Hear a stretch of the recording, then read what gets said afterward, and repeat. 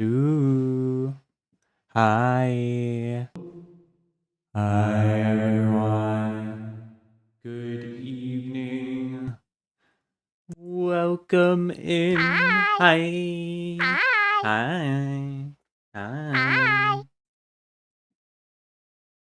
Hi. Welcome in, everyone. Happy Sunday. I am back from my little silly little vacation. Um, if you follow me on like Instagram, I think that's the only place I posted it. I went to House on the Rock, which I have always wanted to go to. Um in Wisconsin. It's like kitschy and kind of fanciful and weird. Um, it's got a bunch of like auto player music, and just like curiosities and things that are like real, sort of mixed in with things that are just sort of like fake slash like funny art pieces. Um, I quite like it, um, and highly recommend it for people that like just like checking out weird shit.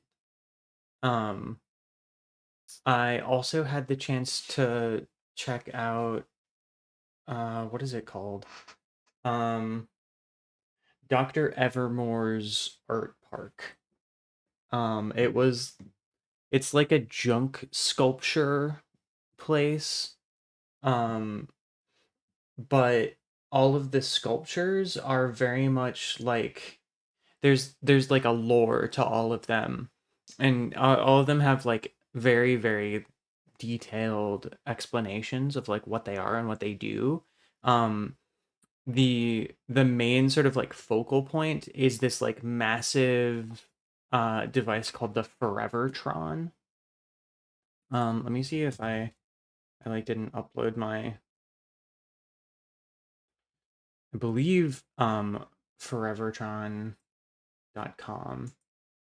is the like main. Okay, yeah, I need to like share this.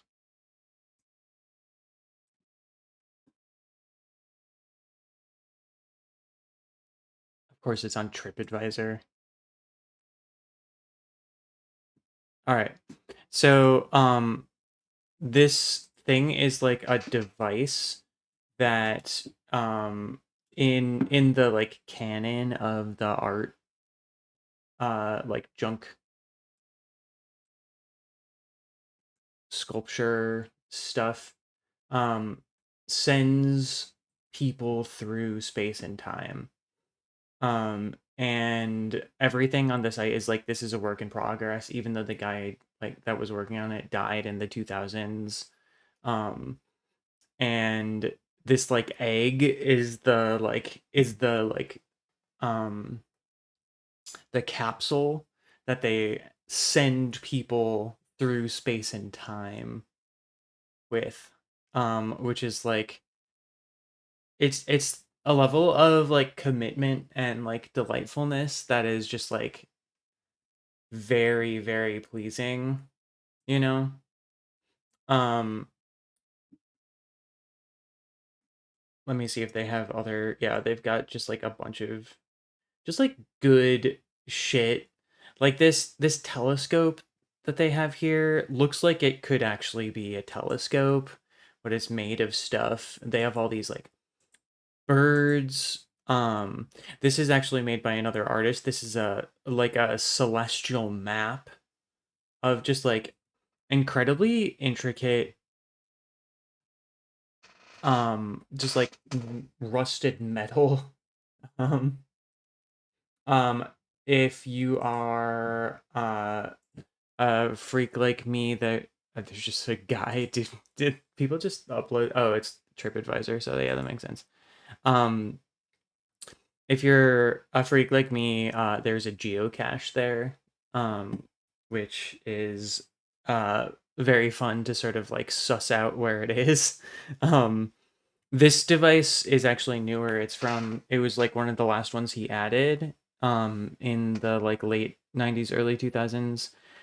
This one is the one that's like it's a stationary spaceship through which interstellar travelers arrive at the Forevertron and like hang out there. So these like birds are like some of the interstellar travelers. There's also just like a bunch of little freaky looking robot guys, and like at every point where someone could have just been like, we made a bunch of the same like bird with like horns attached to it.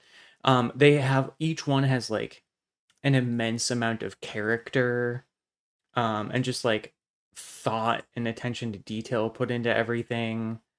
There's this big bug, which is very good. Here's some of the birds with the like horns all over them. Um, this frog band is like fantastic. They're all going so hard, especially these two frogs up in the corner that are sharing the microphone.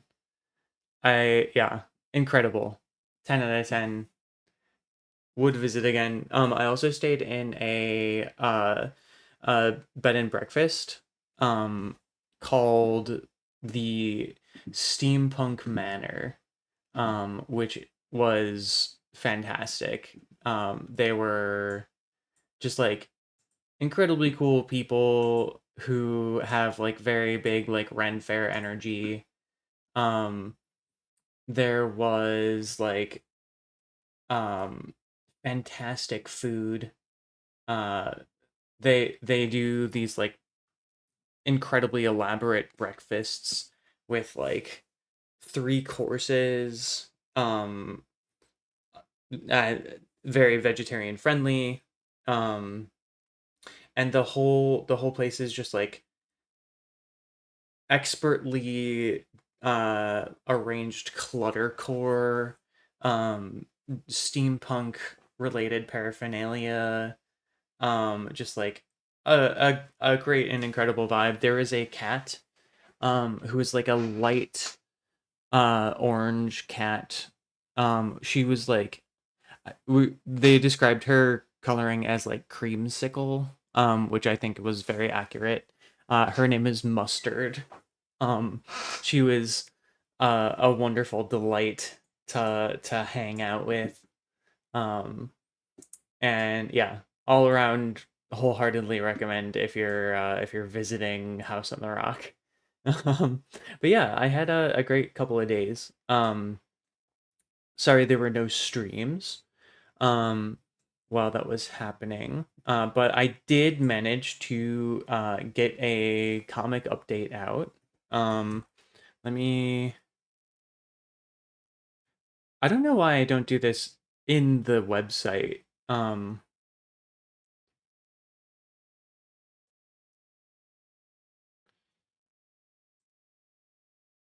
We should do.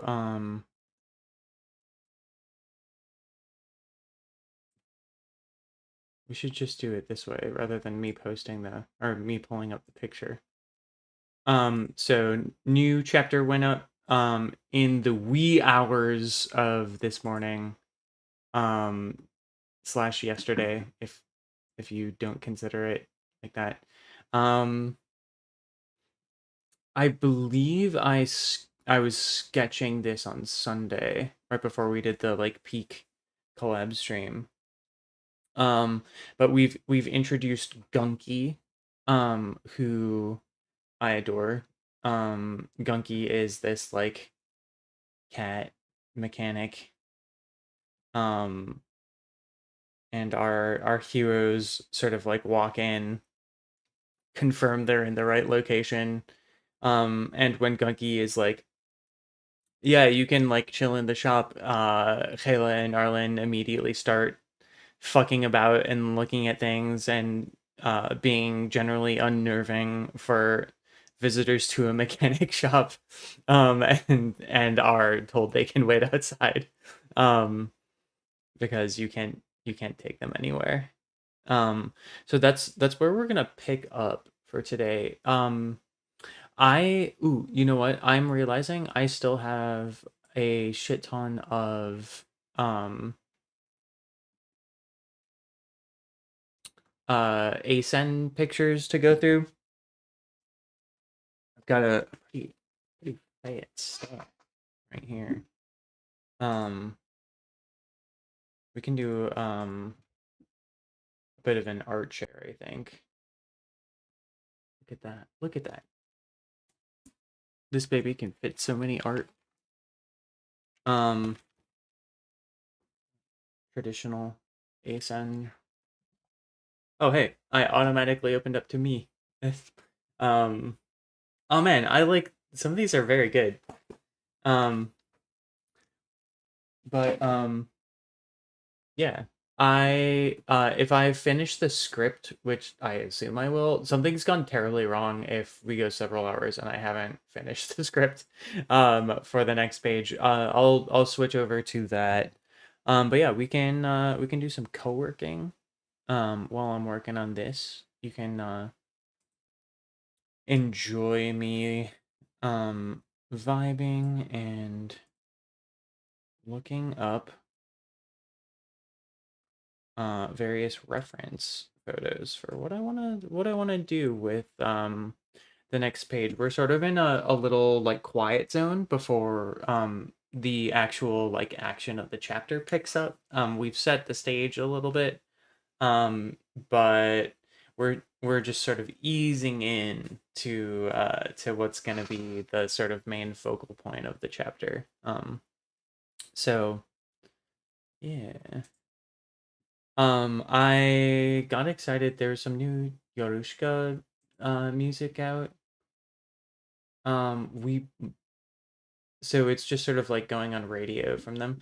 I might switch over to something more intense or more like varied at least.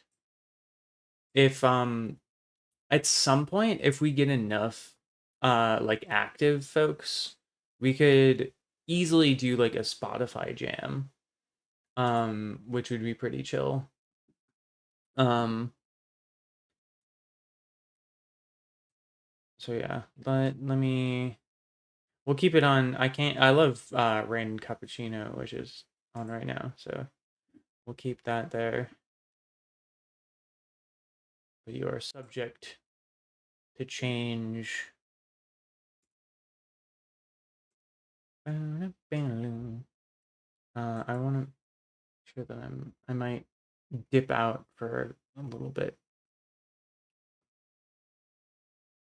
right before we get started. Um, but for now, let me dive into this. We are gonna cut to the group already outside. So they're gonna spend some time and talk a little bit about the sink, um, which I don't believe I've gone into depth in. I don't think we've talked about it in one of the interludes yet.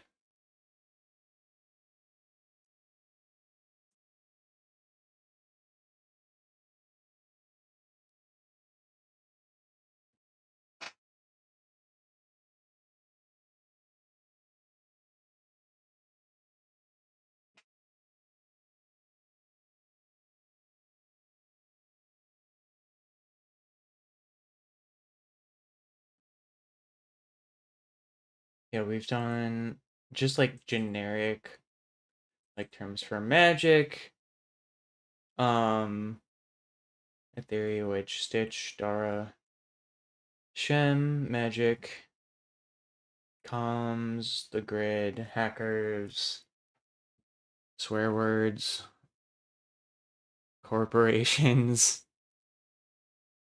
Kind of go all over the place. Lobsack said, um,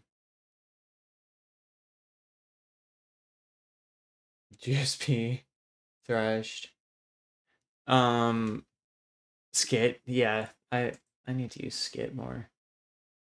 Okay, yeah, but we haven't talked about what the sync is.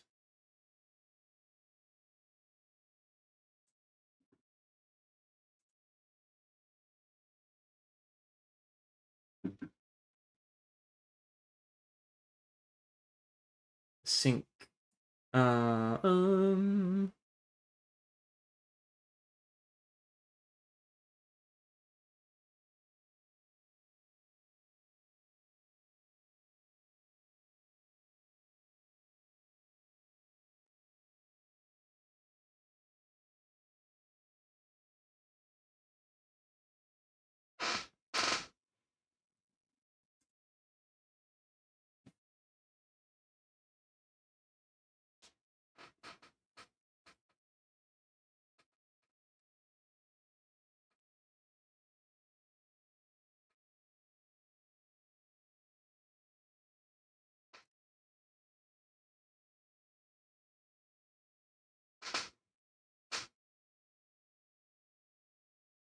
So let's have them think about this. Um,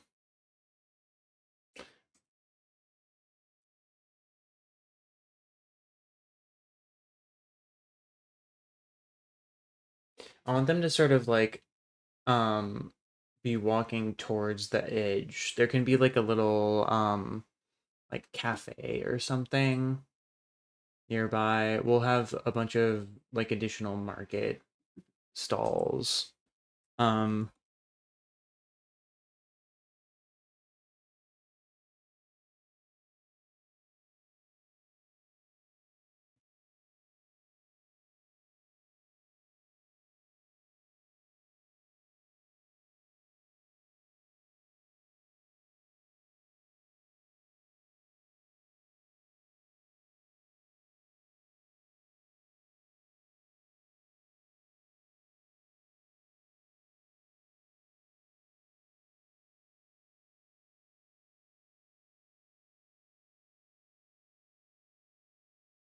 there will be like a little cafe that they can like sit down at next to the edge.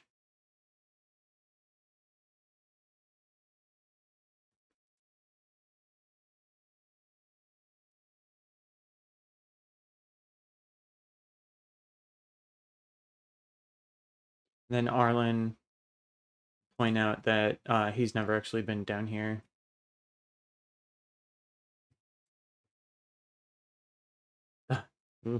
It's me me me when I try to type in this and it autocorrects it to thighs. Hmm. Let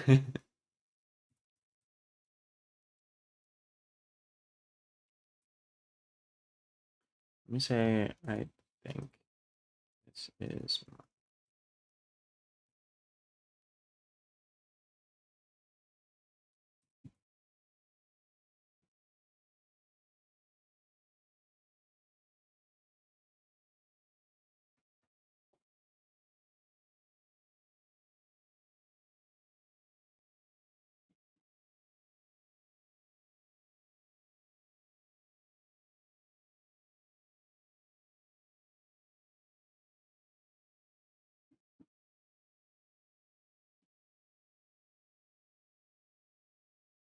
we'll say Ripley's headed over towards like one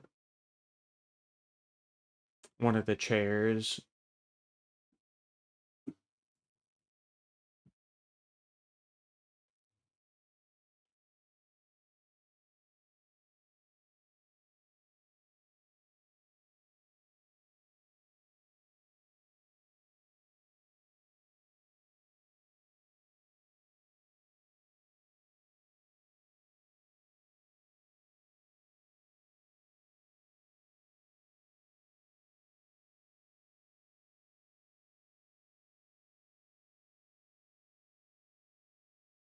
We have space. We'll include like some wait staff.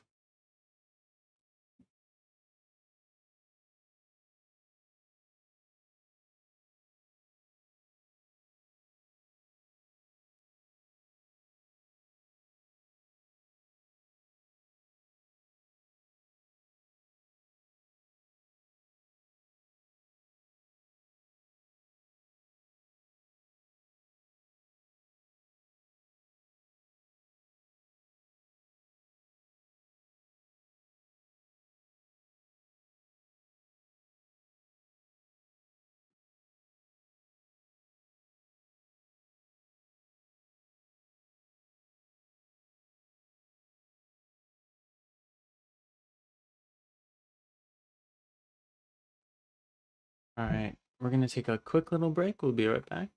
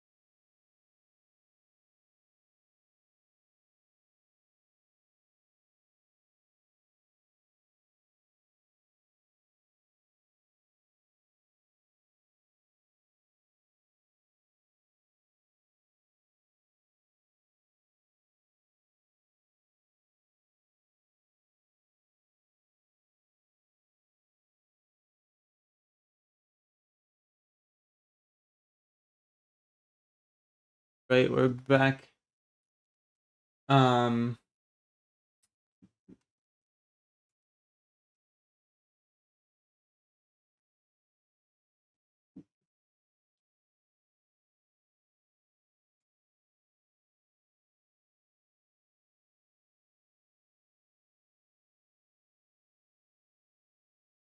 dun, dun, dun, dun, dun, dun, dun, dun, dun, dun.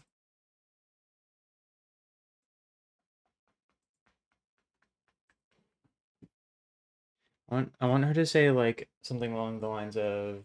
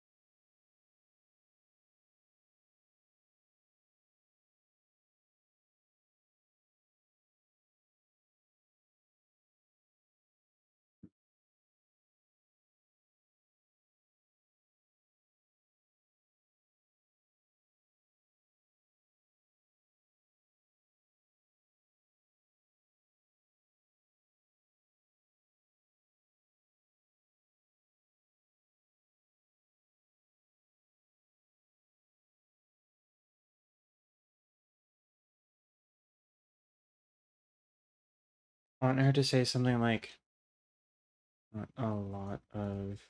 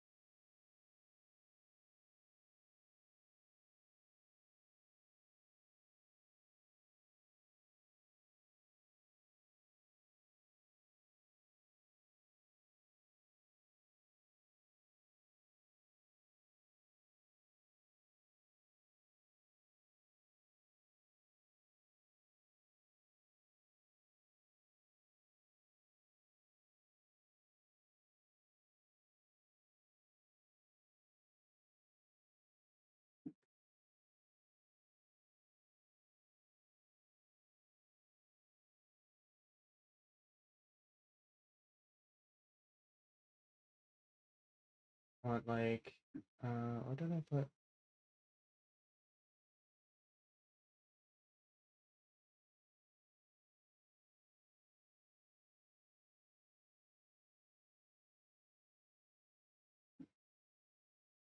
Okay. Um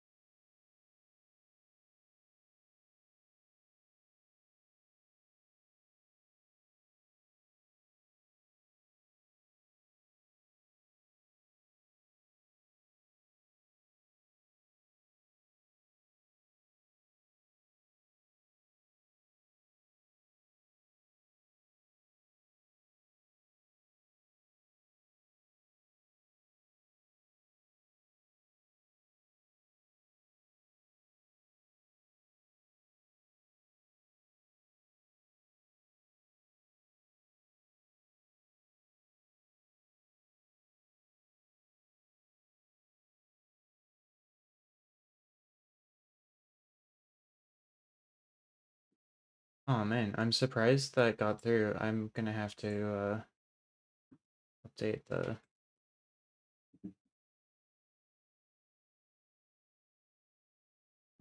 auto blocker stuff.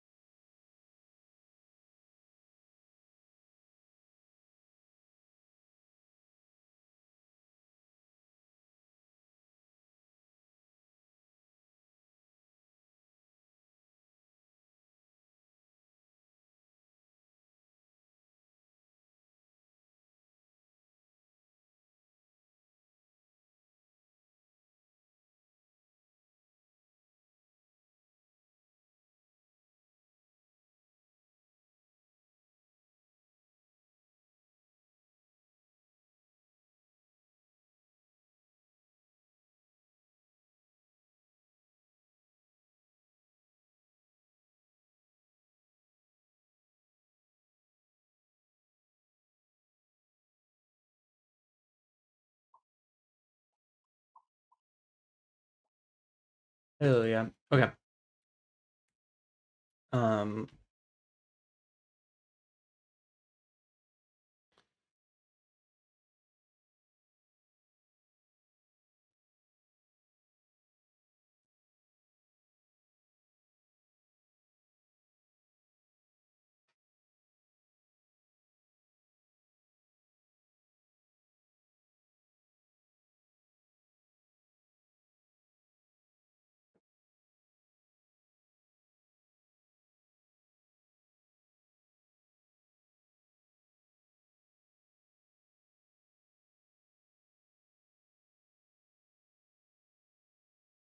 Oh wait, they don't have miles.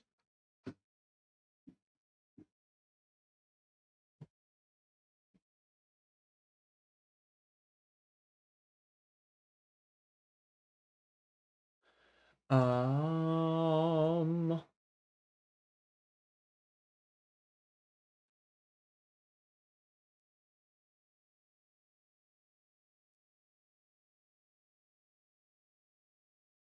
I think that's an interlude to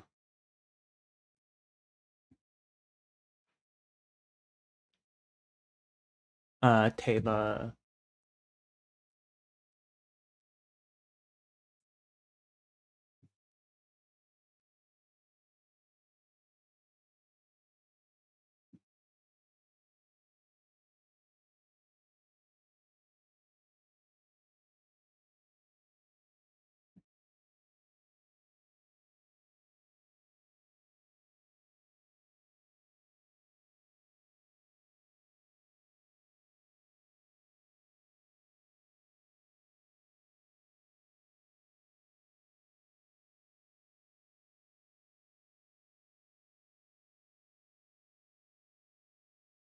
Okay, Taba, Shesp, L,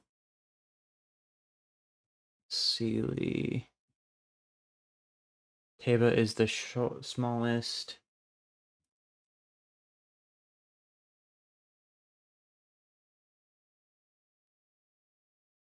Machine screws, physical memory.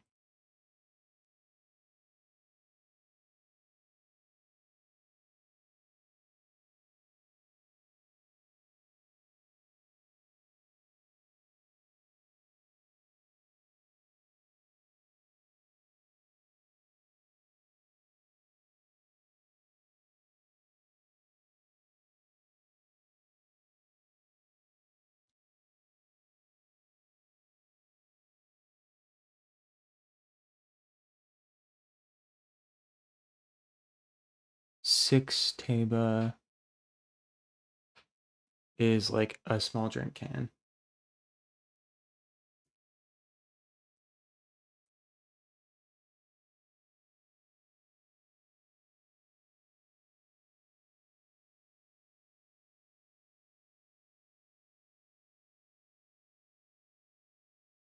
Shesp is four Taba.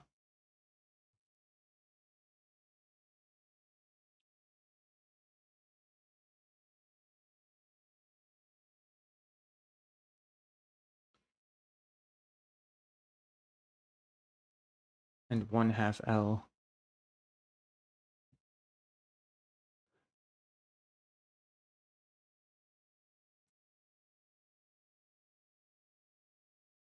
L is the most common unit you'll see.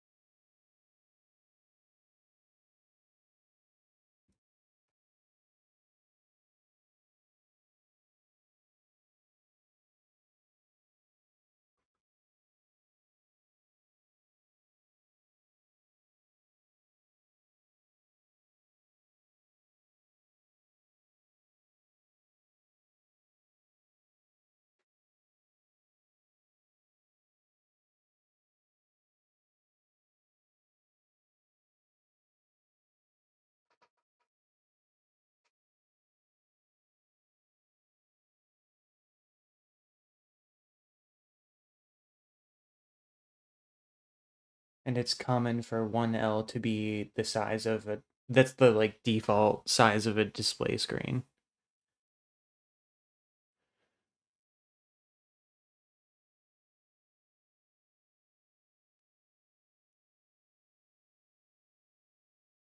Most folks are about 3L tall.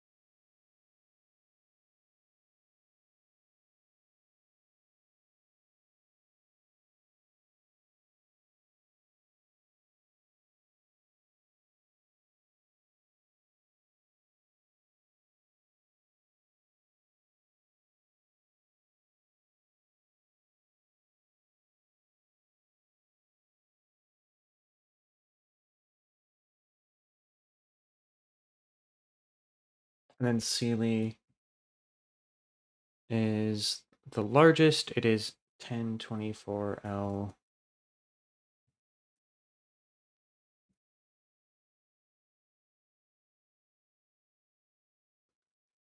Lumbriel has an area of about 14,000 square Sealy.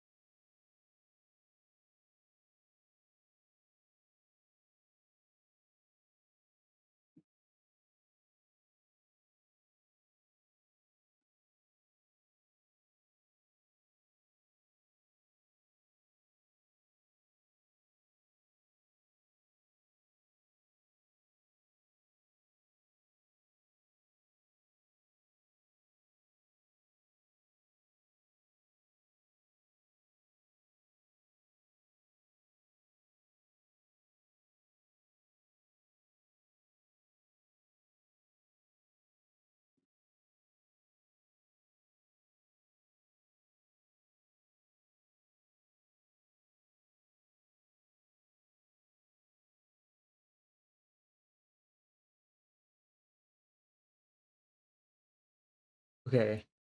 Um,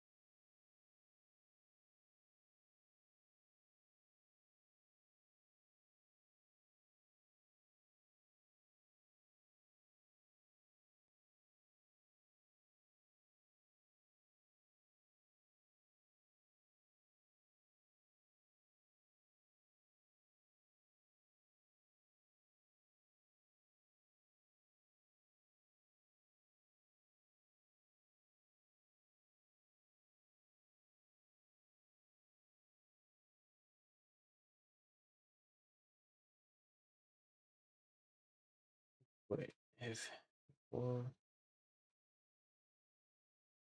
so 8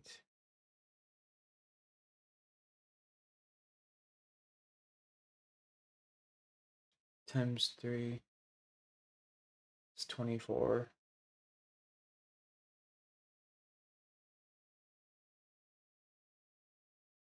But it's smaller than it. That doesn't sound right. I think I did the math wrong on this.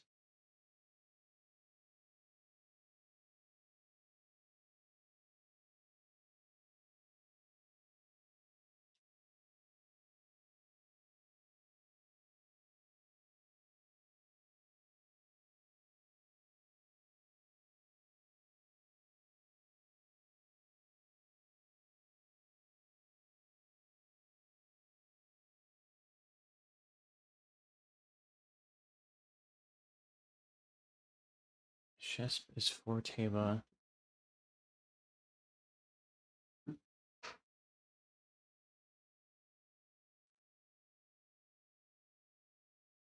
And half an L.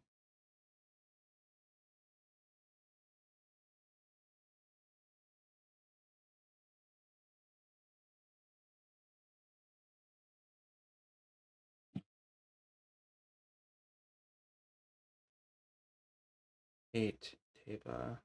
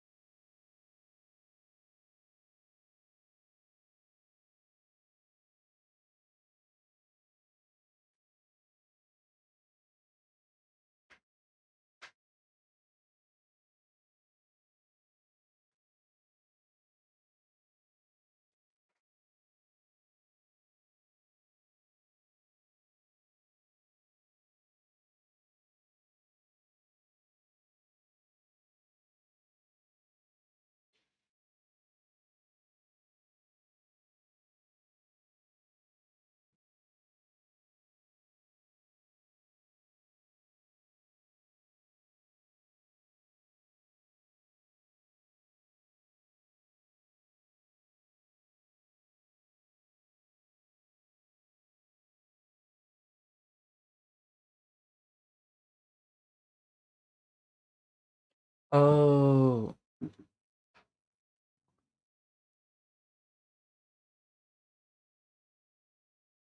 wait, no, that's not right. No, this is consistent. Just doesn't make sense.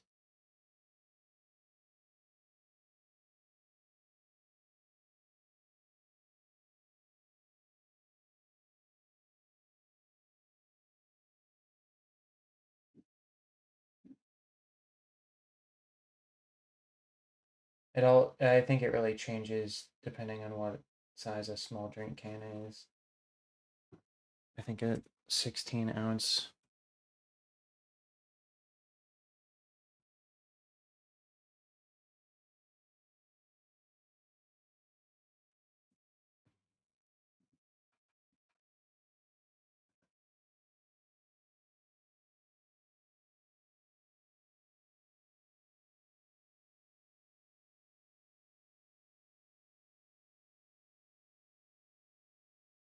Oh, okay. Yeah, 5.5 to 6.5 inches. I think that's what 5 to 6 inches. Okay. So if a small drink can 5 6 inches. Let's say it's 6 inches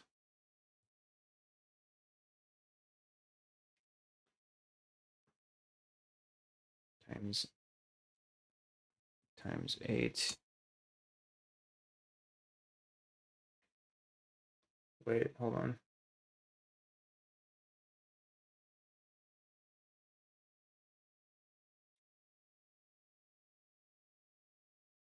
Oh, that's six table. All right, wait, hold on.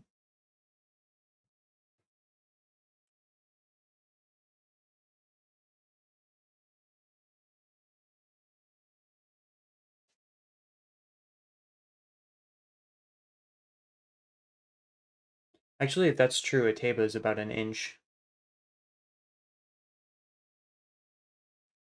Um, which means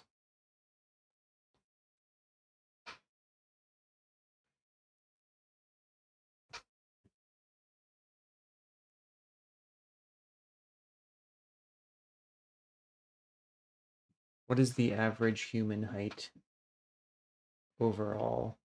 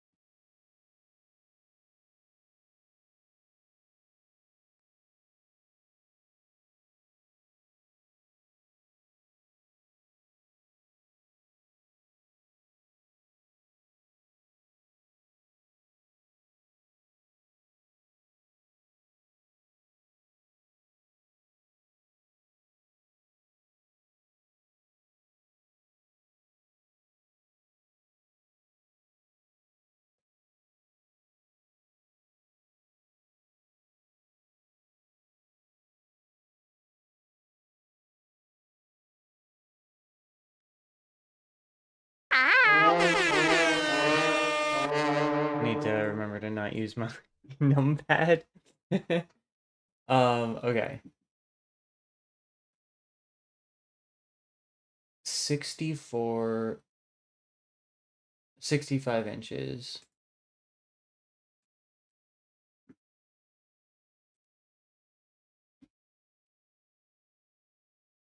65 inches.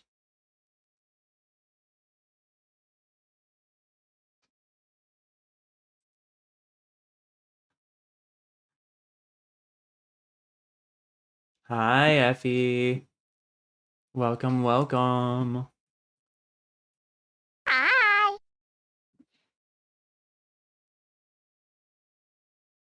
We love hot creatives. That's true. We're that was Kirby. Hi. Music's a bit loud. Oh, thank you, thank you. Let me turn it down a little bit.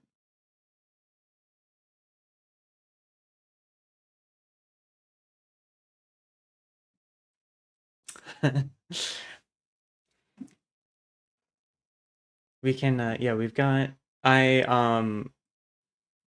I've been using my numpad as a soundboard. Which means I need to eventually just like fuck with the key mapping. Because I have an extra I actually have like a separate um key numpad thing. It's all like retro and 80s. And it's much cheaper than like a fucking Stream Deck. Smart. Oh, really? Oh, yeah, I really like it. I've never like gotten really into mechanical keycaps and stuff, but like it feels good to like be all typey and pressy. Oh, yeah, stickers on it is a good idea. Um, so yeah, the biggest thing is the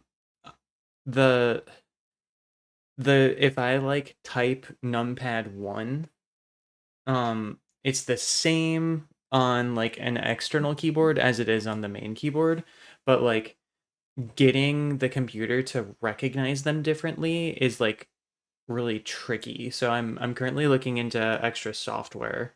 As a Stream Deck haver, I got it on release. Ooh, get the XL. Don't use it enough. That's the main thing that I like. I can't justify getting one because I like wouldn't really use it. You can change the running shift control. Ooh, that's a good point. Yeah, you could they could all be like macro key combos. Um I have power toys. So I can remap my I could, depending on like what I'm toggling, so I could do like a numlock toggle. Um I'm pretty sure, I actually haven't looked into this, but I'm pretty sure the numpad arrow keys slash middle keys are different than like other arrow keys. So that might be an alternate option, but doesn't really spend money. Wanted to get XL for years before getting in, regardless in the 400. Ooh, yeah, the 400 feels like I might spend 400 on like a mic or like a cool camera, but like it feels like, just so I can be like, is like not really worth it. Yeah, functions. Yeah, that's the other thing is some of the folks that get really into doing like macros and stuff um really make it seem like an attractive idea. Um and also just like having a cool looking retro keyboard thing, it just like satisfies my like 80s child. I wasn't conscious for the 80s, but I personally feel like there's a bit of nostalgia, but I think part of it is having like older siblings that were like actually like children during the 80s that like had things from then. um as like a 90s kid, I definitely have a sort of like, there's like a mythical aspect to it. I'm like, look at this retro thing. Rollcraft and a really high rating. Keyboard shortcuts and muscle memory. It's actually more efficient and speedy than lifting your fucking hand and looking for a button. Yeah, yeah. Getting like the like muscle memory of like having macros is just like, um. I knew people. The school that I went to had like a um game design program in college, and we had like a game lab where like, it was, technically it was a place where people could study video games, but like it was just really a place for gamers to hang out.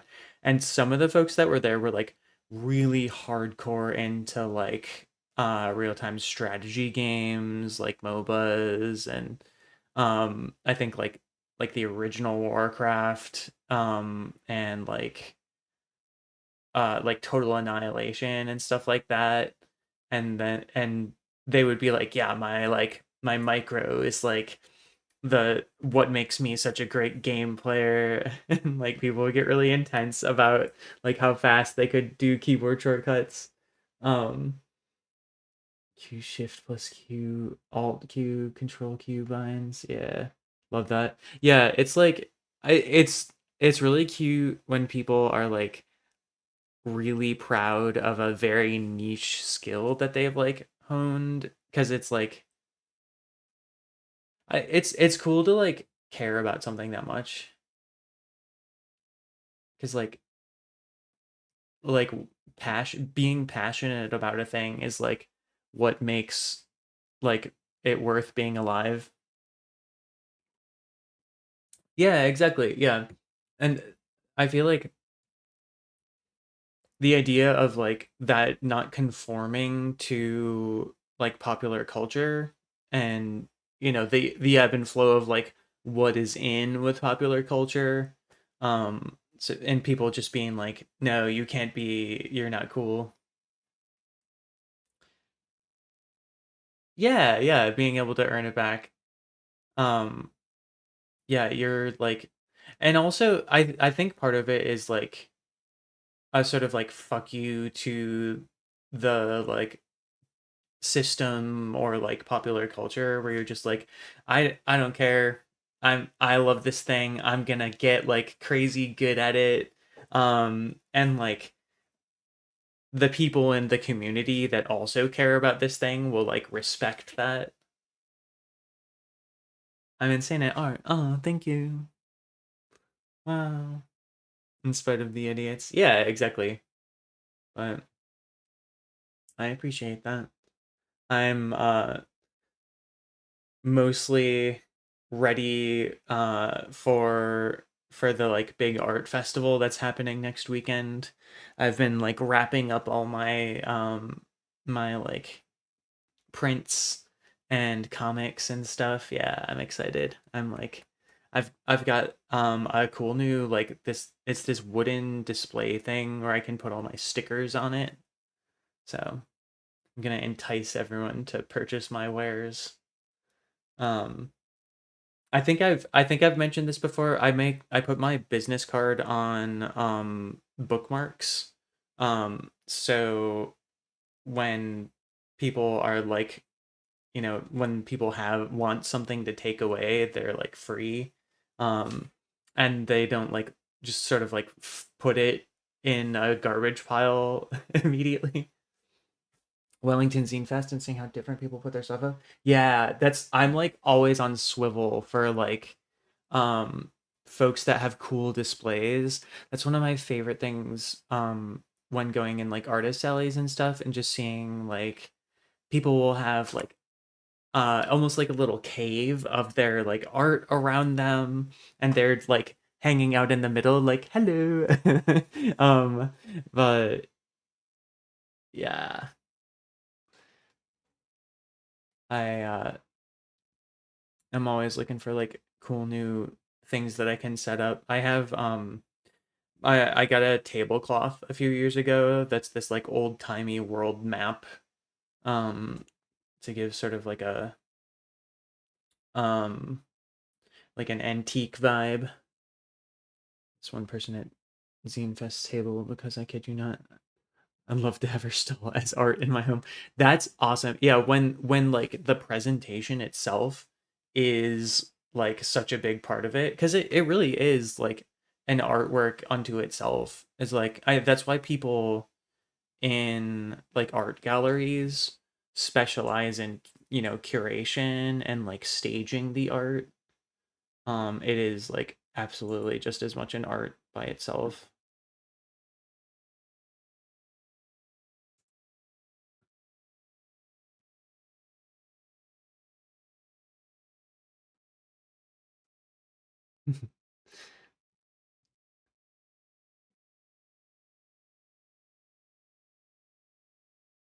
Lots of yeah.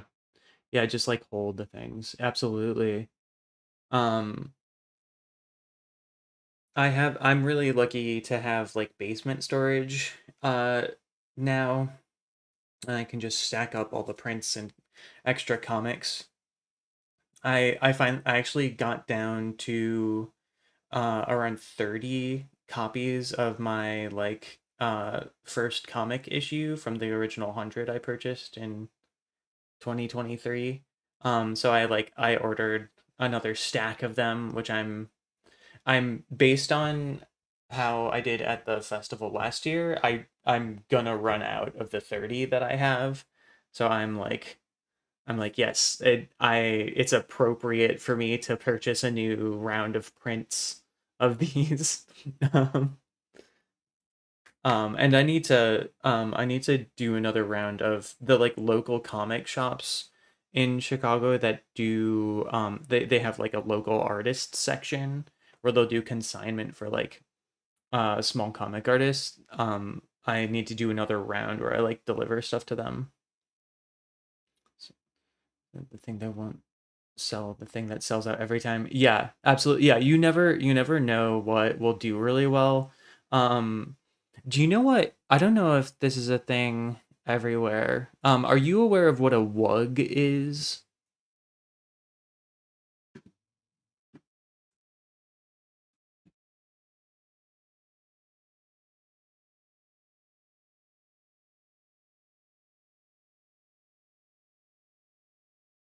A what? Okay. So in um American literacy slash like language acquisition, there's a thing people do to test like understanding of plurals. So they do it by giving it usually like a child that's like being educated. They'll give you like a completely made up word, just to see how you can do it in like isolation. So they'll be like this silly little bird, this is a wug. Now there is another one, there are two of them, there are two, and then if you say wugs, you've successfully applied the like add s to the end of the thing to make it a plural. So it's like you see it in referenced in language acquisition.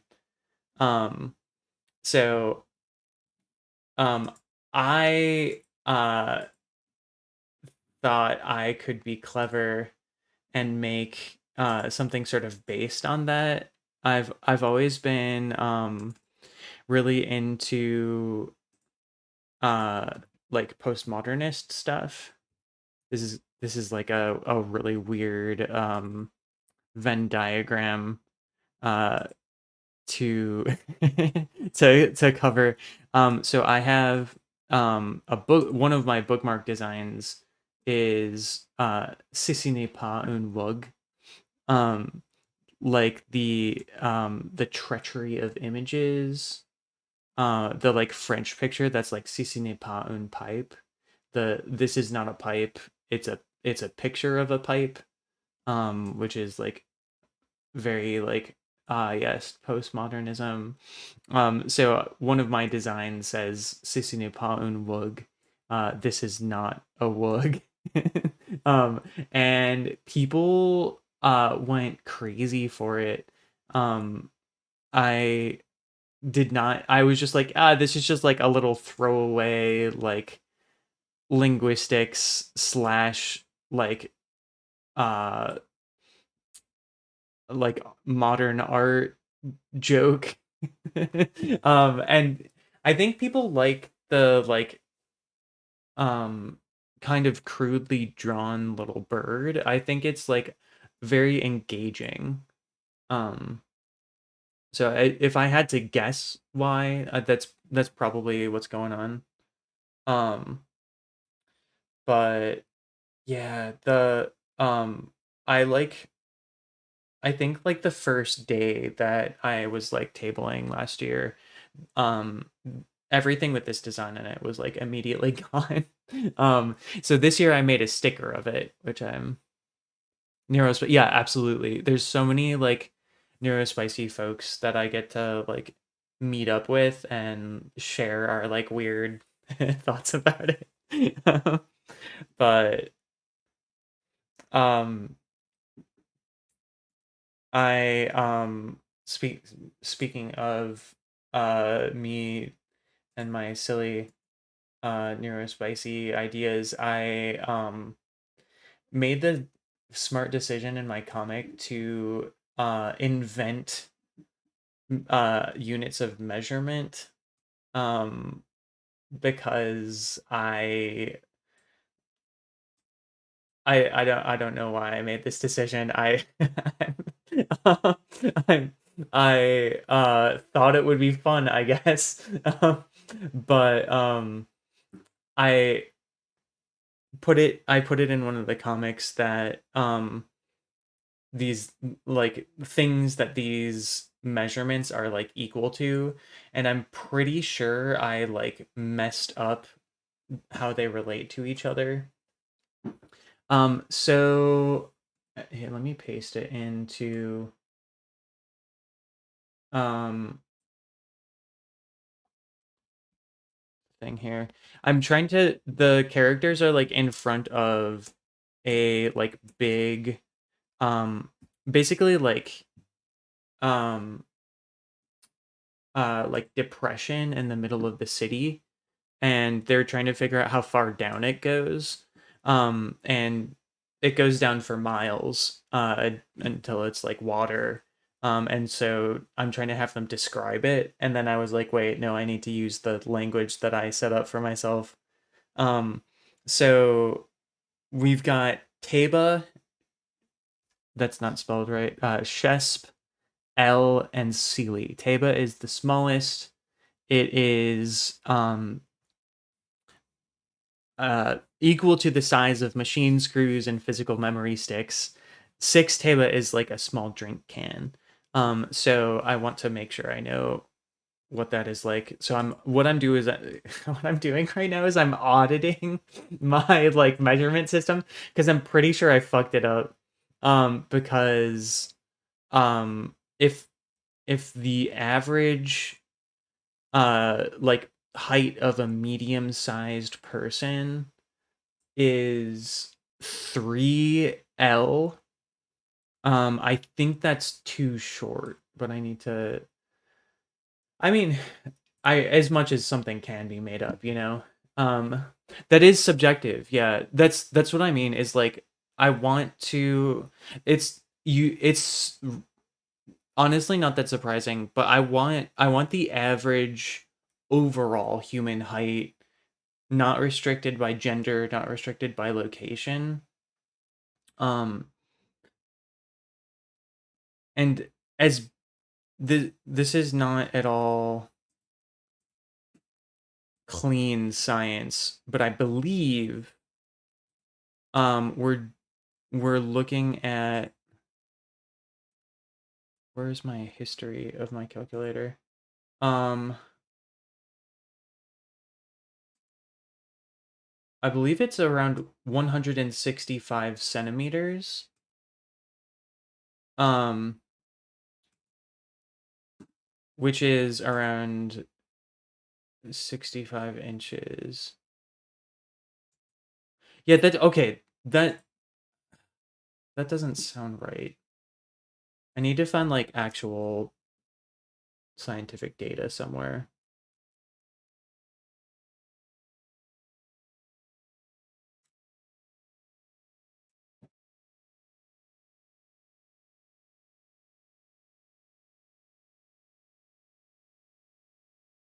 Only 11 seem to live an average. Cuz well yeah, there's going to be like folks that throw off the measurements.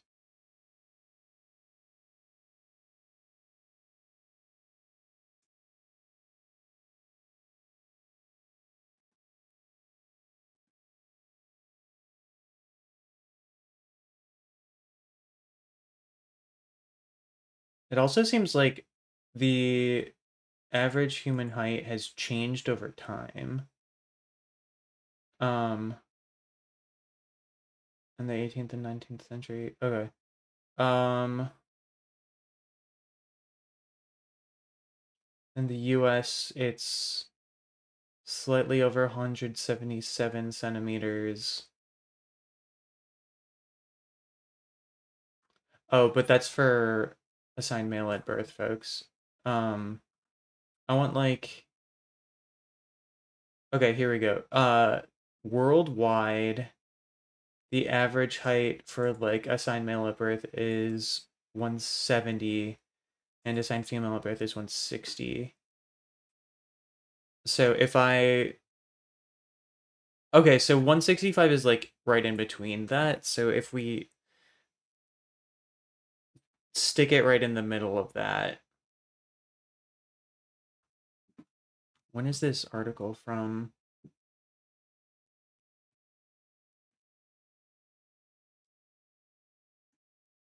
2025 is the copyright date, so it's at least been looked at by someone since then.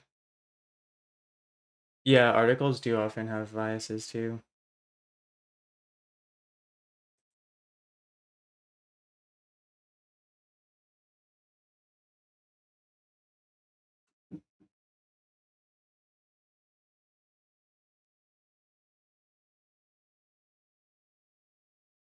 That's true. Yeah, people I it's another it's like another universe. So like people can be however tall I want them to be.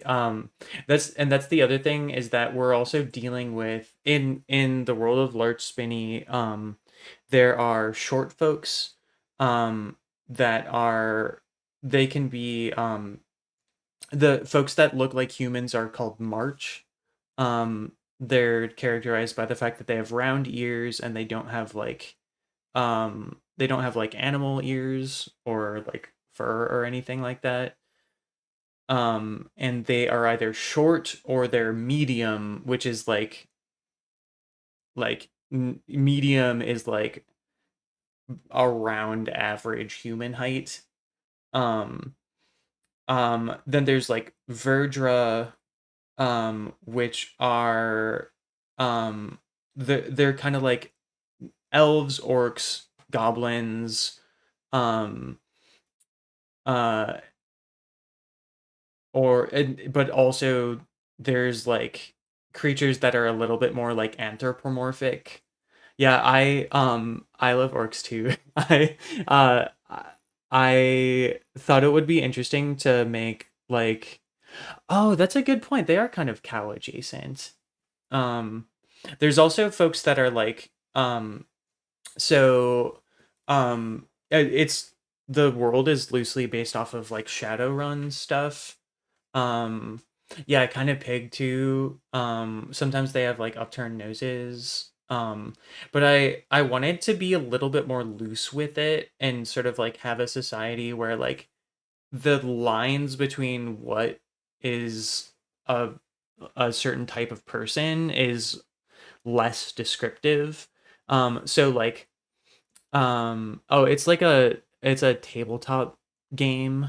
Um it's a cyberpunk setting with magic in it, which is kind of what my setting is. So there's like elves and orcs and dwarves, but there and there's magic.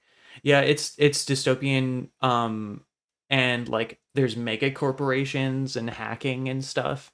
But also there's dragons. So for example, one of the big worldwide mega corporations is owned by a dragon. Um, and much like in Larch Spinney, the main characters, or if you're playing the tabletop game, the players of the game are criminals that are performing like jobs. Um, so there's like small folks that are like March. Um, there's small verdra, which are kind of like goblins, or in some cases it just like an anthropomorphic cat. um and there's like uh larger folks, which are called Fogan, and they are more like trolls or like minotaurs, which are like explicitly more cow like. I've got some cool ideas for making having I love characters that have the like floppy ears, and the like the horns.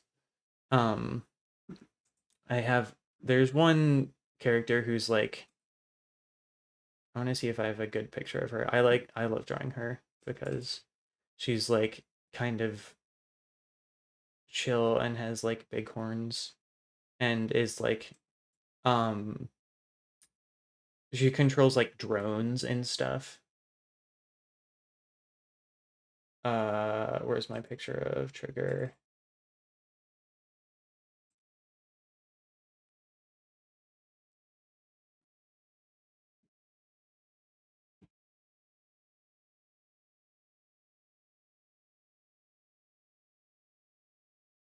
There's I need like a clean where she's not like covered up by.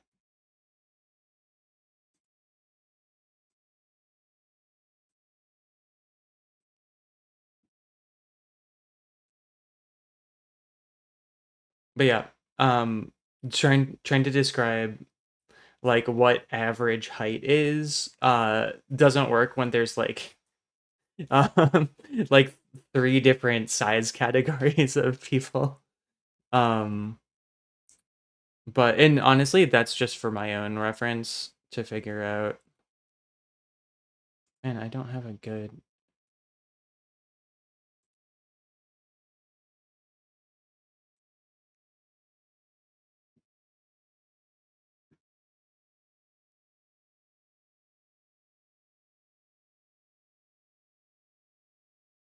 Oh, here's a good one. What is this page? Chapter 2, page 16.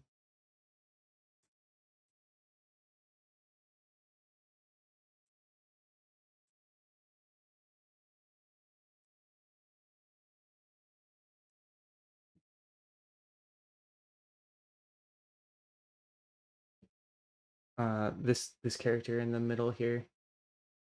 Um, I but yeah, it's like it's fun drawing panels where like so the this is yeah, I really like them too. The so like the characters in the foreground are larger, and then as you go further back, people get smaller. So this person in front of her is like medium sized. And then she is just like big and in the background. So like it throws off what you traditionally think about for perspective. Yeah. But I'm just like I'm kind of bad at like doing perspective perfect anyways, so it throws it off normie perspective. um but yeah, it's fun to sort of be like, I'm just gonna have like a big person in the background and it's gonna be awesome. Oh, she's actually she's in the background here, but you can actually she's behind all these like medium characters and she's like waving. It adds to it. Yeah, yeah. But yeah, so that's fun.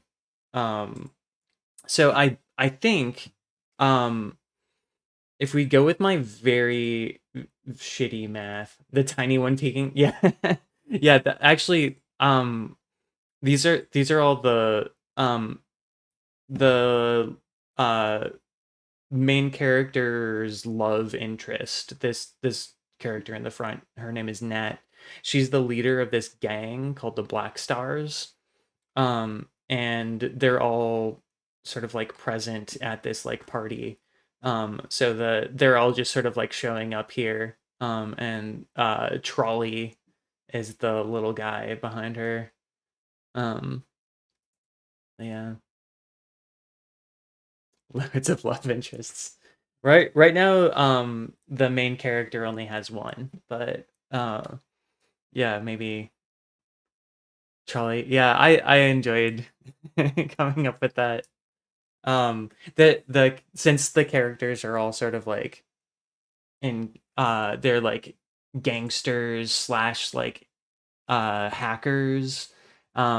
They have like code names or like nicknames and stuff, and that's really the only thing they go by. um and like having a name that sort of suggests a little bit of a story um is like kind of fun to think about.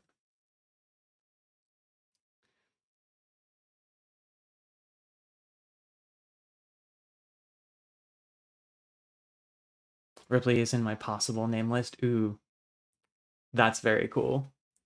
um I name a lot of my characters from for in like video games. Oh, it's not ambiguous enough. Yeah, that's valid. um I I like um I like the name Rowan, um because that one is a little bit more like gender ambiguous, but it's like kind of similar. Oh, the name Rowan, like the tree. It's like similar. Yeah, tree. Yeah, like a Rowan tree.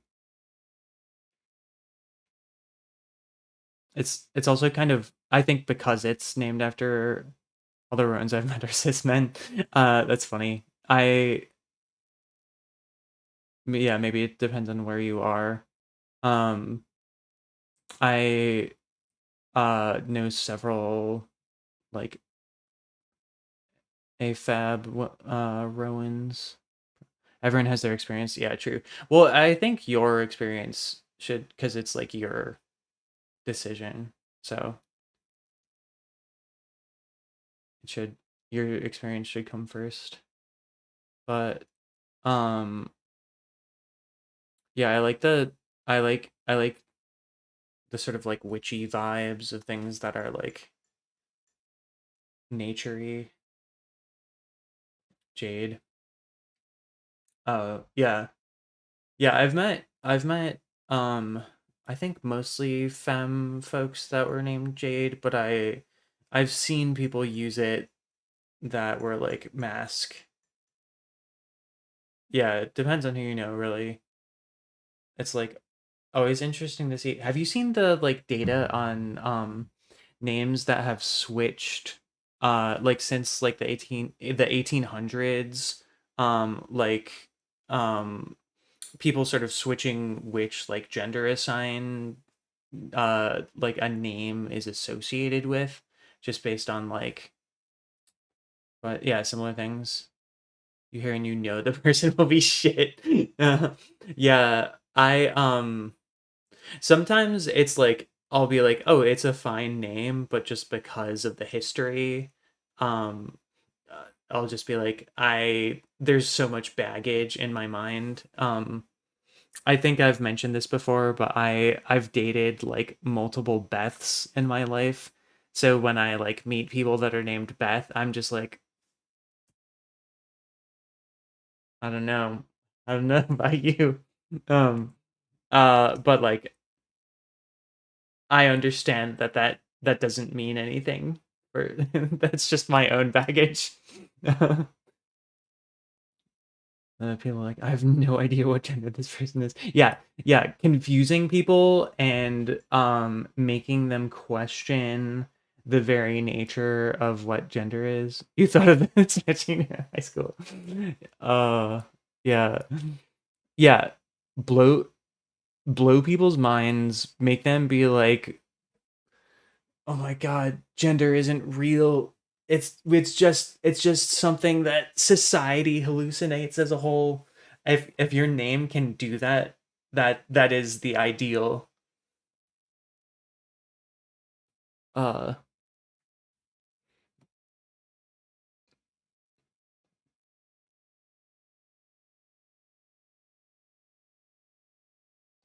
yeah, I really like how gender neutral names sound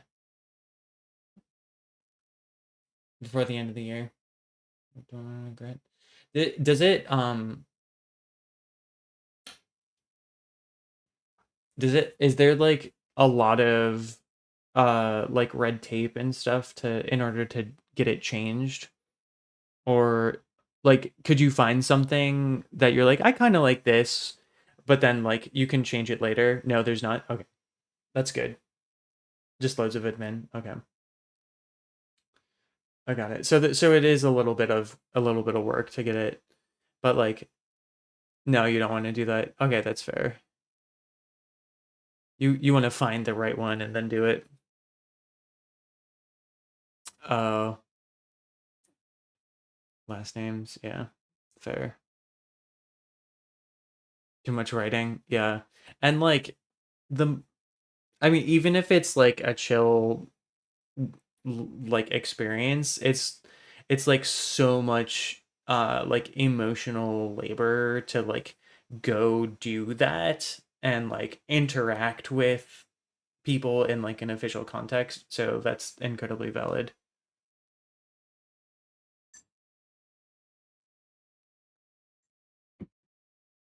People who trial names with friends, yeah, yeah, that's valid. But yeah, it's like a good opportunity to just like feel something out, see what it sounds like when someone else is saying it. Yeah, yeah, you can y- do a lot of interactions without actually like knowing someone's name one on one.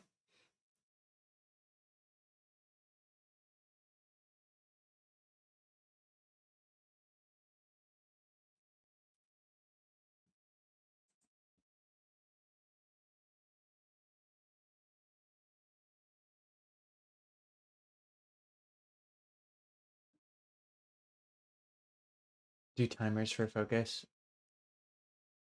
That's not a bad idea. Oh, you know what? I'm gonna change up the soundtrack a little bit. The radio has gotten stuck on something I was listening to, so let me mix it up a bit. We have too much. I you're just delightful to talk to, I guess. So have some streamer questions? Yeah, please. Yeah.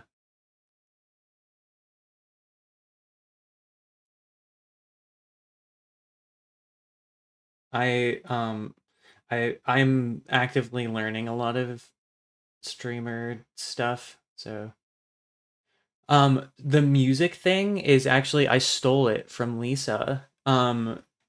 She is really like open about using it, and I also will not gatekeep it. Um, it is called um Spotify Now Playing. Let me pull up the like link for it. It you can actually set it up for YouTube music as well. I don't have YouTube music. And the you do need the like app. You don't want to ask her. No, yeah, you shouldn't have to. I have uh done the work. Um,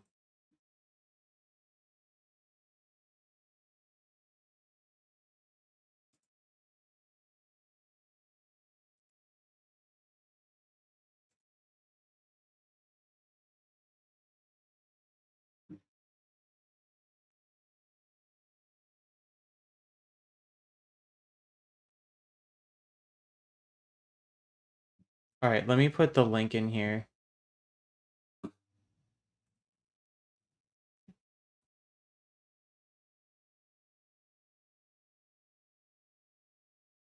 Spotify app. Yeah, Mr. AI lover. Yeah. That is entirely valid. If you use YouTube music though, they have like nice, that's what Google got me. Awesome. But yeah, the widget you can set up to sort of like display how you want it to. Um, and it's I having like the visual thing is like really a good vibe for me. I like the little spinny the CD aesthetic really does it for me. YouTube is ads too. Yeah, very true. I would, you know, what would be sick is if there was like a Bandcamp um thing player. That would be very good. Or just like if apps stopped being owned by assholes, that would be pretty chill. You don't like the spin? Okay. You like the visual? Yeah. Yeah, yeah, just like being able to be like, "Ooh, what's this?" What if you like so many songs a streamer is playing, but you don't want to spam? Yeah, yeah, having to like use a command to figure out what's playing. Um, yeah, yeah, as long as capitalism exists, assholes will own the things. Um, but I would like to have something wrested from their hands. Um, but yeah, that is what that is. It's a browser source, so you just like yoink the little uh source for the widget in. You can set it up to I have it yeah, I have it at the bottom here. So it's even bigger on this uh platform. I like it. Oh, this this way. Beep beep. I also like the it shows you like how far in it is, the like playhead. Hollow Knight plushie. It's so it does kind of look like that. I have a friend in the like Chicago area that does cryptid plushies. Um, and this is Deer Man. Um,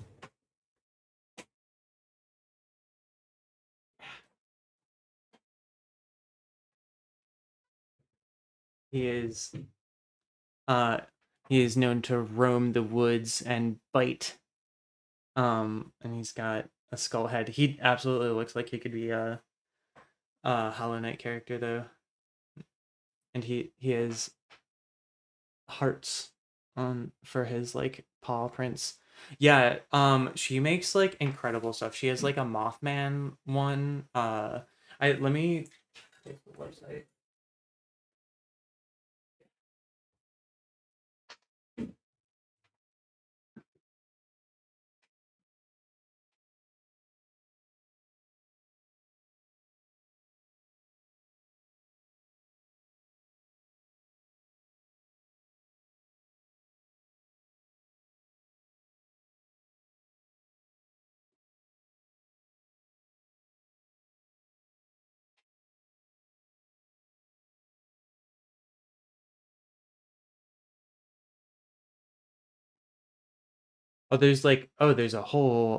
There's a whole set now. That's exciting. Um the like we've got Deerman, we've got Mothboy, we've got Squonk.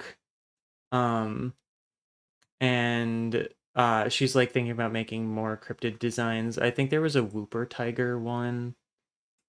But yeah, I love people that make creepy like plush designs.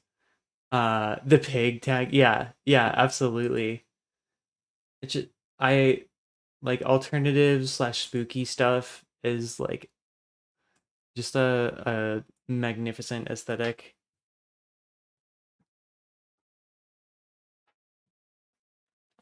Access and shipping, yeah, true. It's like even if somebody ships somewhere, it's like way more expensive. But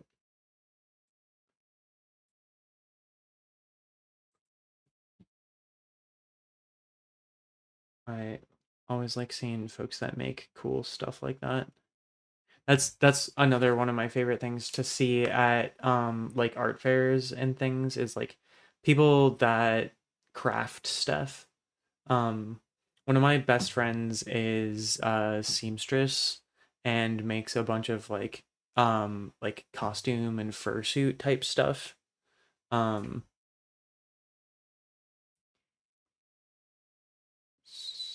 I could show something. Ooh. Yeah, I would love to see a thing.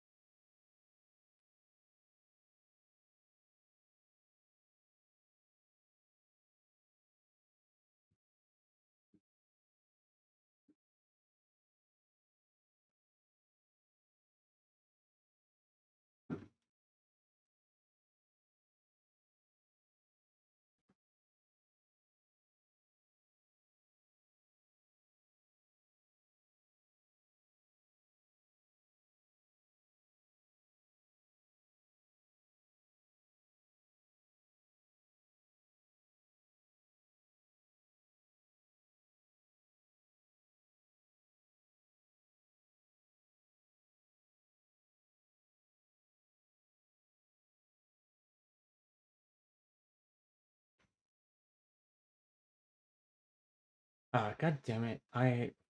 Mm. I thought I set it up so it stopped deleting links, but I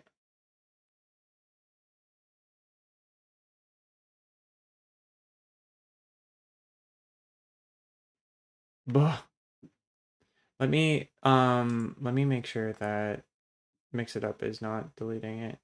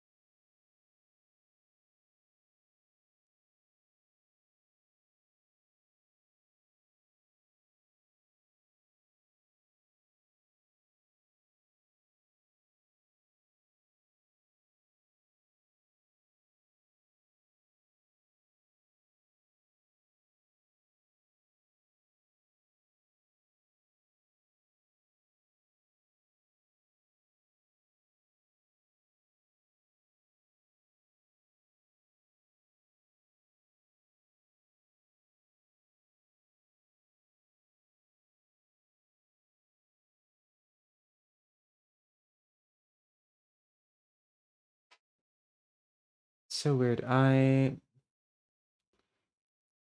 could have absolutely sworn.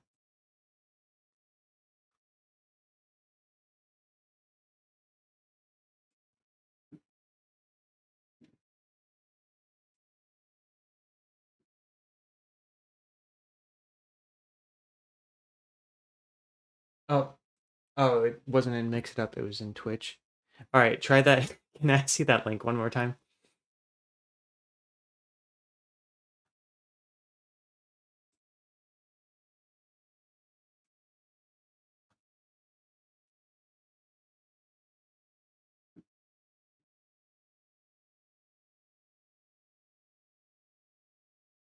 Like the stories, but here's an example. Oh, cool. Um, Another question. Oh, what do I draw with? When I do when I finish the script, I might actually do it here. Um, I sketch stuff out on paper to just like set up you know, the thumbnails of everything. Um, and then I scan it into a Surface Pro 4. And then I connect that to like a capture card, and then display it on here. So when I'm inking on here, or like you're seeing the digital art, that's usually what you're seeing, is you're seeing the surface. And I use Clip Studio, um, which I have the like I did this single purchase version before they um got shitty and started doing a subscription service. So if I don't know if they still sell it, but I like Clip Studio with the caveat of the single purchase version, not the stream your iPad and OBS. Oh yeah. Um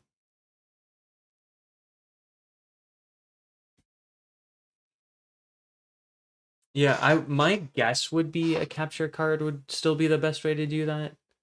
Um the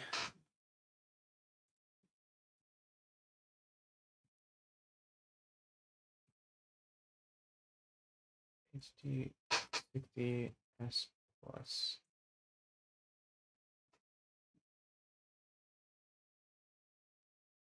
I have the Elgato HD 60S plus, which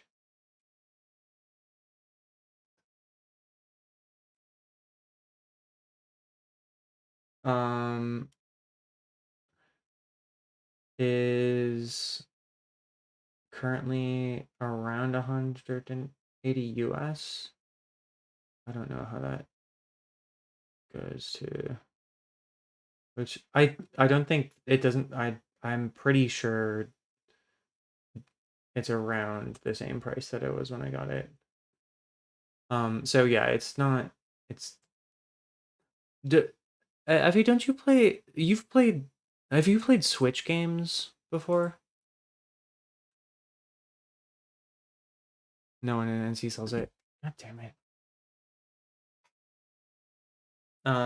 You don't own a Switch. Okay. Yeah, I was gonna say the original reason that I got it was I was like, I want to try streaming Pokemon. I haven't done that yet. Um, and I realized I could connect the other computer to it. Um, a USB external capture card, but it's 300. Ah, god damn it. That is like almost twice as much. Yeah, multi-purpose things. That's for me, that's like the biggest reason that I'll like get equipment that can be used for streaming stuff. Like the microphone and my webcam are stuff that I use for like I got stuff for during COVID for like work. Um During COVID, it's still COVID is still happening, but when we were working remotely, and it's like stuff that I still use for like online D&D and stuff. Um Nice camera to have as a webcam. Yeah, that makes sense. Um oh my god, 6K. I'm at 6K for a camera is wild. Um, and that's, I mean, that's a nice camera, but still, like, that's like so far beyond, like, you need to be like, this is absolutely my, like, my everything is, I'm getting like the nicest shit. Um, she also has one of the good like Rode mics, I believe. DSLR. Ooh, like 15 years ago, but it doesn't. The auto zoom is like such a cool feature. You could you could always do what I do, and and I use a an OBS crop filter that I have on a hotkey. um, um which is a kind of hacky way of doing it. And if I do this, you're not actually seeing like a zoom thing. It's just a cropped version of the camera feed. I wanted an SM7B, but people said not to. 500 is, oh my god. Yeah, that difference in price is like, oh, because yeah, that's wild. Um, you have that. Okay, I was gonna say I think I've seen you. Damn. Yeah, the like difference in prices really fuck up. Uh-huh. Yeah, if you had bought it, if you had not listened to folks and gotten it AT 2035. I really like Audio Technica stuff. I had a pair of Audio Technica headphones a little while ago, and I I've had the same, I still have a like a Blue Yeti microphone which I like got as part of like a work deal when I worked in IT remotely. Um, Almost worthless now. Yeah, 9 years ago. 9 years is a great lifespan for any kind of technology. I think, yeah, I think it's lived a good, healthy life, and you should not feel guilty for getting a new thing. Um, I I want you to find like something that is like 500, 600, that is like good and will work for another 9 years at minimum. This is what I'm manifesting for you. If you know how to do settings, you can make, yeah, yeah, true. If that's one of the reasons that I've sort of stuck with this is like I'm still very new to like um to using filters and doing like effects stacks. Oh, actually that's a good reminder. I wanted to put a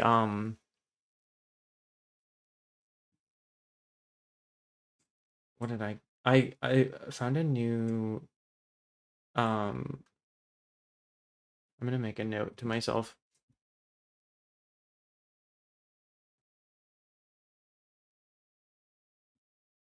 It's honestly more for singing. It's called an exciter um for a mic, and I mostly use it for, I have a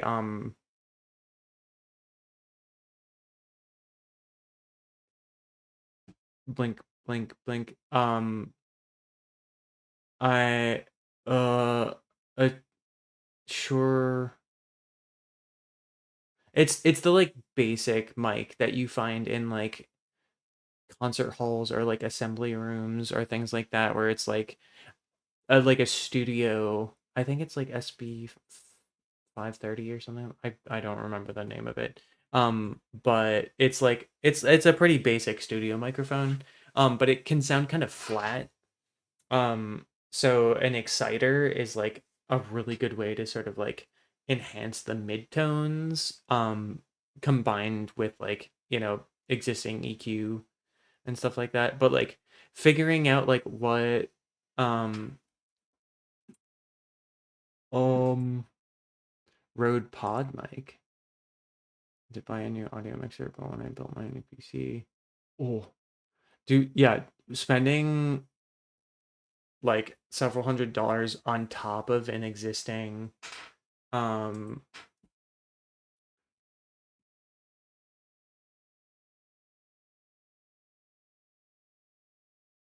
okay, now I'm curious about it. Um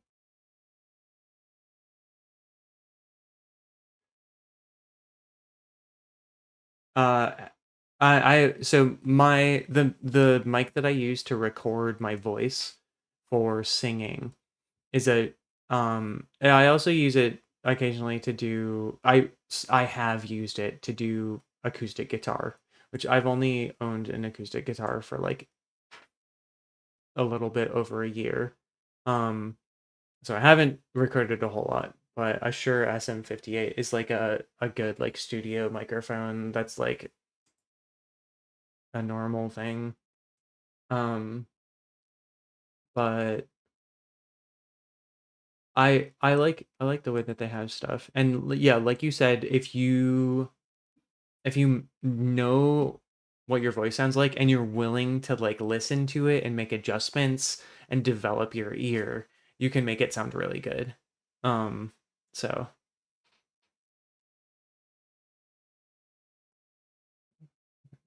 yeah, not buying another thing for a long time. Smart. Oh my God. Yeah, looking back on just like I was upgrading stuff, the even if you're like I love these things and like I'm so happy with how they perform, looking at the like price tag from just like a full upgrade run like that is just like, am I sure? Am I sure? Did I did I really want this? Built new PC audio mixer. That is a good thing for a 30th birthday. That's very nice.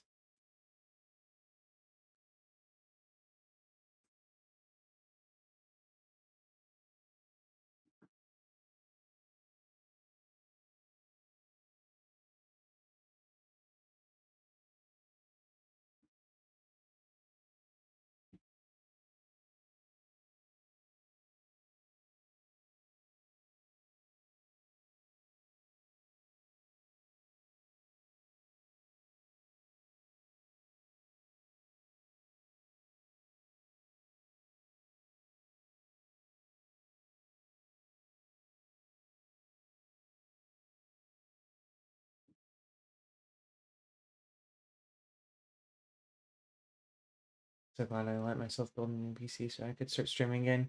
Hell yeah. And save the money and had it sitting aside for like 2 or 3 years.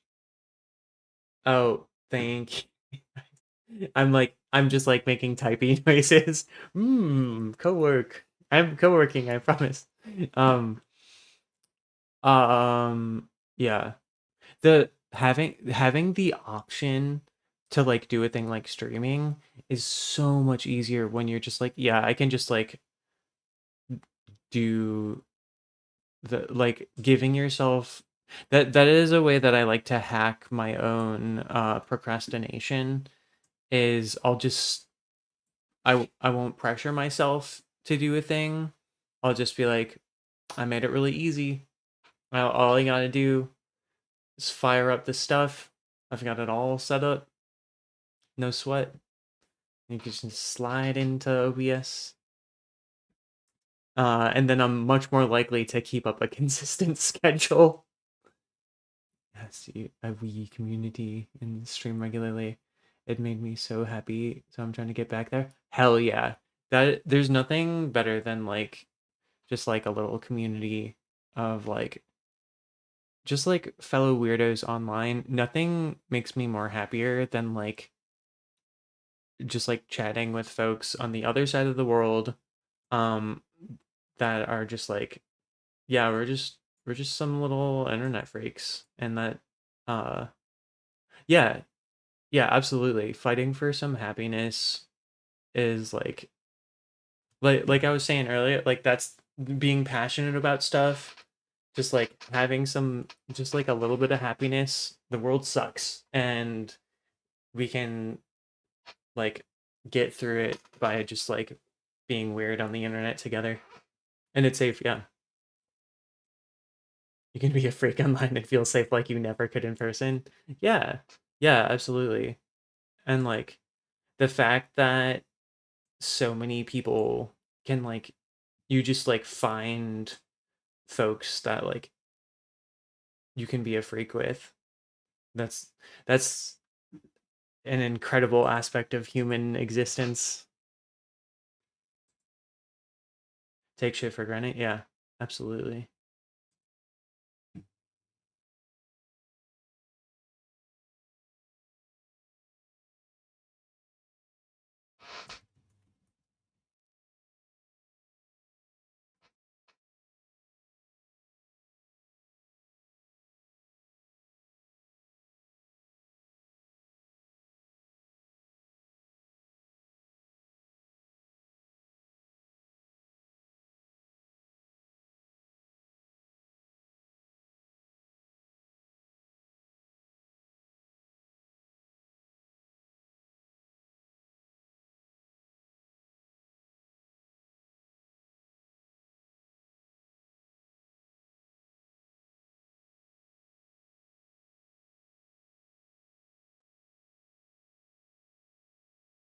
We'll struggle with how detached some people are, though.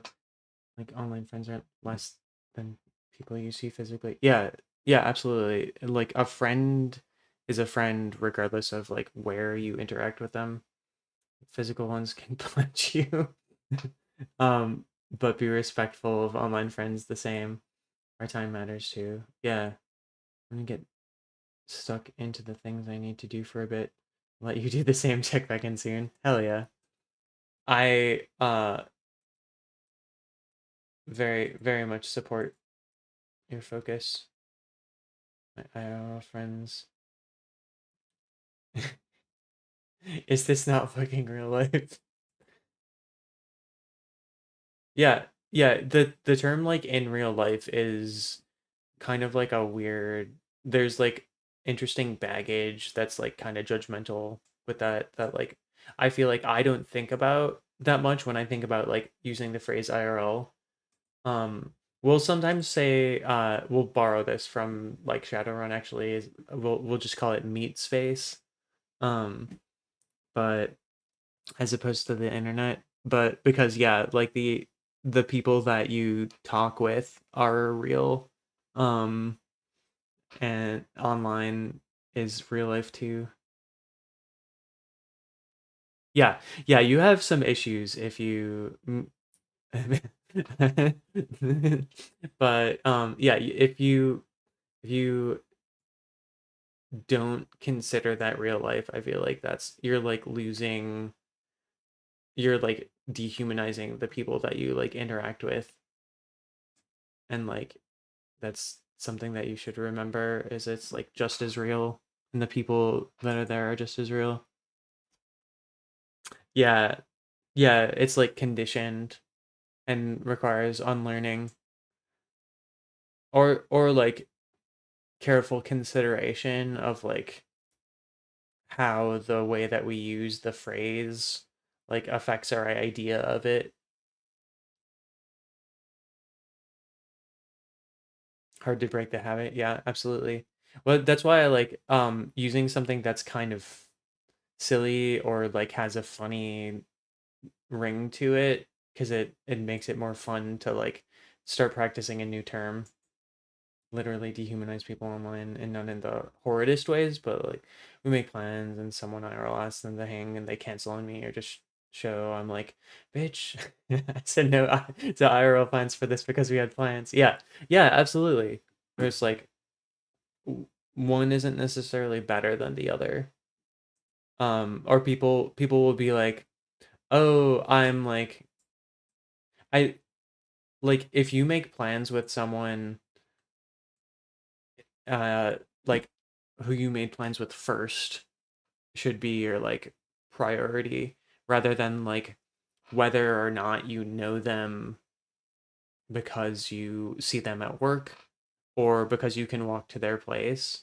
Like that's what makes like connecting over the internet so good. Need your support. Yes, cancel on any plans for that. Sure, yeah, yeah, yeah. Yeah. If you have standing plans that you game every night, not going every so often is valid. Yeah. I think about my I have two D&D groups. One that's like in person and one that we do over Discord. Um and it's like just as much of a undertaking and like planning to like get both going and like keep having people meet up for both. And I would I would never want to like have one like take up the day as the other because they're like each are their own thing and they're both just as valuable just because like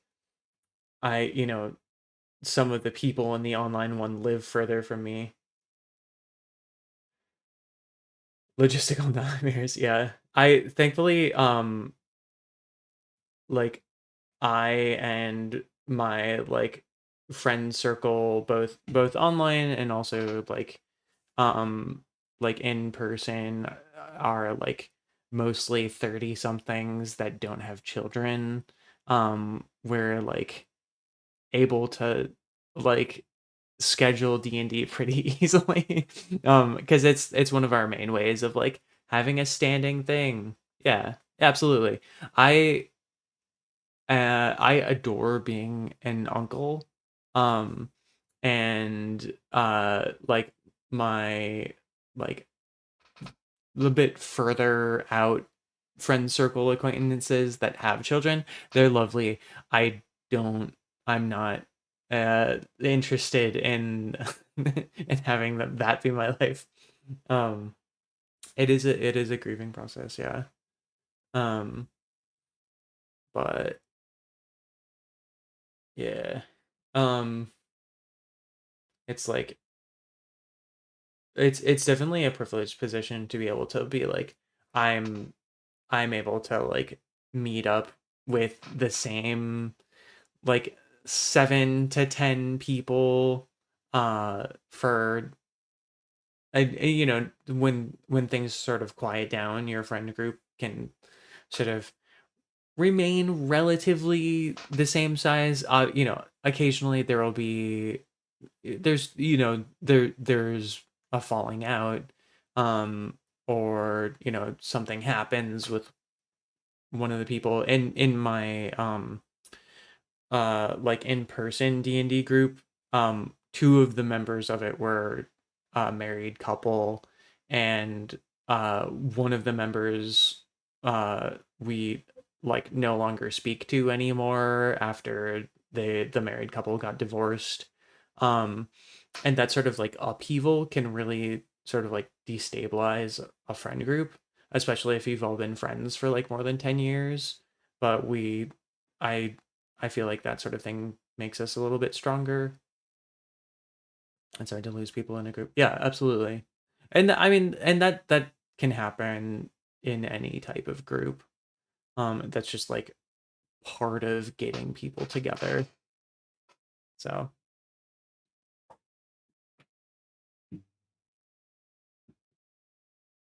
and worse when it's two people that don't like each other, but neither are shitty people, and you have to yo-yo when who you leave out. Yeah, that's hard. Um I've definitely had folks where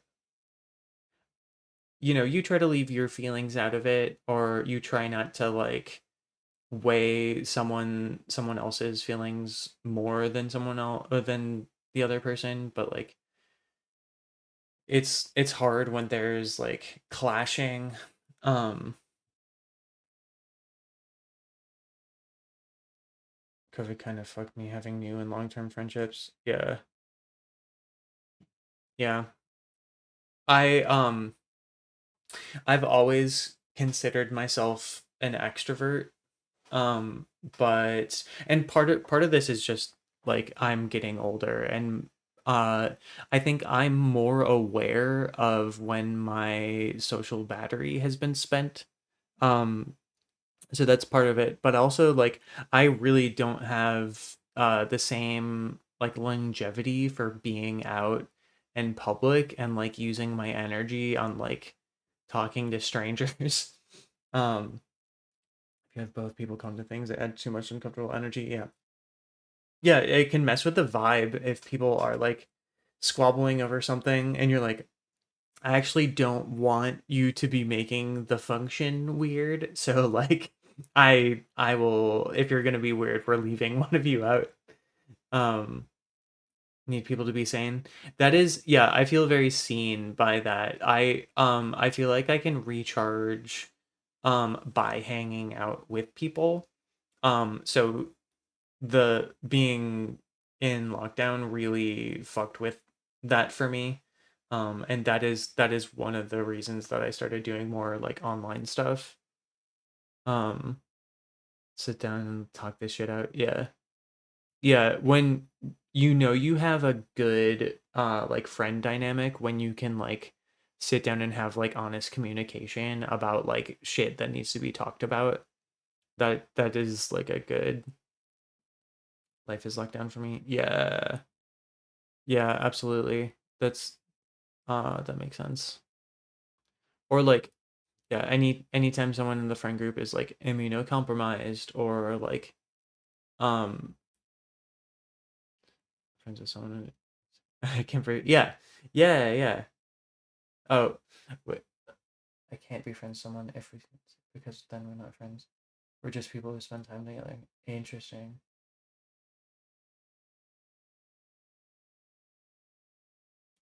Uh, oh, maybe. Oh, if we can't sit down, maybe.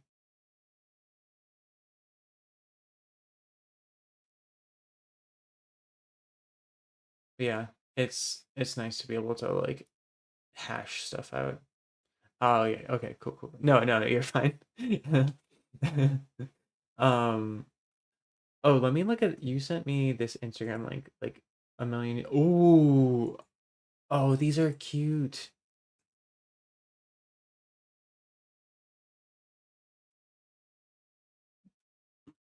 Let me put this up.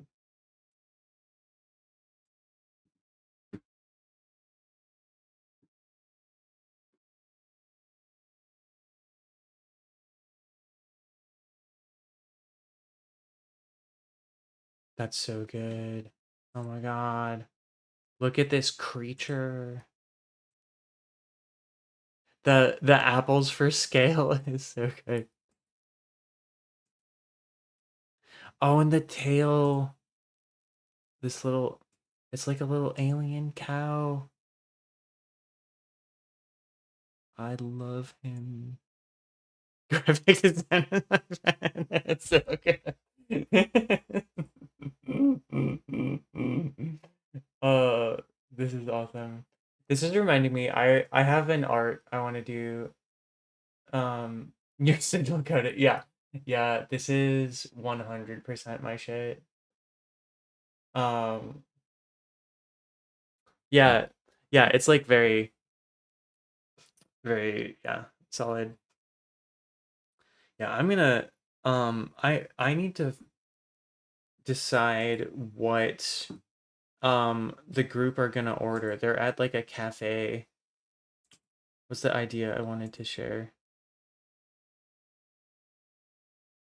Oh, okay, so, I'm I'm trying to brainstorm. I'll have like more time to like really sit down and mess around with this right after the art fest. So like in 2 weeks. Um I've wanted to make like a t-shirt design for Rice's stream. Um and it's tricky because she's never really felt like an affinity with like what would work as far as like an icon for her stream. So the first idea is like obviously Chester and Sugar are like excellent mascots and people could wear them on like a t-shirt. Um so something with the two of them is good. But I the like the alien thing is giving me an idea for something that I want to do. Um and yeah, I need to like think on it to let it fully crystallize. Because you're insane as humanoids, you could do a limited edition Roomies shirt. um, yeah, that's so. I mean, that could work really well. I don't know if Lisa's always been um like not as I think especially for a t-shirt, she wants something that like people would see as a design and be like, that is a cool design by itself. So she's been sort of I think I would like to make a picture of that because like drawing the roomies would be just like a really fun picture and like you know what, that would actually make a good picture for like a Discord background, or even if she wants to have like an extra I really like her current like starting soon art. But if she wanted like an alternate thing for something, um a picture of the roomies would be really fun. Yeah. Yeah, I think if I did a like a t-shirt design of either her or the roomies, um doing more like chibi or like really stylized ones. Um Wait, what if I did them as like Muppets? You hate chibis. Yeah. Yeah, it's giving it's kind of giving like Funko Pop, and like Funko Pops are just like something that I hate so much. Yeah, Muppets I think would be the right vibe, cuz like just like picture like a Muppet that looks like Lisa and like her voice is coming out of it. And I think that would just work so well.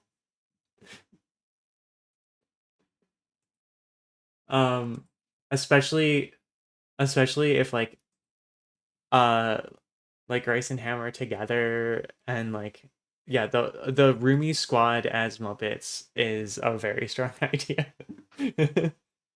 um I want to, and then if there's something that she doesn't think would work well as a t-shirt design, I'm just gonna make it and get the idea out there,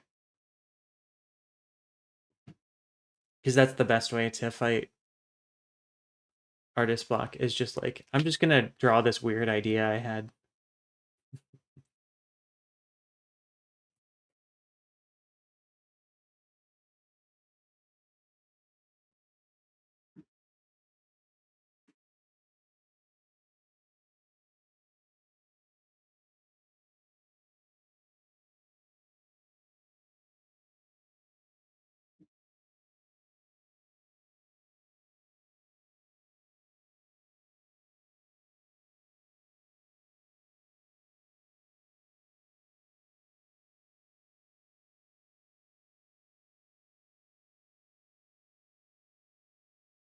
Okay, I need to think of a product that someone would order at like a cafe, because if you're in the sink, you don't want to order water.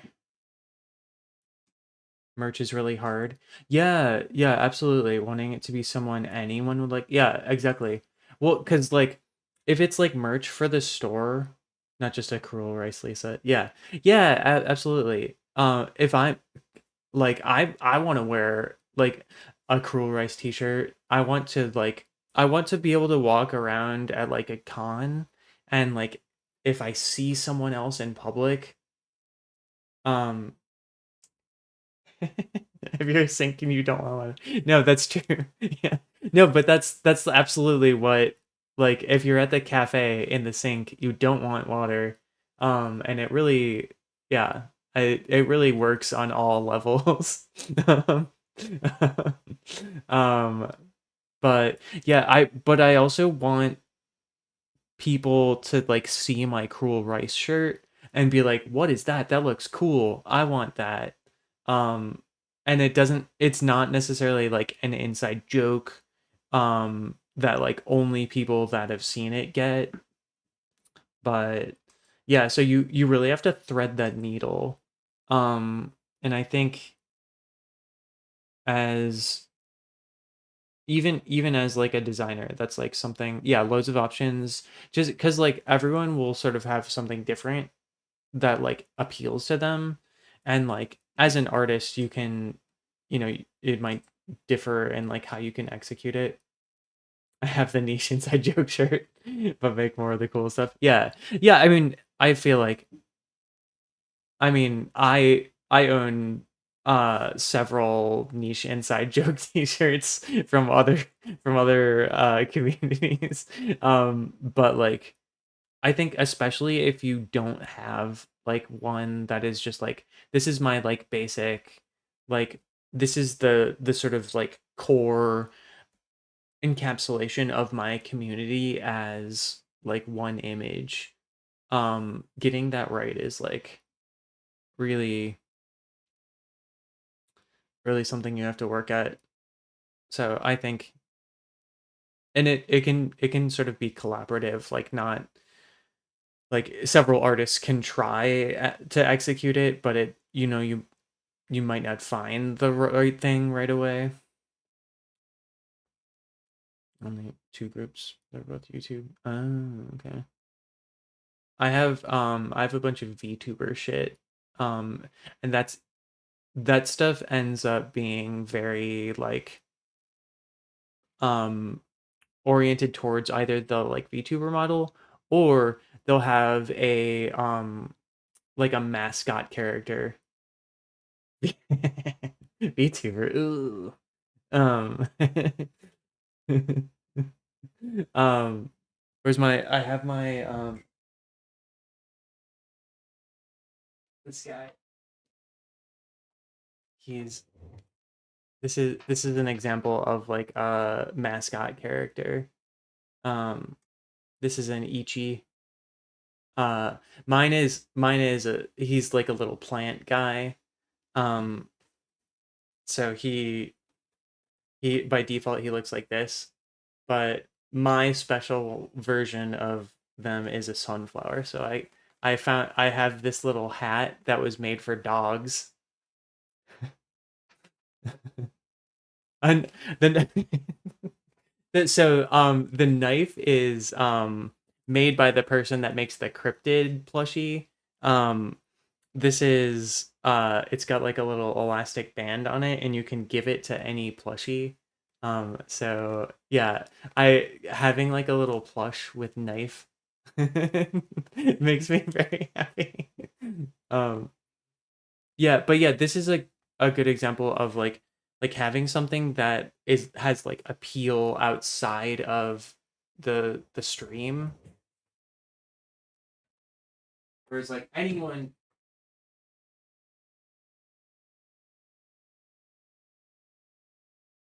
can see um like a design and be like, oh, that's neat.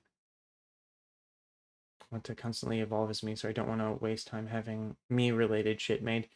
Oh, that's an interesting point. Yeah, well, cause and also like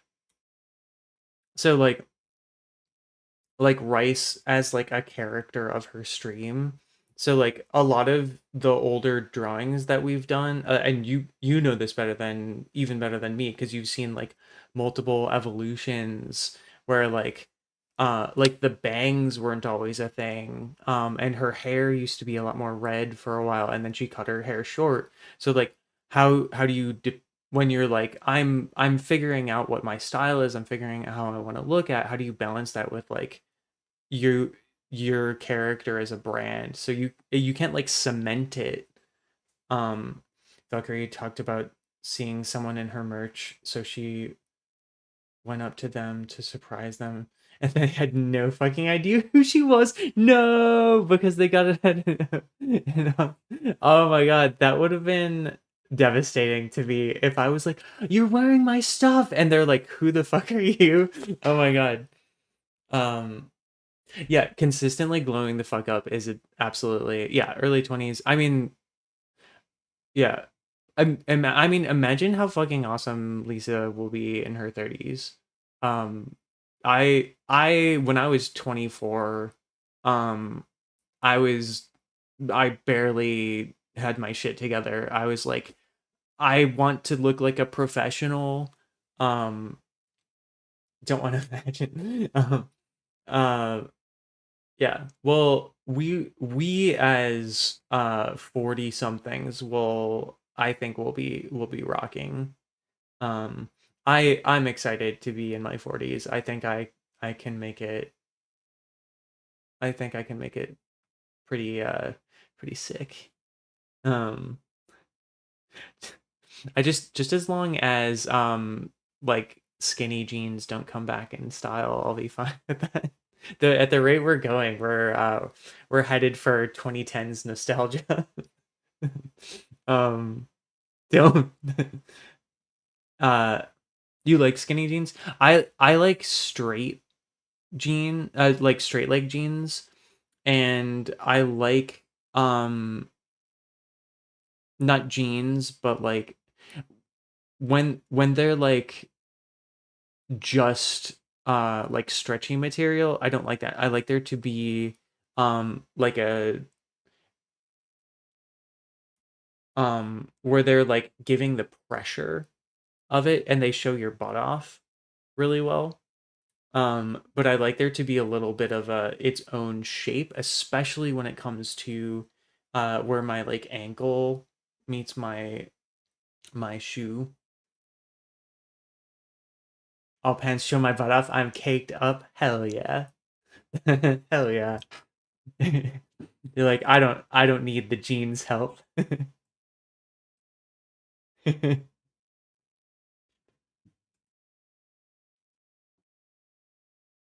All right, we're doing it. I'm gonna decide what this I think it's gonna be like a coffee type drink.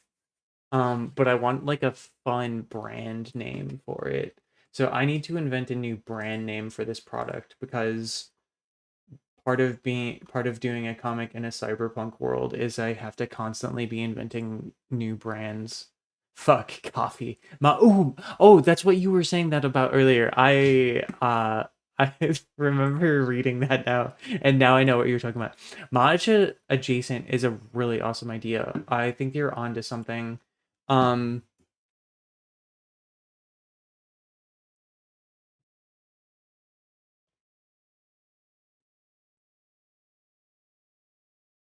what's the etymology of matcha? It's just mm, it's explicitly green tea powder. Um,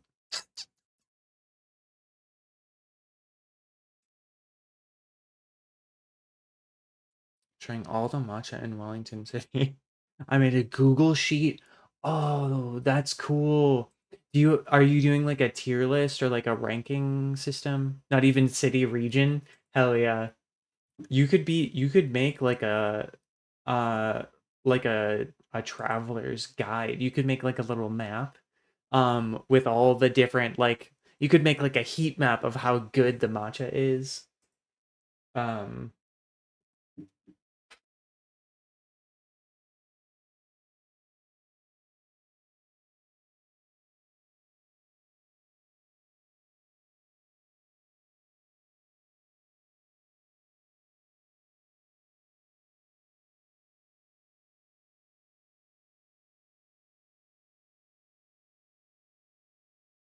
it's all up to the individual. Yeah. Yeah, matcha is kind of it ends up being subjective. I hmm, I need to spend more time like finding out what kind of like I'll just sort of go along with matcha flavors that are there. Yeah, maybe I need to do some matcha searching of my own. Okay. Characteristics of matcha must bright green, might be dark green depending on which leaves are used. Strong umami flavor. Unique oiko. Like green laver. I don't know what green laver is. Sea cabbage. Huh.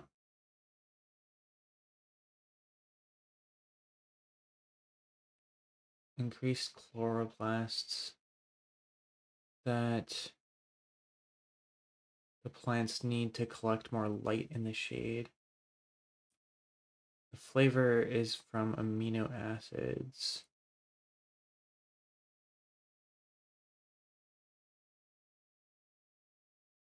Green tea is more umami oriented than black tea. Yeah, I would describe black tea as more bitter than umami. Matcha form is particularly rich in umami flavor with twice the amino acids. Oh, maybe because it's dried. Um, as sencha green tea.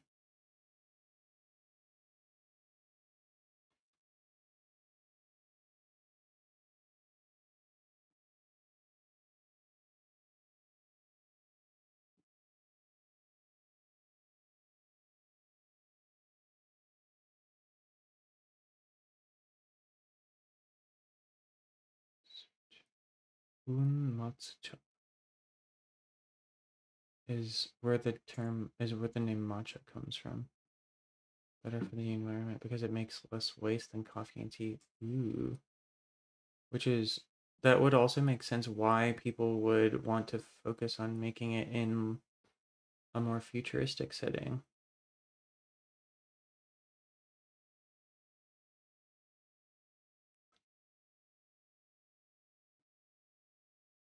Topping for shaved ice, mix with milk, tea leaves and coffee grains. Yeah. Yeah, there's not as much waste.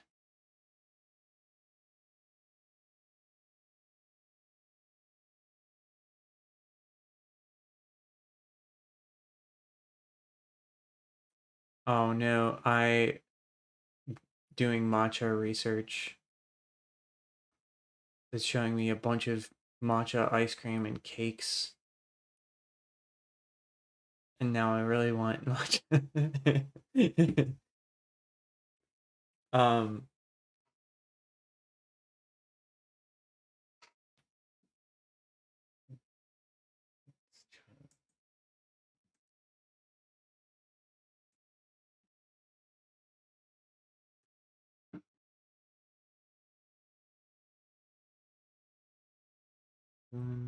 nuts.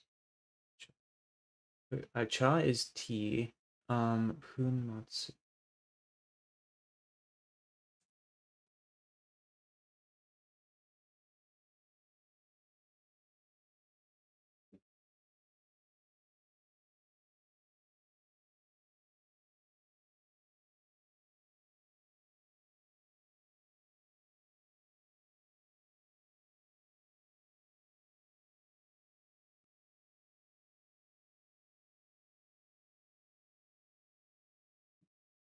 Matcha ice cream is so good. Yeah, literally.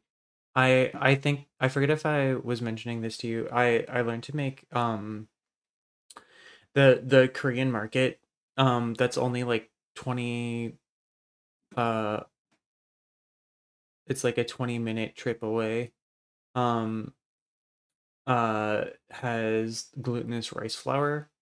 So I just combine that with a bit of sugar and water, make mochi with a lot of cornstarch too. But um I've been making mochi wraps for ice cream, and we go to uh either Trader Joe's or even at the Korean market.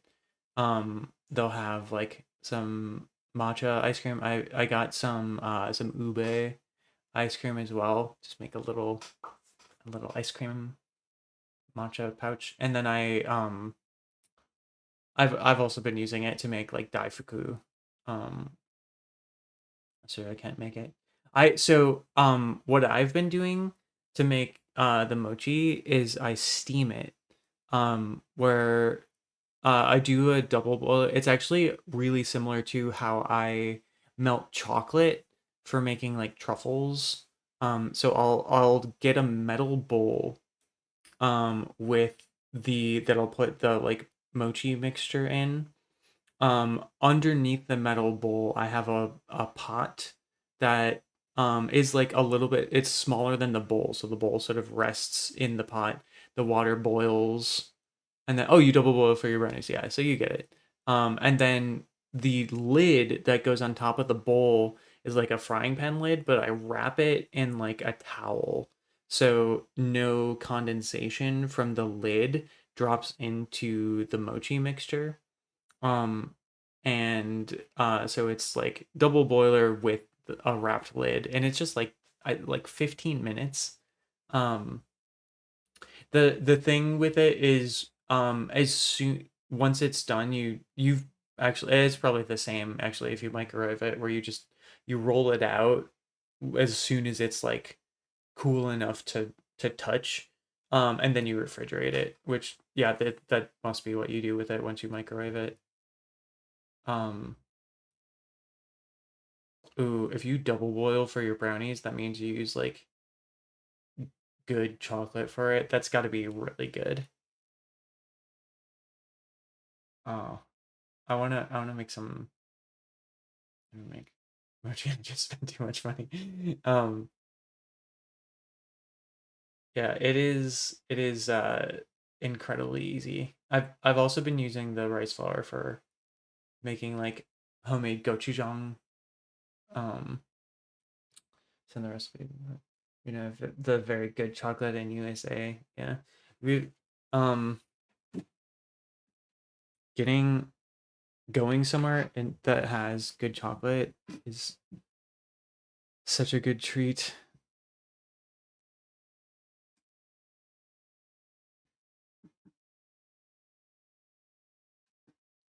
Ignore the ice cream.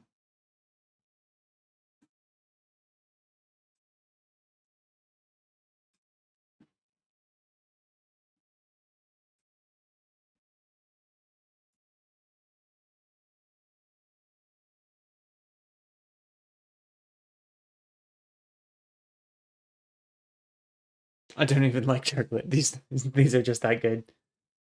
I'm a really big dark chocolate fan. I like to get like 70% cacao, and then I like it when, wow, this brownie looks awesome. My sleeve is so pretty. Thank you. I like showing. Um oh yeah. I I was showing off plushies. Um,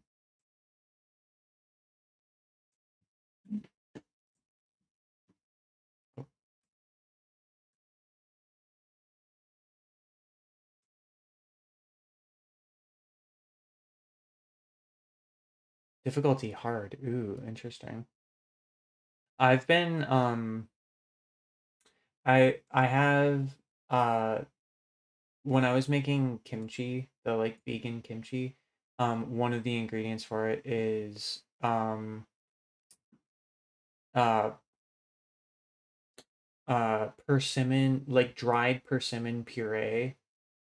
Um, I'm just vegetarian, so I still eat like eggs and dairy. Um, and um I'm weird about it though. I was vegan for like 5 years. So I try to make sure that I get vegan powdered sugar. And occasionally I will cook with like oat milk. But like that's just out of, yeah, we've talked about this. Yeah. Um, sometimes I'll so powdered sugar uses like a bone based like grinding thing, is they'll grind it up with bones. There's a bunch of, when you are like full vegan, there's like so many random animal products. Like there's certain types of wine and beer that they use fish bladders to make.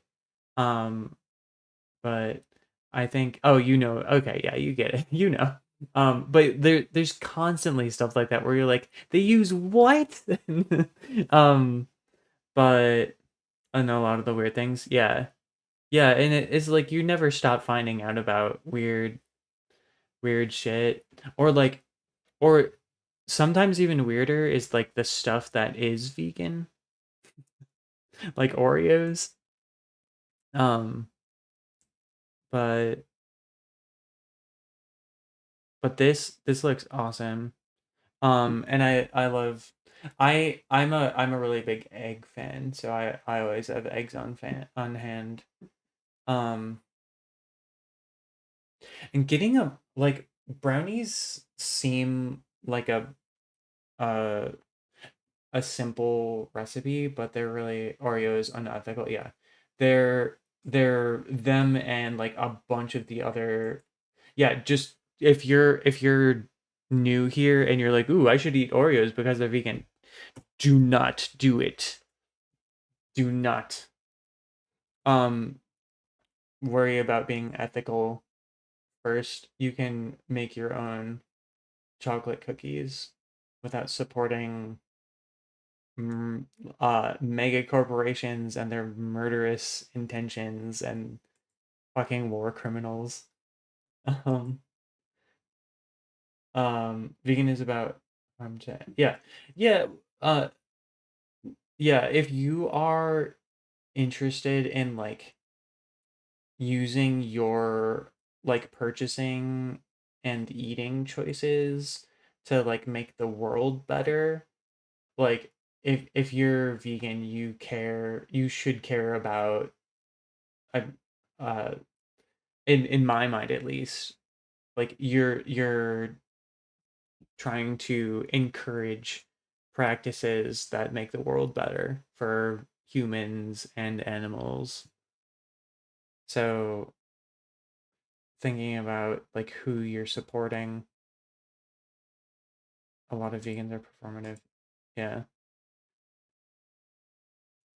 Yeah. And like trying to upstage each other is really about like who can be the most ethical is really missing the point. But sometimes it is an interesting exercise to see what kind of stuff you can combine to approximate things that are not, or and also like if people have allergies. I have a friend that has a gluten allergy, and so I like trying to make gluten-free versions of stuff, or like finding out which egg replacers are ideal for what type of baked product. um but yeah, yeah, throwing out something to make it vegan, you've already spent money on that. You've already created a hole in the market. You can live me, yeah, it's that one more than anything else. I feel like as far as like diet stuff goes, like it's that one really is like trickier to do. um there's like so much stuff that has gluten in it, and I'm a really big bread fan. So but doing like fun baking projects that use non-standard ingredients and like figuring out how to work with different types of flour or egg replacers or sugars. And the powdered sugar thing is pretty easy. You just have to like find a place that makes vegan powdered sugar. Um or if you're trying to avoid like dairy products in your chocolate, like specific brands have um uh like like semi-sweet chocolate. Equal Exchange is one in the States right now. I believe there. Can't find a reasonably priced frame for my fucking puzzle. Damn it. That's your you were doing like a 2000 piece puzzle, right? And you're gonna frame it. Am I remembering that correctly? Oh, 1,000. Okay. That's still that's still big. Biggest regret in a long time. 26.5 hours. Damn. That's like that's like the length of a incredibly long audiobook. Um 4 to 6 max.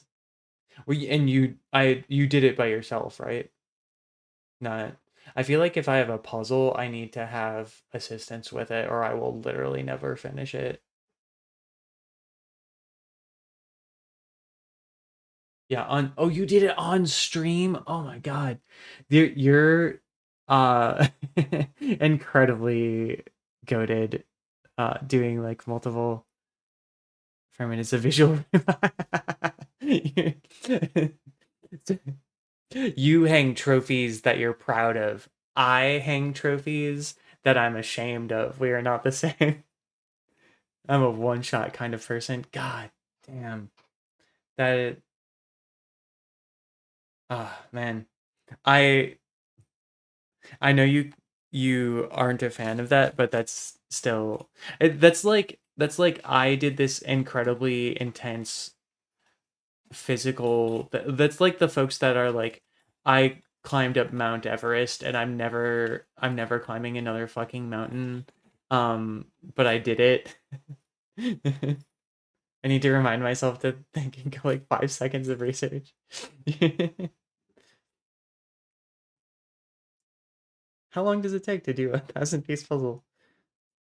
Takes 2 seconds. Yeah. Literally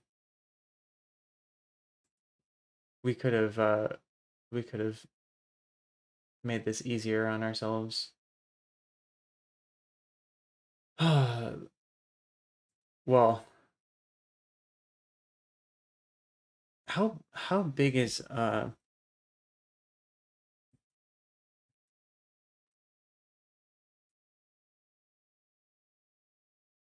it's not going to be the same for every puzzle. We we haven't hung it up because I still need to like plan for decorating the basement. Even Zach said my puzzle was very hard, so the normal 1,000 piece should have even been doubled. Yeah, it depends entirely on like what it looks like. If you're working with a hard puzzle, again, and if it's just you, oh man, that would be wild.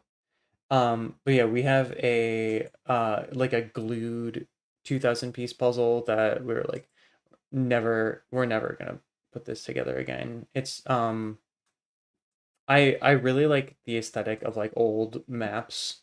So it's like the like old globe. If honestly like under 24 hours for like a 1,000 piece puzzle by yourself on stream is pretty fucking good. I wonder if there's some sort of like competitive puzzle building sitting on a second desk and I need something to do with it. Um, it's funny. I don't know if it would fit. They do make this is more for storage while you're working on the puzzle. But we have a like an inflatable rolly thing where you can roll up a puzzle that's in progress and then like store it a lot easier. I'm gonna keep it as yeah. No, you should get to sort of display it on the wall. Uh, falls within a range of 48.9 by 67.3 centimeters of a 1,000 piece puzzle. Okay. Yeah, I feel like that's like a little bit larger than like large like poster prints. Paper to make it stay together. Oh, paper mache in the back to make it stay together. Um, but I don't want to fuck up the puzzle. Yeah. Um,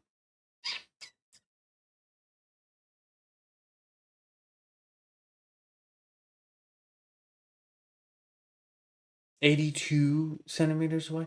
Oh, that's even bigger.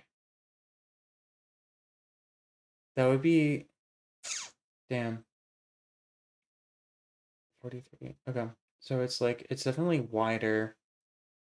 I guess you could find if you found like a like something that went in the frame, you could get something that was like just like the just like big enough to carry it and then just have a frame in it.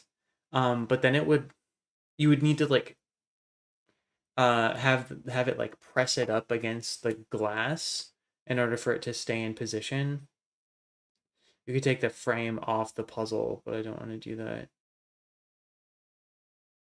Yeah. Yeah, you'd have to I feel like you'd have to like get a custom made frame. How do you how do you feel about learning to make a frame? Oh, you could have it and put it in two frames, true. I would you wouldn't be able to because of how the puzzle comes apart. It would look weird. That's not I do like the idea of like a multiple chunks of a puzzle like framed on a wall. Yeah, it would be a custom made a giant ass custom frame is gonna be ridiculously expensive. I I used to have a roommate that would stretch canvas um because they didn't want to buy canvases from like an art supplier. Um but like frame making is its own like that's like woodworking shit. I don't think that's just something that you can buy the tools for.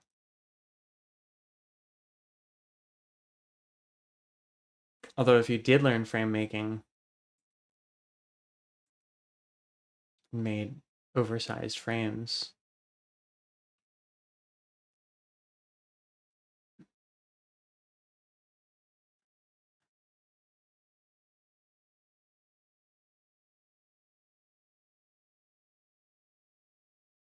taught too much to learn how to make. Yeah. And also at that point it's like I'm doing this so I can mount this puzzle. Um I need to like double check with how it was made, but yeah, the well, I'll take a photo of it once we find a good place for it, but I if I figure out the way that ours is glued together.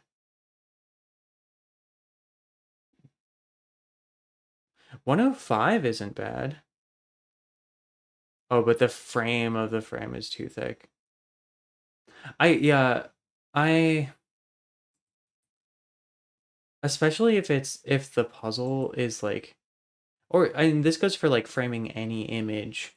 Like you want something that doesn't detract from the design itself. You want it to be like getting it shipped. No, oh yeah. Yeah.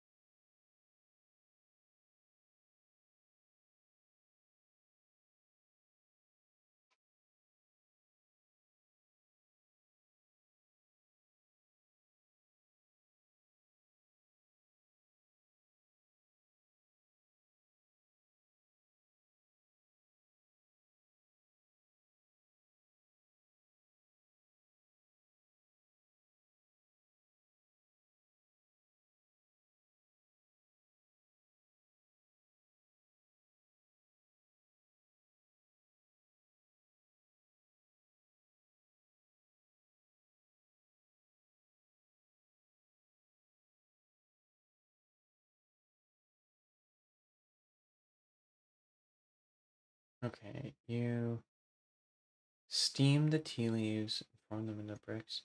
Most of these fucking companies are in Auckland. I want to know what it looks like in person and be able to. Yeah, yeah. You like ordering it online is such a gamble if you can't like, because like this is gonna you want to fit a thing in it and like mount it in your house. So it's like it could look completely different when you actually get it.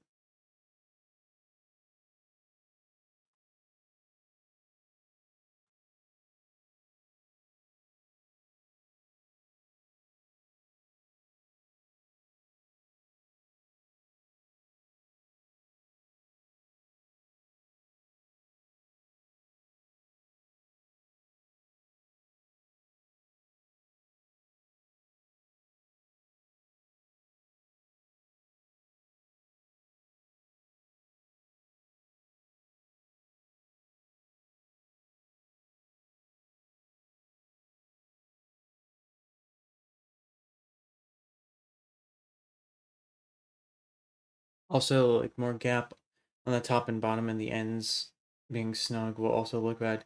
Yeah, especially when it sounds like it's a pretty wide shape. So like you could, if you had um like the inner frame board, um the like baseboard thing that they put in some frames that where that's because you could shape that a lot easier, but you have to then that's part of the display and you'd have to make a bigger frame to like fit that in. It'll look wonky.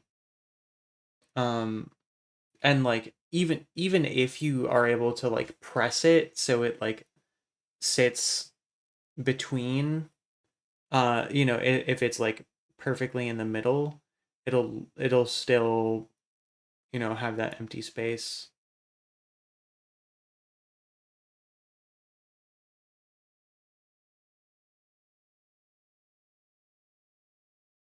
This is this is making me think of I have a number of 10 by 10 like prints that I make that I'm bringing to the art fest, but and they make, I think I have like a 10 by 12 like plastic sheath that I can put them in, but they don't make 10 by 12 boards to put in the back of them. And but I want a board in there just to make it like feel good when people are purchasing it. Um so I had to get 8.5 by 11 ones and like stick those in, and they don't cover the whole thing, so it's like it's it's those specific products are like not perfectly lined up, um which is unfortunate. And I could, if I like cut the like a bigger size down, that could work, but at that point I'm like committing to a lot more packaging work.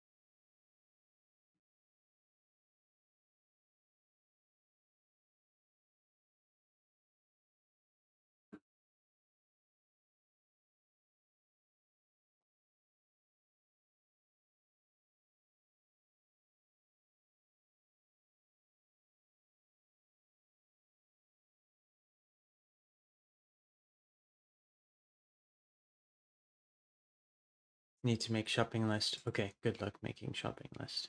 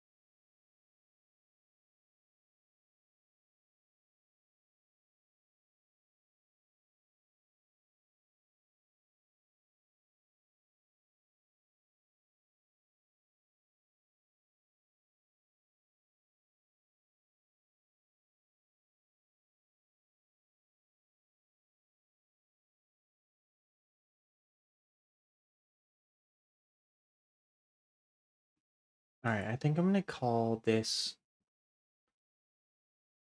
commercial tea brand Chloro Crush. Because chloroplasts are what make green tea green, and the the like etymology of matcha comes from the like grinding. They turn it into bricks after steaming it, and then smash it after it's been like dried in the like brick. And that's what turns it into powder. So I think Chloro Crush is going to be what they call matcha, um or like similar to matcha, and that's going to be the kind of um the green thing that they've got.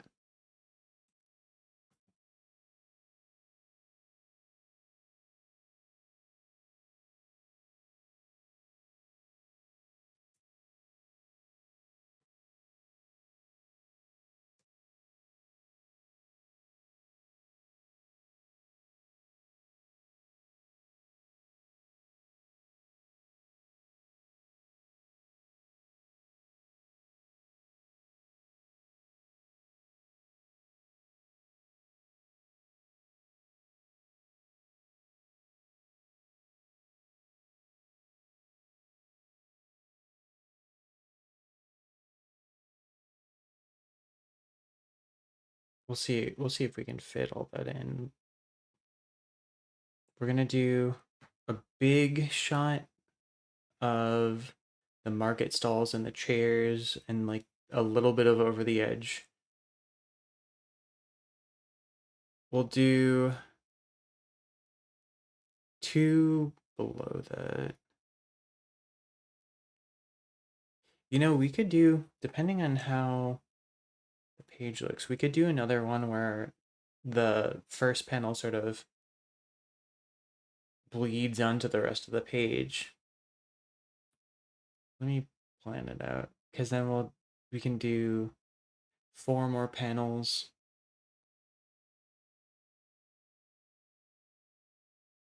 Three and four can be next to each other.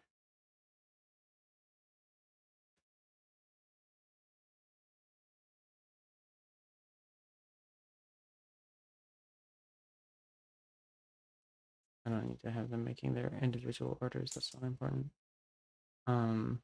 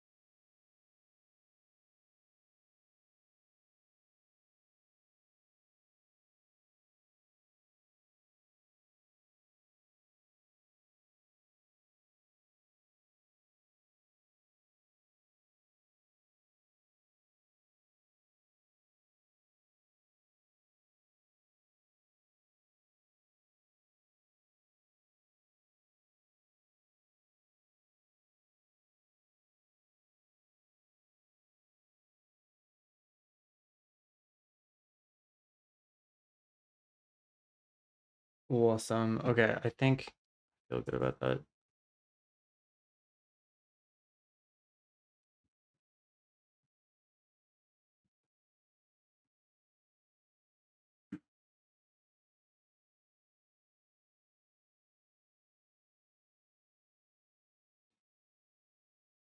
Okay.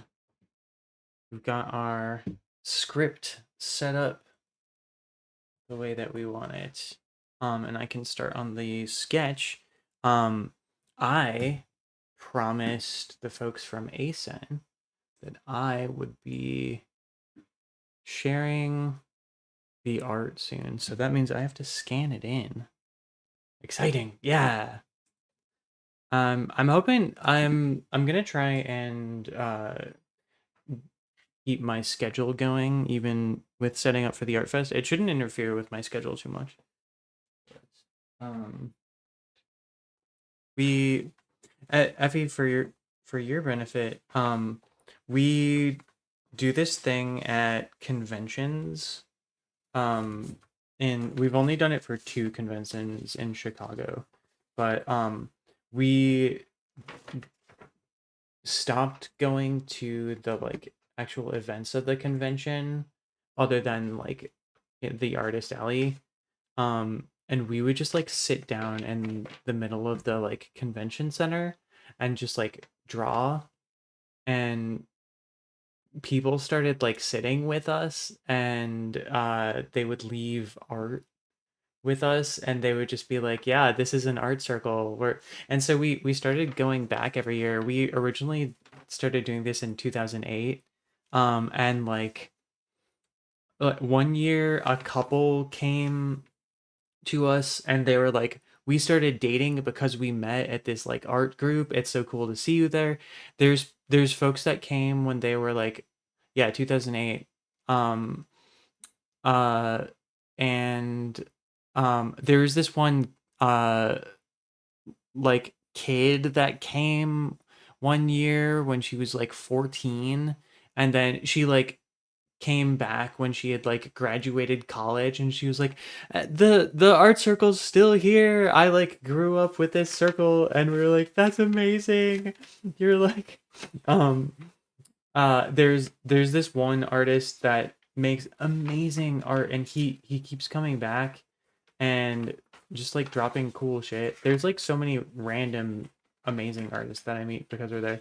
But yeah, we have this sign that we put up that just says "Come do art."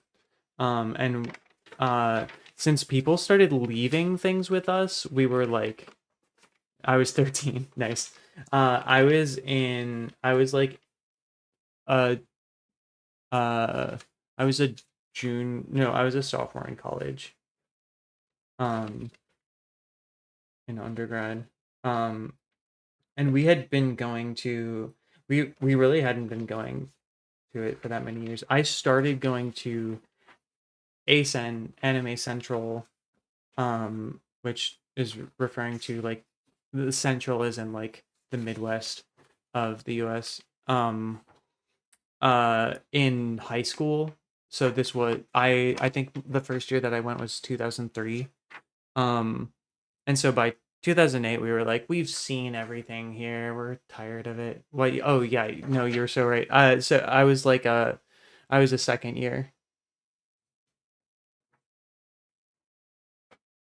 And it's weird for me because I did 5 years in college because I uh needed to I like changed my major halfway through.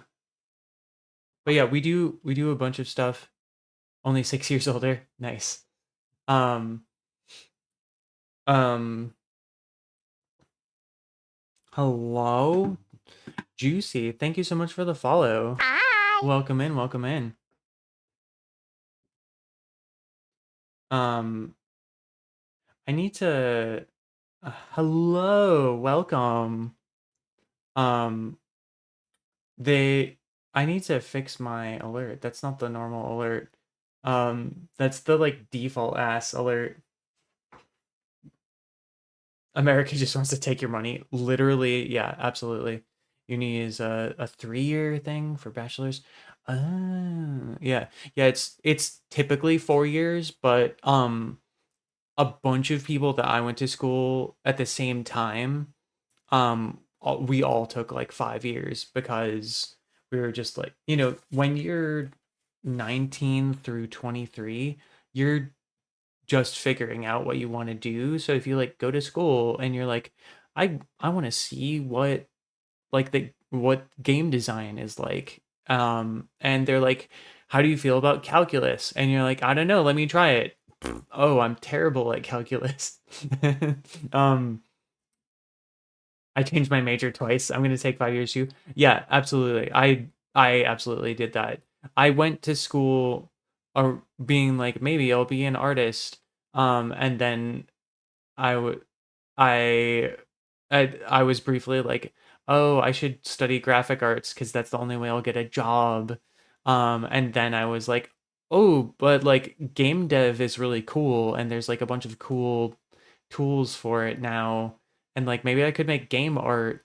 And then I backed out of that and ended up with a graphics and animation degree. Oh, that's the other reason I took 5 years is they were in the middle of creating an animation major, um but like they hadn't finished it, so I was taking like little bits of like, ooh yeah, let me do like a double major thing. I ended up with an animation minor, um but which was really good, and all the classes I took there were good, but like a shit ton of money and an extra year. but but yeah, so um that's why we've just been doing this like art circle thing for so long. um we'll sit down, people will make cool art. Sometimes it's just like random shit. So like, let me switch over to our, so like someone drew a donut with stuff on it. There's a slice of pizza, and oh, this might be an everything bagel, because there's like a bone and a pretzel and a Mountain Dew. um and we do round robin comics, where like one, I started this one, and then we just like pass it on to someone else. um and some people will do like cooler looking illustrations. um where's like, and some people are just like fantastic.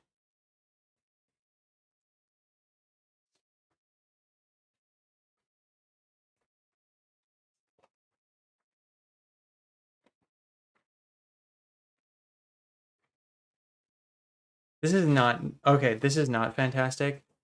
This is this is me. I tried to draw as many Pokemon as I could remember from memory. I know Clefable, um, and I kind of got Squirtle. It looks like Ditto. It looks like Squirtle as Diddle, and then the long dragon. Yeah, yeah, excellent. um, but oh, and then we were also talking about the cool S.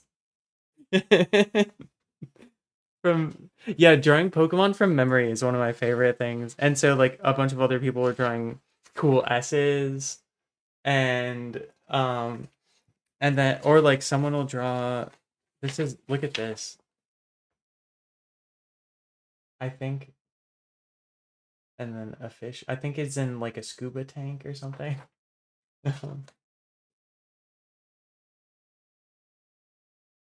That's the millennial S. Yeah. That's a good term for it. Do I have cool S 7TV? Cool S. No, I don't. I don't need it that bad. But this one guy showed up that did all these like cat drawings. Like he has like a Superman cat, and like he did them on these tiny pieces of paper. This is him as a cat doing karaoke. um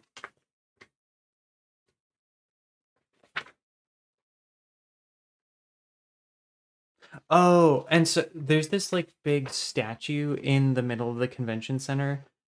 It kind of looks like a pile of shit. Why do I get to keep it all? That's the thing is like a bunch of people just like left it with us, and we were like in. I'm trying to remember the first year that we started posting it. The first um year that I remember actually putting it somewhere was I think 2010. We used to have a DeviantArt account. That's how old it is. Um, and then I eventually made a Tumblr for it, and then more recently we've been putting it on other platforms. Like we finally got an Instagram. The the so the thing that we call it is we're convention artists. So I was like we should call it con artists. Um, and Instagram did not like that I made an account named Chicago Con Artists. Um, and it got banned like immediately. But now it's I think Chicago Convention Artists is um someone made like a Last of Us zombie and an arrow covered guy. Um who someone did this person um they're because I'm an artist on Tumblr. They're also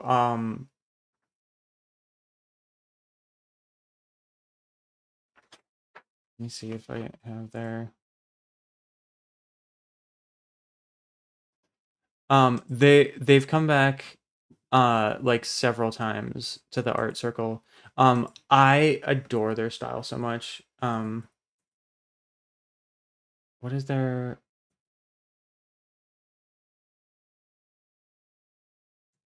oh no, not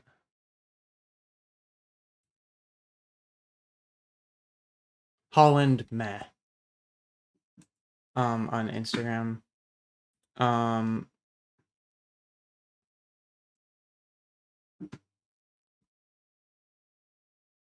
her like she does like also has a good dog. Um awesome like fandom drawings. Um uh oh yeah, another like really good Dungeon Meishi, also a good cosplayer. Um and where's the oh, she's been doing like I don't see it on here. She's been doing like Deltarune art recently and I'm like obsessed with it. But like I met this is an artist that I met because of the the art circle. Um, and then my friend who came with me drew Spider-Man dropping his salad off of the building.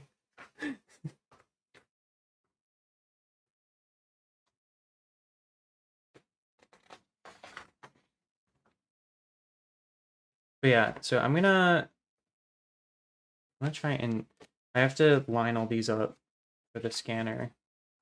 But I'm gonna do a art share slash scanning session. Let me see if there's any like really good. Some people go wild with colored pencils. Oh, here we go. Someone made some we were talking about I think this was happening when I did the like Pokemon from memory. Someone was like the only thing I can do from memory is Naruto eyes. So they did this like amazing like colored pencil shining gun with like a sort of like very sensual did a clown bowling pin.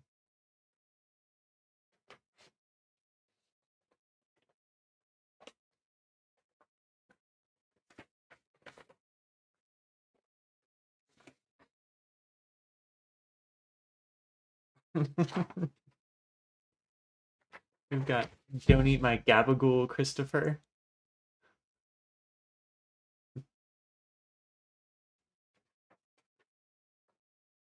uh or sometimes people just write shit. Never let someone bring you down because of what they think of you. Forget what they say and be better than them. Then I also have to make sure I copy down all the because people put their contact info, and then what we do is we like tag them when they post it. Oh no, someone made a boo boo.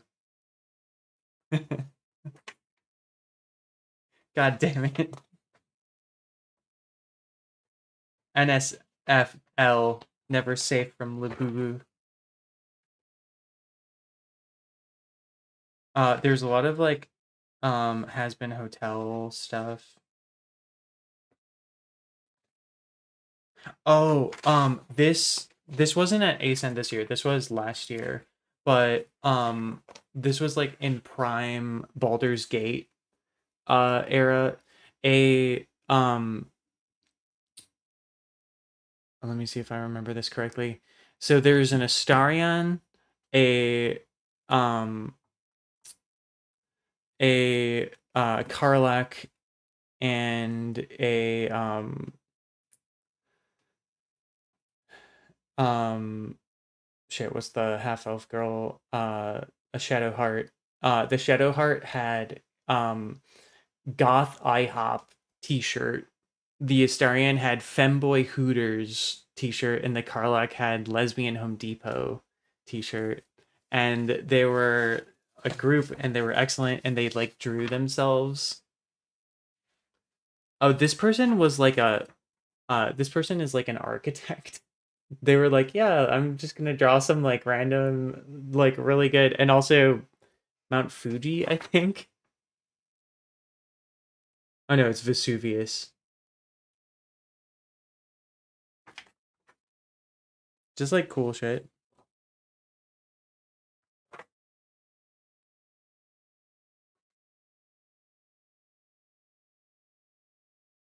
Okay, some people draw their like cosplay that they were. Move that over. Good shit.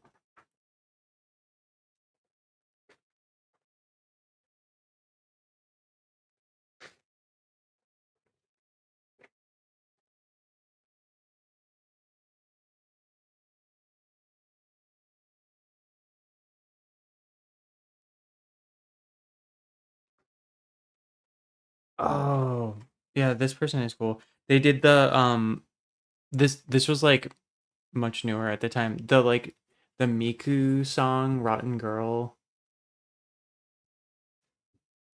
And they just like ripped it out of their sketchbook as they were drawing it. They're like, hell yeah. Get that in there.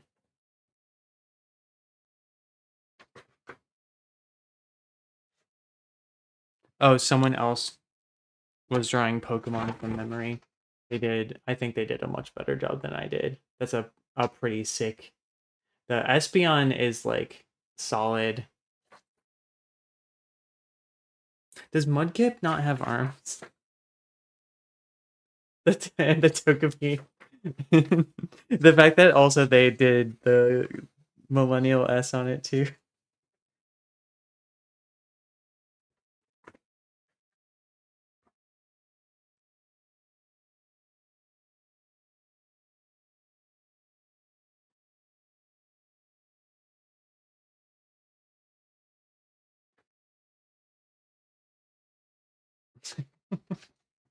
This surprised Pikachu saying, "Wait, we pay the tariffs."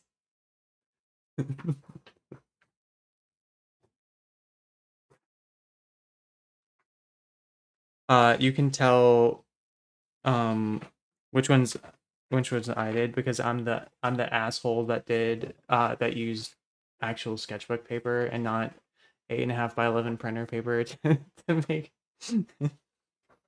Ooh, this one's cool. They had markers they brought with them. I I think this might be.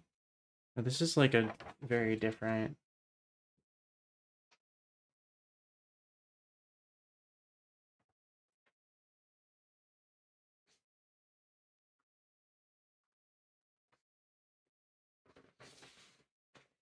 Oh, this is the guy that did all the cat drawings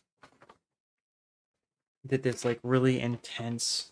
He like grabbed a bunch of markers, sat down, and like 30 minutes later was just like, here's this print quality ink thing. So yeah, we're gonna pop these into the scanner and we'll take a look. Let me separate the ones that will fit in the auto feeder.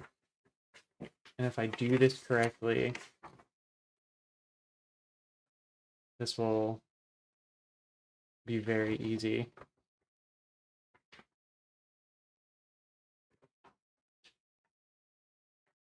And then for the smaller ones,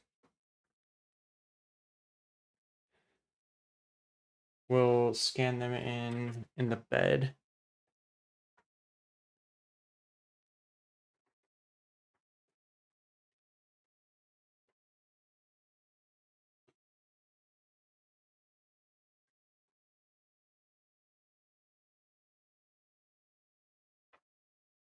Herb.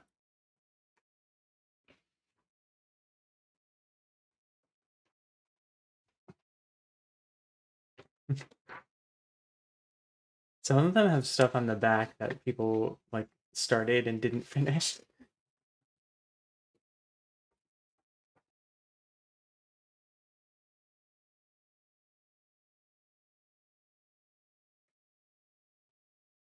All right, and then we'll set the sketchbook sized ones separately. I'm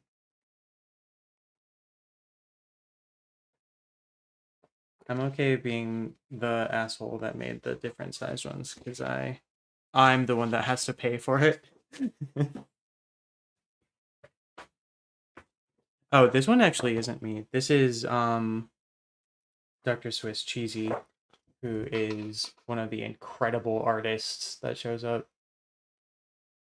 They are just like they make drawings so fast. Um and show up every year since like 2019. We took they weren't having the convention for several years during lockdown. Um but they were one of the folks that like started going right before and then were like there when we came back and it was like so good to see a bunch of people and it was like just the same like we were talking about earlier with like people online where you're just like I'm so grateful for you. It's like when you have a little silly community of silly little freaks. It is an incredible treasure.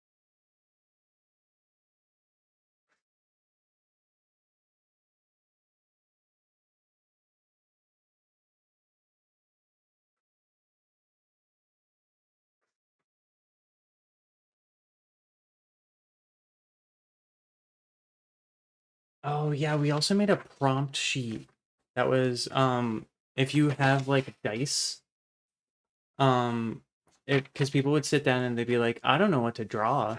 And we made this like sheet of like you can roll six-sided die three times and then it's got three aspects of it. So it's like character, action, location.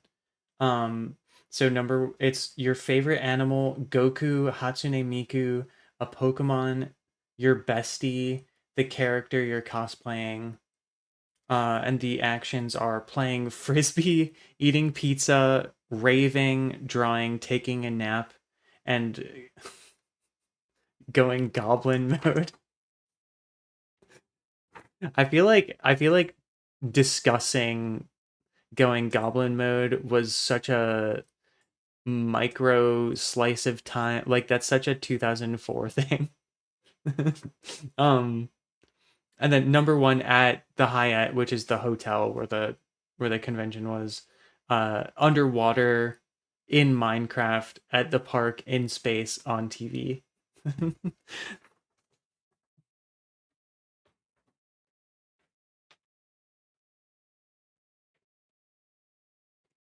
Okay. We'll leave the organizational stuff there. And then I'm going to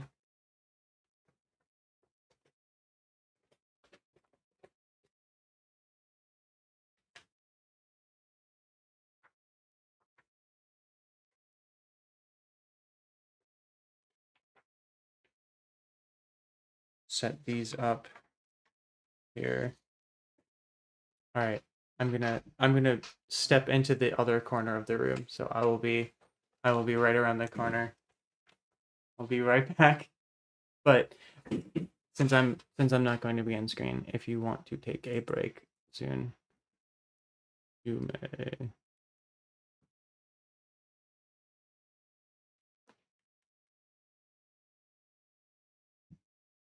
Wait, hold on. Did my sound alerts shit break? Sound alerts. I don't know. That's not a command. I don't know why I thought that was a command. God damn it.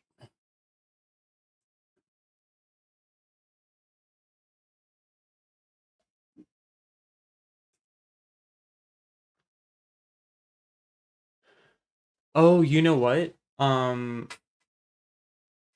This is actually some good news. This is good news. I am getting really close to the threshold for um for being able to get monetized, aka become an affiliate. So I added my monetization information. And I needed to that's why sound alerts broke, is because I need to re-authenticate it. Okay, I forgive you, sound alerts. You were just being a silly little goober.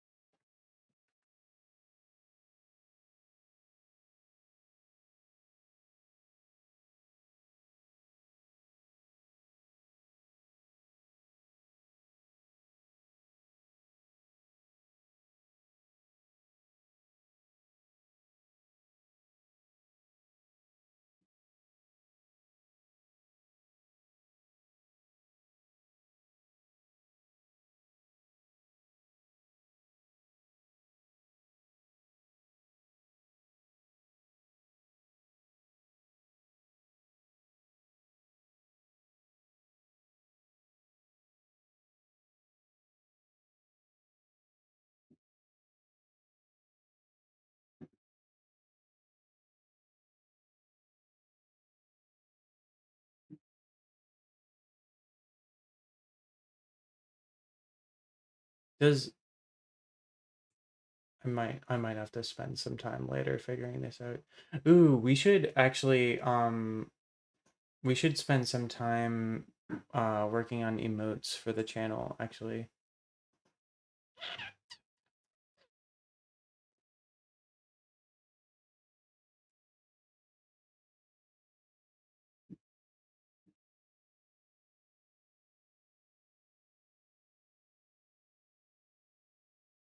And we'll roll those out.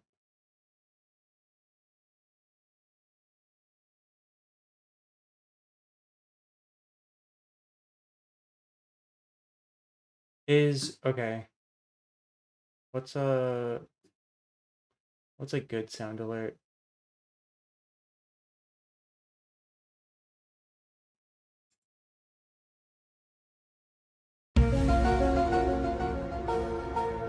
Okay, that works.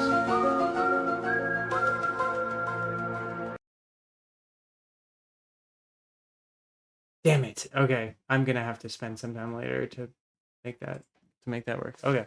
Well, take a second. Be right back.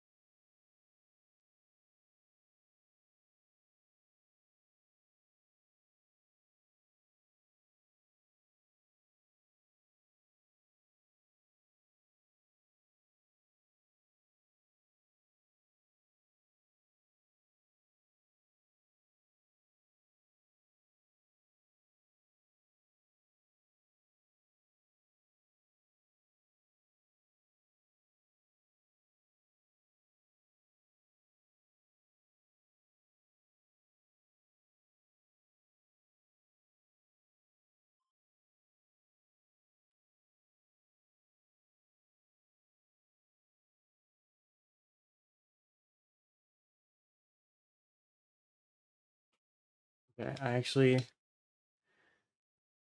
want to do this in a clever way. How?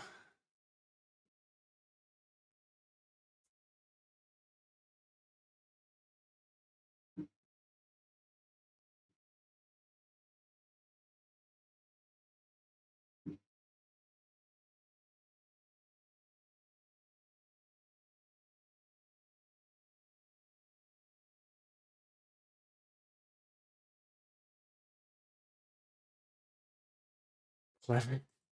Clever? Yeah. Um, or maybe if not clever, efficient. Um,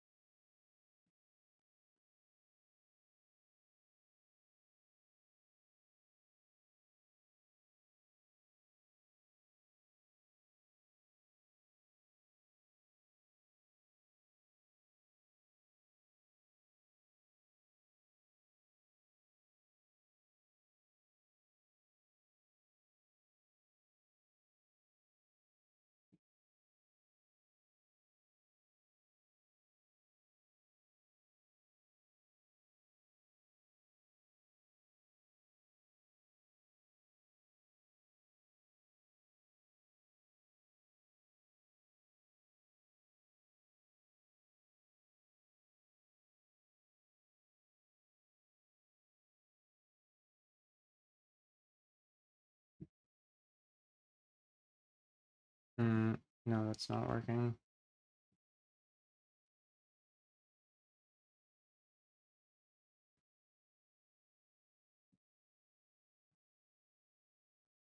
I need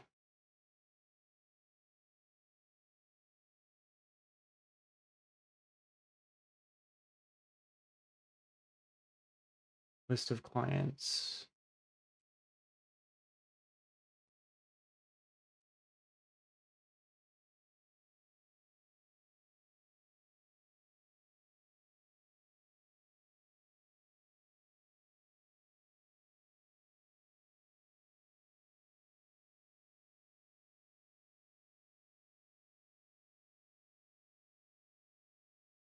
Oh, here we go. Uh, 037.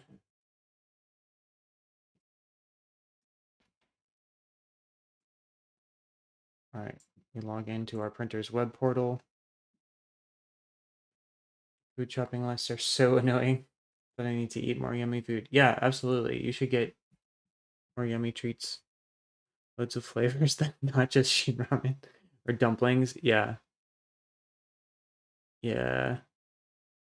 Getting to just like get a fresh veggie in there.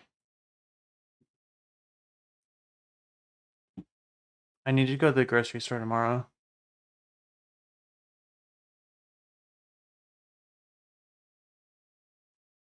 I need to decide. We had like veggies eat. We had like sushi burritos tonight. So I want to mix it up.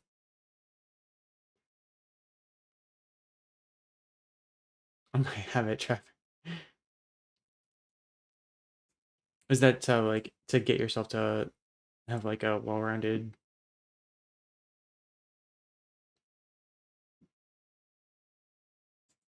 Yeah, I want to have kiwi fruit every day. Oh, semi-allergic. Does it make your throat swell up at all? I feel like I've like seen a few other folks that have allergies to that. I'm pretty sure my cousin has been like for her entire life she would be like, "Oh, I like don't like onions." And her dad, my uncle, would always be like, "Oh, you're like you're picky, you don't like it." And like sometimes we have to be, you know, adults and like eat things. But she was like describing, I was like, "Oh, what don't you like about onions?" And she was like, "They make my they like make my mouth feel a little bit burny and like itchy." Um, and I was like, "I think you're allergic to onions. I don't think that you're a picky eater. I think your like immune system is like like that's not what what most people feel when they eat an onion."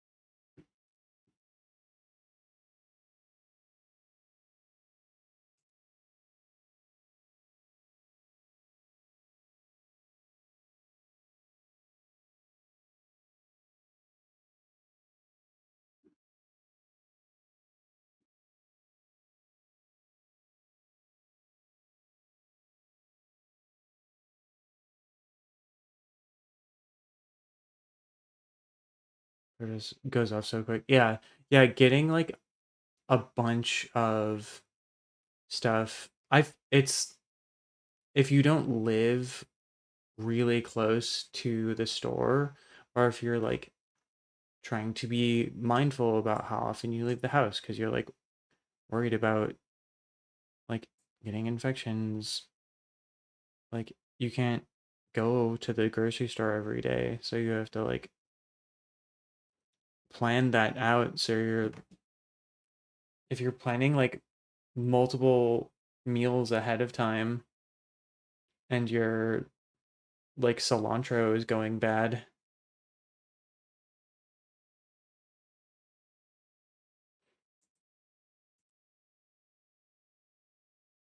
Ooh, oh my God. Coriander is disgusting. Do you have the gene where it tastes like soap? I I have a lot of close friends like that. I do not have that, but that's valid. Can you eat the I've actually I assume it's true for both the ground version and the leaves. Um, but recipes I found on TikTok have take it out. Yeah. I feel like especially if it's like the with seeds. Okay, so it is the leaves that does the like bad soapy taste. Um, I've never asked. I have a close friend that doesn't like it, but I've never tried making like curry stir fry type things with like coriander seed like ground. Um, but it's mixed in with a bunch of other flavors. Like it's not even I would say cumin is like the most common flavor in that. Okay, yeah, if you've got like Indian curry with coriander in it. Yeah, I feel like when I make that, it's like chili and cumin and garlic are the most like intense flavors. So like you barely even notice the coriander seed. Some sometimes put like lemon in there. And it actually I should get stuff to make curry tomorrow. That'd be good.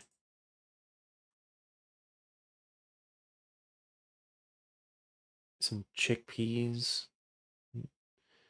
fried cauliflower. Mm-mm-mm.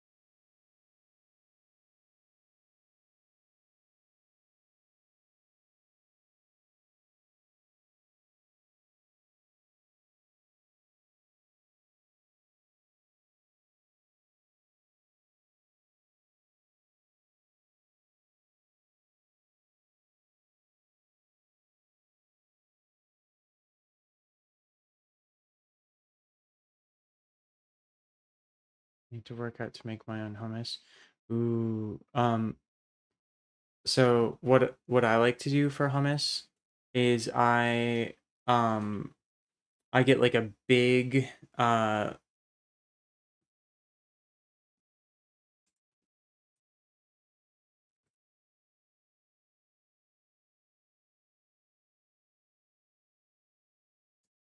I get a big can.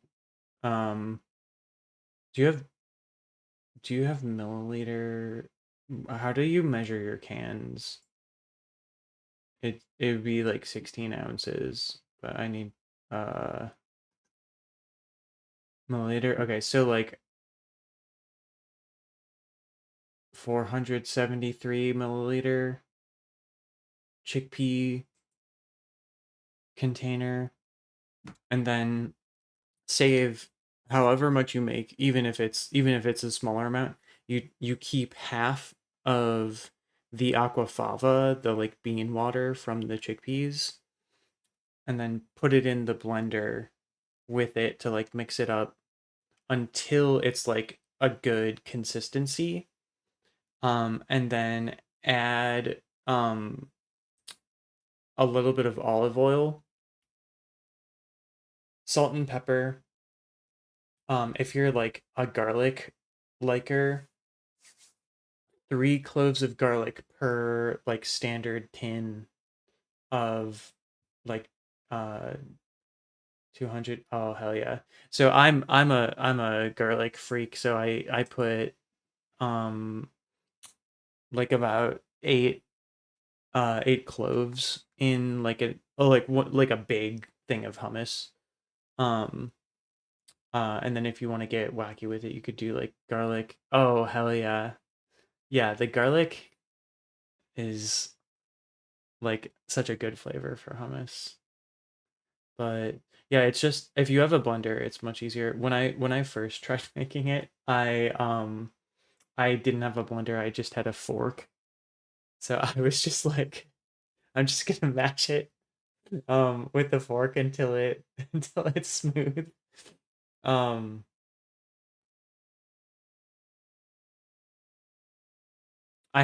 I have a mortar and pestle now, so I would probably do that.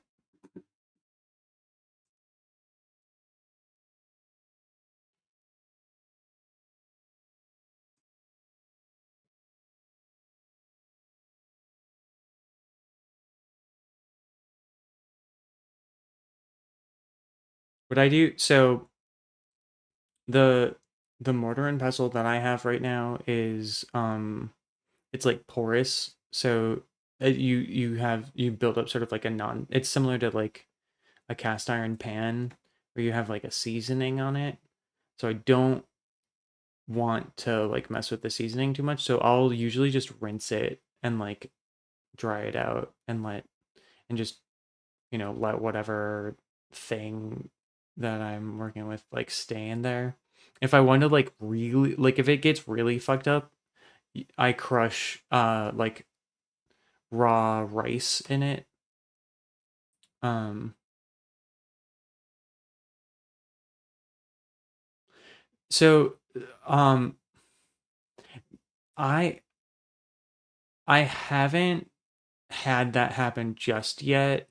Yeah, no, that is a valid concern if there's like garlic essence in it. Um if you or yeah, if you I also like to mix like cinnamon and like nutmeg and stuff with it too. I use my mortar and pestle to grind my like weed. Um so um you don't want cross contamination and everything. I generally find that there's not enough stuff left over once you rinse it and wipe it out. Because the seasoning makes it so it just sort of like slips out of there. Um I and garlic, if it's by itself especially, is like um is really wet. So if you're like scooping it out of there, it doesn't stick around too much. And even though it's like kind of porous, the like seasoning that you have in there is like enough of a mixed situation. But yeah, no, you're if if I had some chai and I was like, what is that? That would be no good. Or if I'm like smoking weed and it's like it's, why does it taste like cinnamon? That would be not the vibe.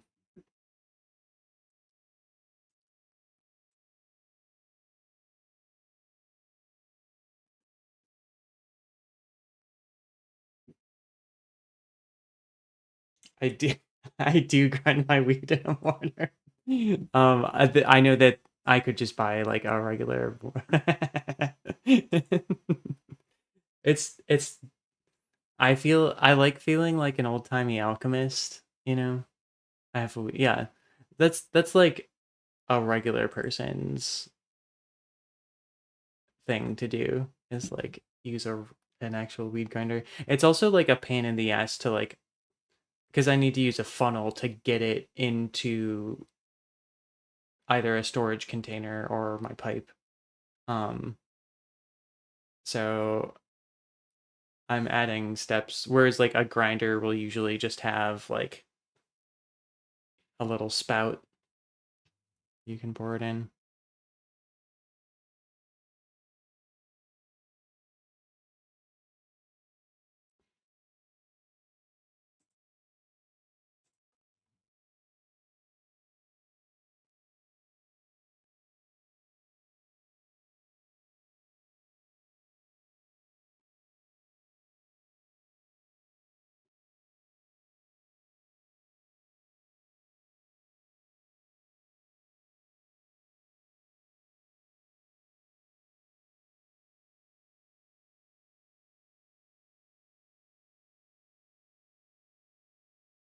Okay, I'm gonna see if I can send with that.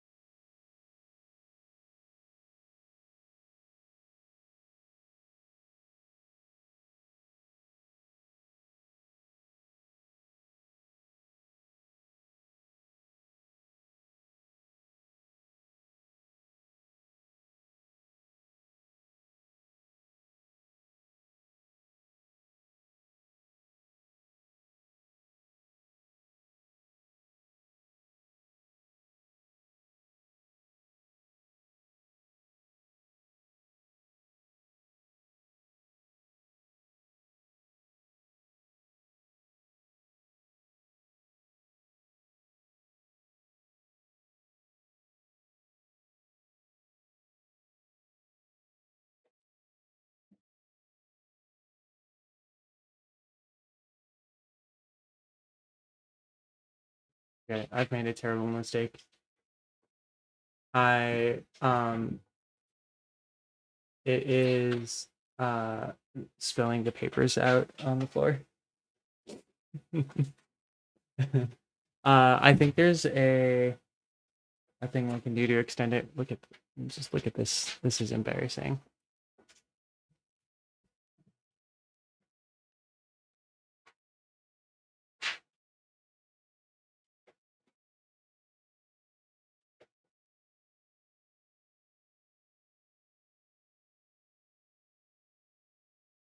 Oh, well. It's yeah, it's wood. An office floor.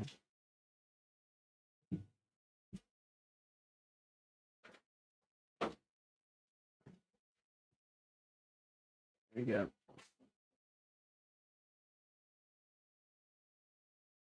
Okay, that is so much easier than my old printer scanner had like just the bed. I need to make sure it's not shooting itself.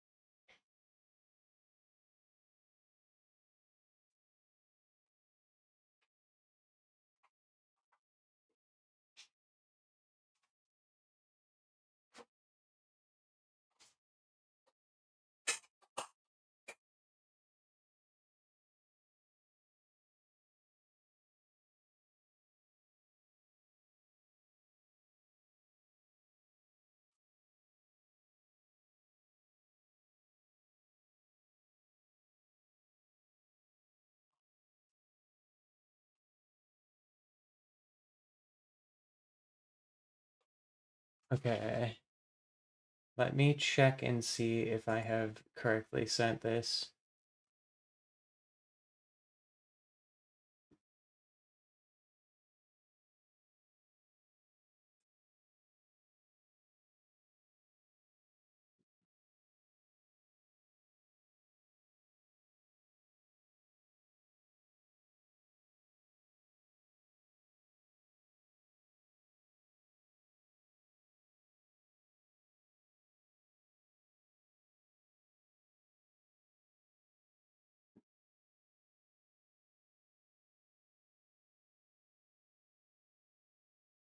Oh no. I don't think that worked.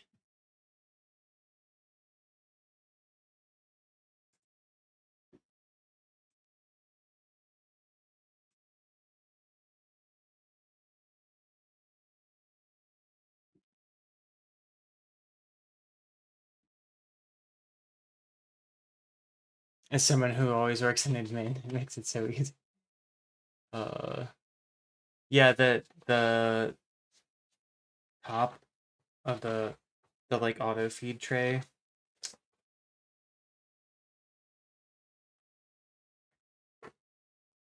That's I like used to work with this type of model of printer when I was working at the school.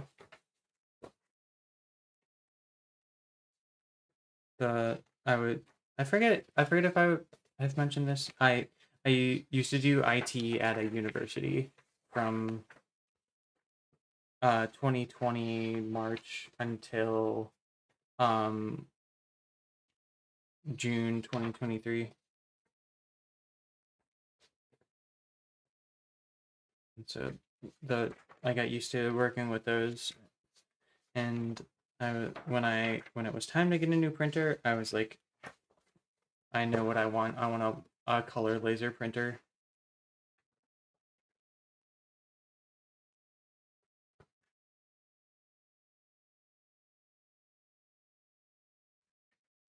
Nice. Yeah.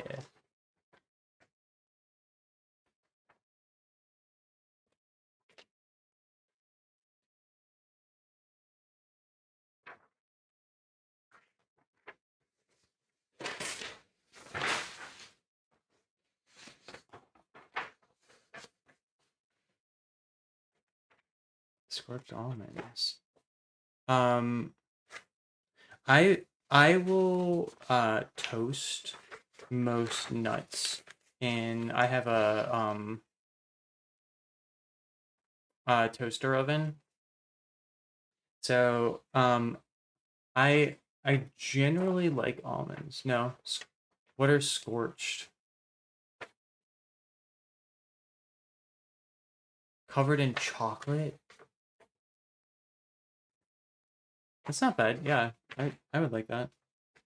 I like candied almonds. There's a Christmas market in Chicago every year in late November through January. Um, they do candied. Um, I'd say I probably prefer. Oh, true. Yeah, scorched almonds is a very normal Christmas thing. That feels right. I would.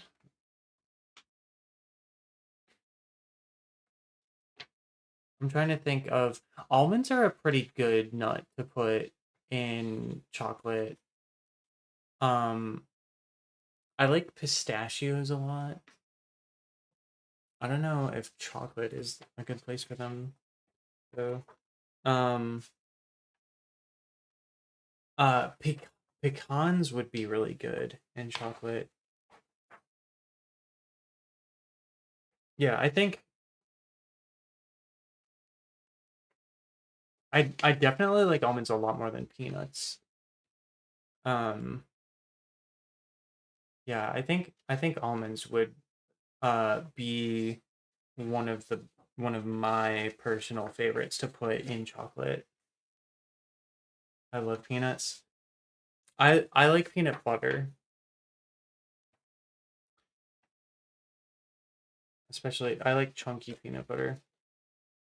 Oh, you know what? And I love peanut sauce in like a spicy. Why not both? That's true. I I I don't dislike peanuts. I'm thinking from a like a nut standpoint. I I usually prefer almonds. If I'm not dipping them in chocolate, I'm just eating them like straight up roasted. I love a walnut actually. You need to feed yourself soon. Yeah, please get some food. If you need to head out, or if you wanna chill while munching.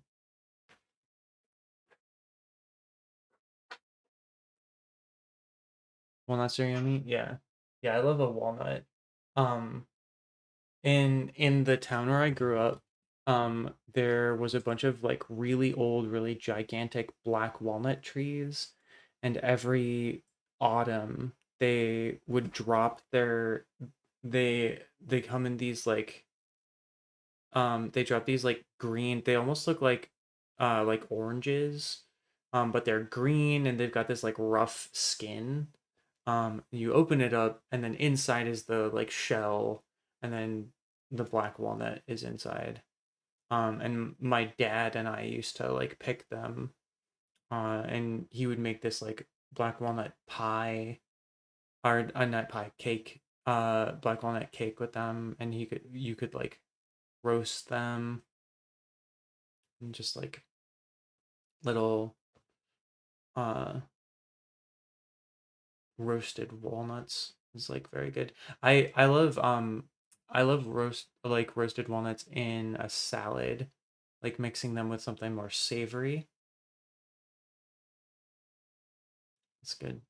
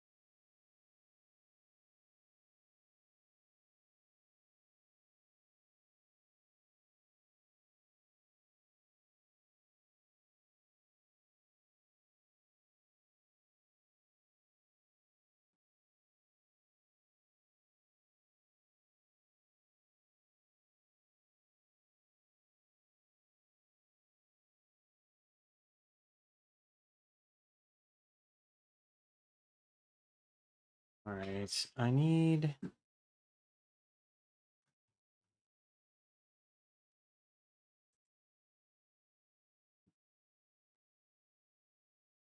I thought I had sent this to my email. That's not working the way that I thought it would.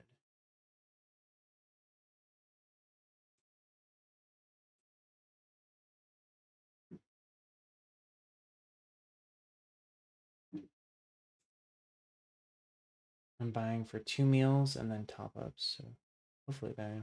Yeah, if you hopefully you can like, well, once if you get it and then you know it's good, then it'll be something that you can get again. It's always a gamble the first time. Good. I hope it is the the most fantastic meal and you're like, that was so good. Meals on TikTok? Yeah, make the algorithm work for you. It's it's uh it's it's spied on you enough. It's time. Get it recommending the good shit.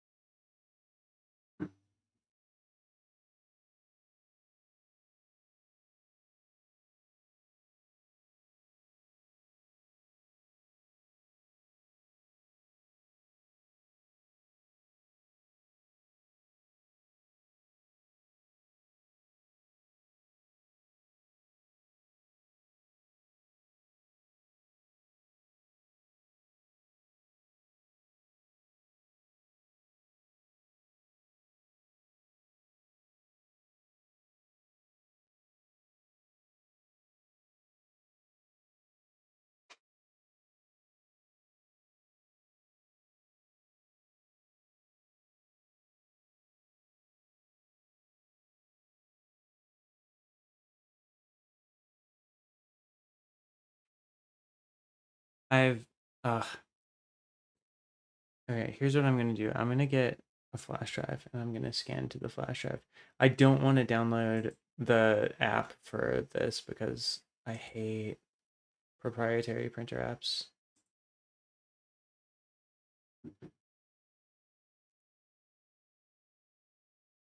Fair. Sometimes they're not trash, but like it's usually that's the exception rather than the or that's the yeah, that when they're not trash, it's the exception rather than the rule.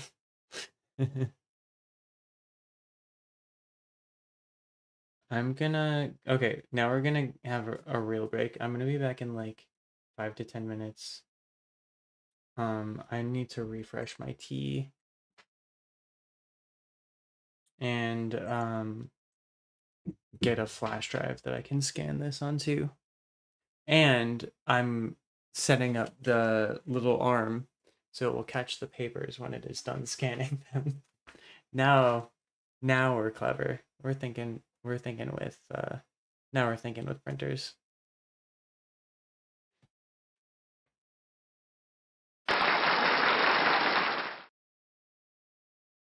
All right, we'll be back.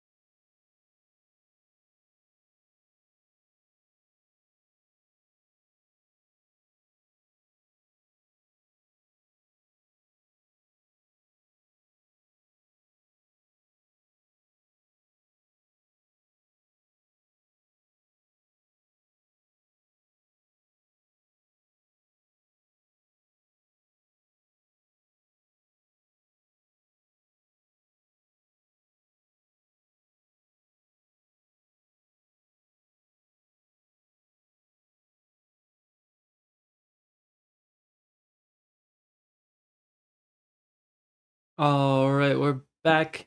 Welcome back. Hi. Hi.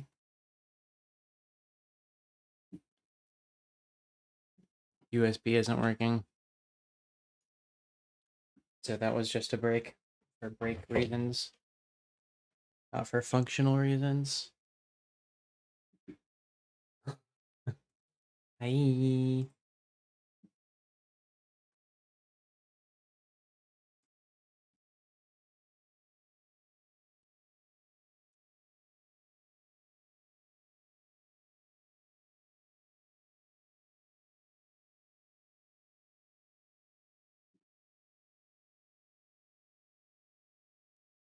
I'm I'm probably gonna have to get an app if I want to do more than scan one at a time.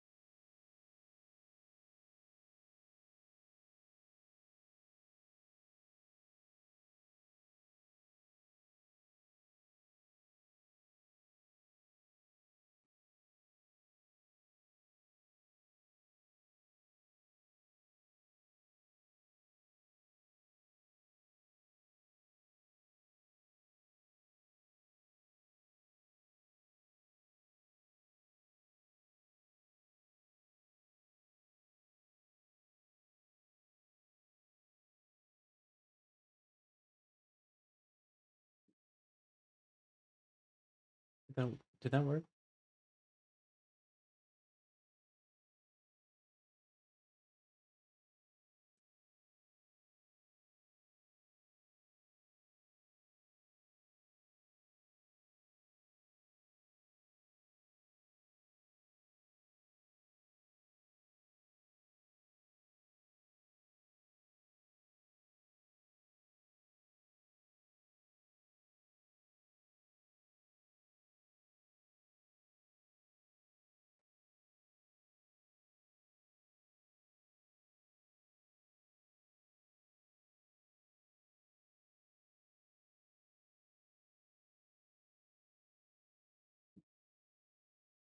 Let me check.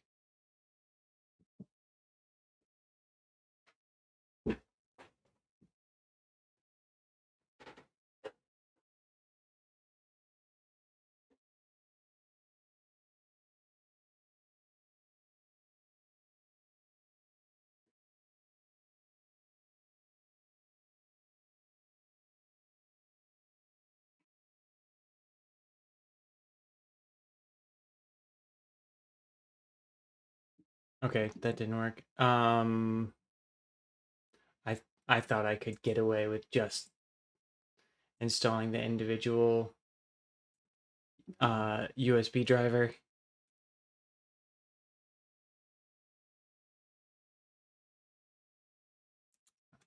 I'm not going to be able to weasel my way out of this one.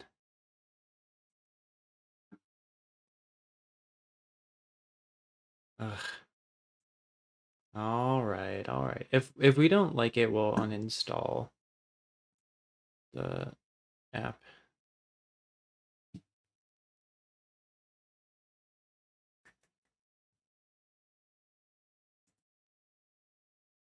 Oh no, it bullied. Yeah.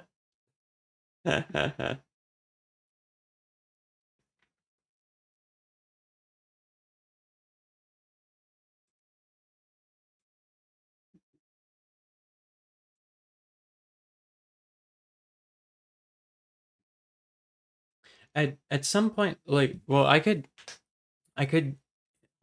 like manually set up network paths with I have to um give the printer like credentials as if it's a Windows user in order for it to access uh network folders. And at some point it's really like, is this worth the time and energy?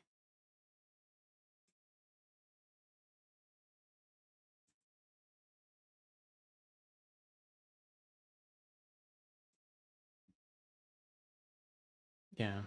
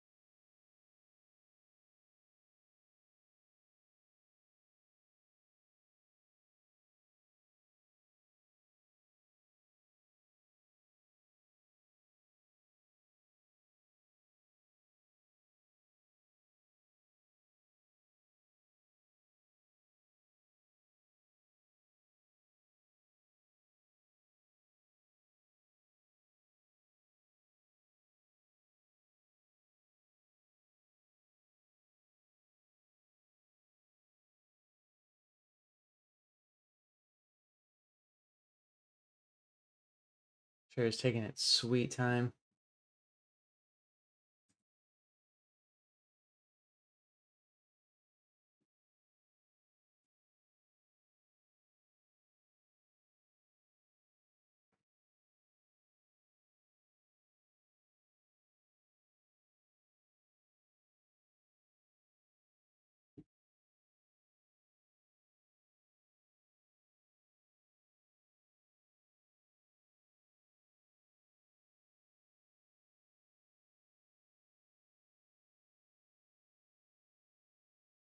I can't believe it was like, uh, yeah, I'll take all of these scans, and then I was like, oh, actually, well, I can't verify that email address.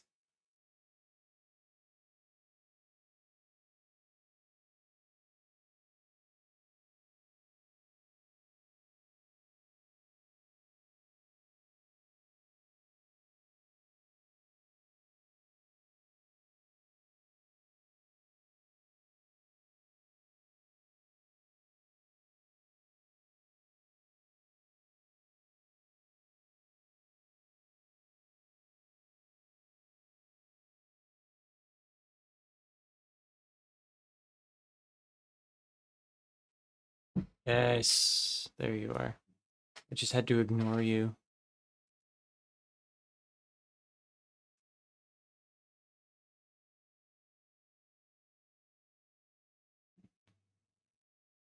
Now it's gonna be like, oh, what a that's it's so nice that it seems like all the firmware has been installed. Um,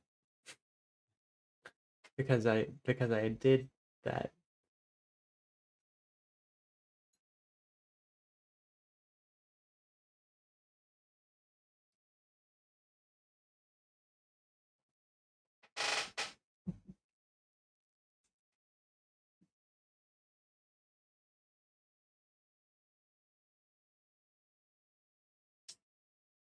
It it will be nice not to have to worry about it it has a like a prompt when there's new firmware out for it. So I can do it all on the machine because we live in the future and the printer's own UI will tell me when it's time to update it. But I can set it up so it auto updates with this app, which is fine, I guess.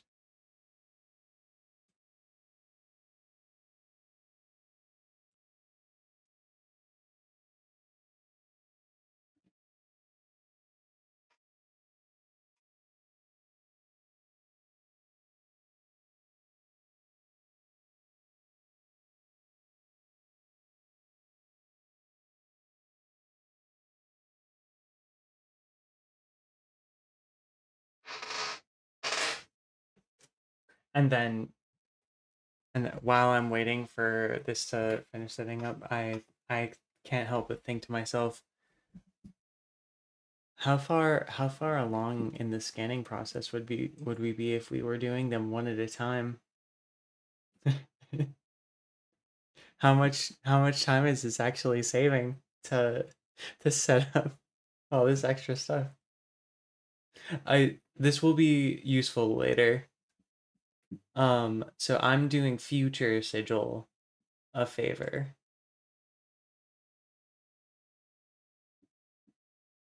And I've had this art since late May. So I've really been just procrastinating on getting it set up.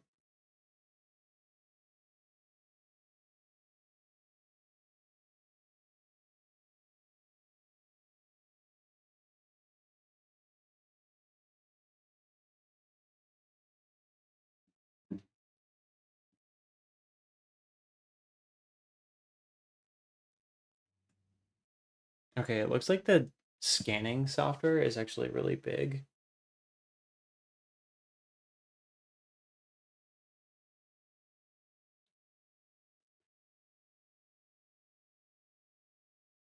which is making me feel a little bit better.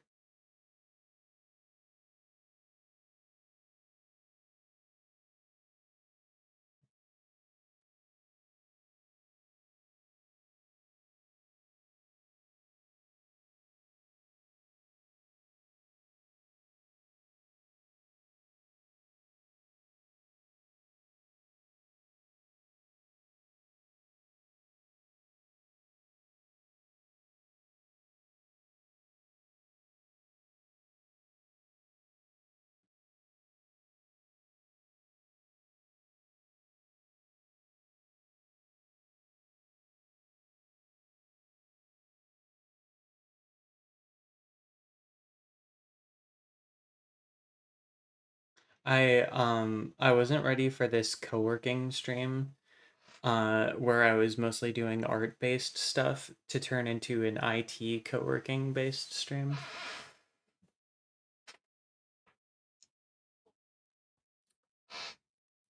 But here we are. We we're getting to watch so many progress bars. Um Additional software. Paperport is a document management software package that helps you organize, access, edit, share, and manage documents and image files on your computer. Why? Who wanted that? Why would you make that? Co-working is for doing all the things. Literally. Yeah. If that's not a perfect, yeah. That's the vibe. We all have shit that we need to get done, and god damn it, we're gonna get it done.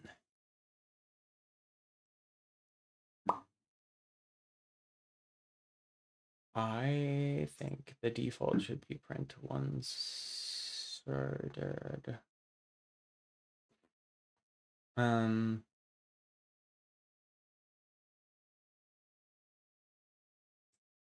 oh,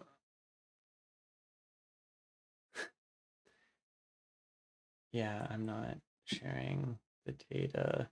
That's so the button for like, do you want to share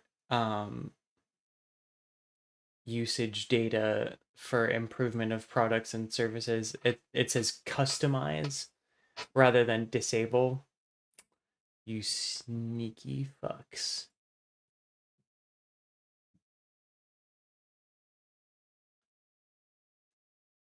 Mobile device setup for when I want to print stuff from my phone. Ew.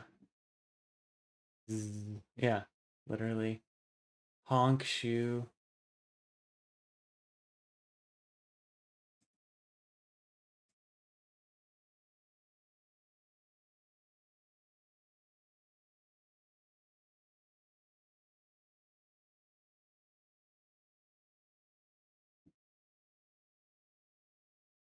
Sure are starting a lot of programs that I'm having to make firewall rules for. That's printers though. And Brother is one of the least. What is power engage?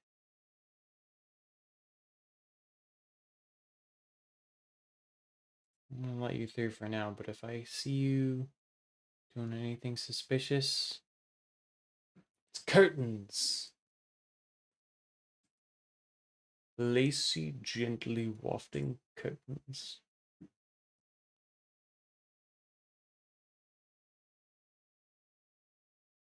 Took forever, but shopping lists are done. Let's go. Congratulations. That yeah, that was I think like several at least 30 minutes ago that you started that. That's impressive. I'm I'm proud of you for finishing your shopping list. Shopping lists, multiple.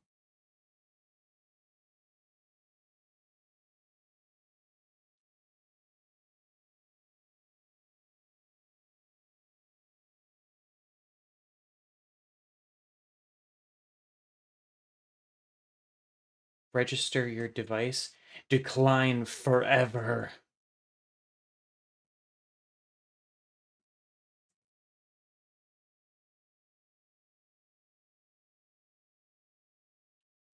To do it the cheapest way, I have to shop from 2 supermarkets. Oh, okay. If you can, you gotta. And sometimes like, there's like specific stuff at one. When I do buy meat, I buy from the butchers. Oh, so what you're telling me is you're supporting small businesses in your community. That's yeah.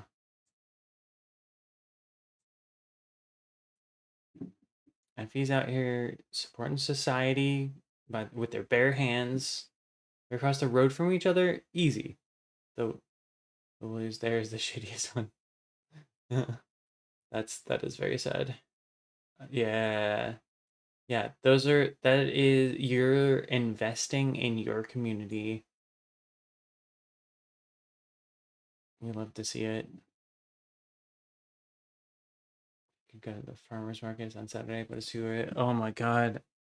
I would go to so many more farmers markets if I were uh a person that woke up before um like 10 a.m. um thankfully the one that's like kind of near here, it goes until like the early afternoon, so I can sort of slip in. It's also like literally down the street from me. um, so the farmers market is actually at the place where the art fest is gonna be. Um, I have a relationship there with we have a cheese guy uh where he has like a spiel that he does. So I'll go to him and be like, what cheeses are you excited about this week? And he'll start off, he has like a whole like pitch that he'll sort of like start off. He'll be like, okay, here's something simple. It's um, it's like a smoked Gouda. Um, like easy, yeah, good. It's good work. Here he'll mention some things that it pairs with. Um, he'll get something a little bit weird. He'll be like, this one has stinging nettles, baked into it because of the way that they're cooked. The stinging nettles lose a lot of their potency, but it's got a little bit of the like a little bit of the zing. And then he'll be like, I'm working you towards, you can sense I'm we're going to end at his like what he's really excited about, and he'll be like, this is some wild shit that we've got. Um they don't change it that much, so I do get to see the same cheese like many times, but it's always good, and it's always like the furthest place away that any of the like suppliers come from is like Wisconsin, which is one state over. You can get cheese subscriptions where they send you a box of different cheeses to try. That sounds awesome.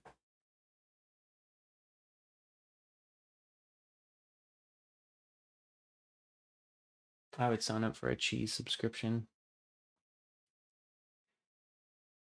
I've seen folks do I actually should look into this because I actually would use it more. Like farm shares where it's basically a subscription to like get random vegetables of like whatever happens to be in season, and then you just like get a box that you pick up once a month. It'll be like whatever they happen to have.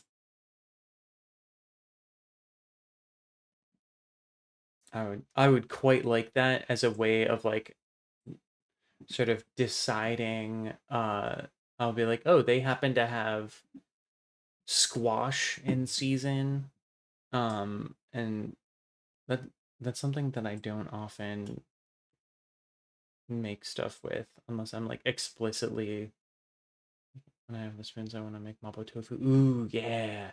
Yeah, when the time is right and the spoons are present, it will be really good. I um I got a, I've been making a bunch of stuff. I need to get the Hmong peppers, the like Szechuan style peppers that uh, uh have the like tingling like acidic spiciness that like makes your tongue numb. Um but I also have like cayenne peppers, just the like Mexican chili peppers, the like bag of a bunch of dried ones that I've been putting in a bunch of stuff. I made soup with them yesterday. Just like udon noodles. I have it's like a black bean um uh like salty, it's almost like miso but with like black bean based stuff. Thai bird chili peppers, dried red chilies, Sichuan peppercorns. Ooh, yeah. There's some things that you don't know where to go. Oh, do they have? Is there something that you could substitute for? I feel like in a pinch you can do like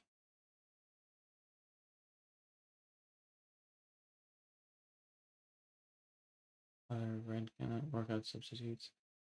Yeah, because it'll the the the flavor of individual peppers can vary so much.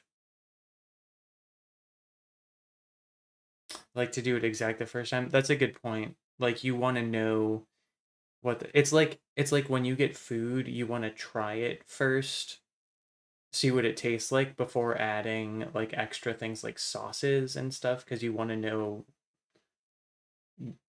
what the baseline is. The sign the scientific way. Yeah, that makes sense. Do you have like a is it common to find like a Japanese market near you, or like we have we have a pretty uh big like Vietnamese area somewhat near me, and then if you go further out, there's like a Korean market. Places like that sometimes, like if you have like an H Mart, few Asian supermarkets, but they're all varyingly good. Yeah, it's hard to find good stuff. I feel like some like if it especially if it's dried, there's it's not as easy to fuck up. Not one has all the things. Yeah. Yeah, that's a good point. You I if you get too into getting it like perfect, this is why the spoons are necessary. It's like if you're not careful, you'll end up going to like four different stores.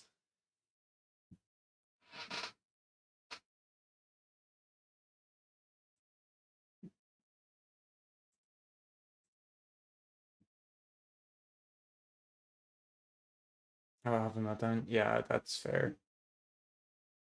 You deserve to have tasty food, but you absolutely do not deserve having to go through rigors so intense that it will destroy you.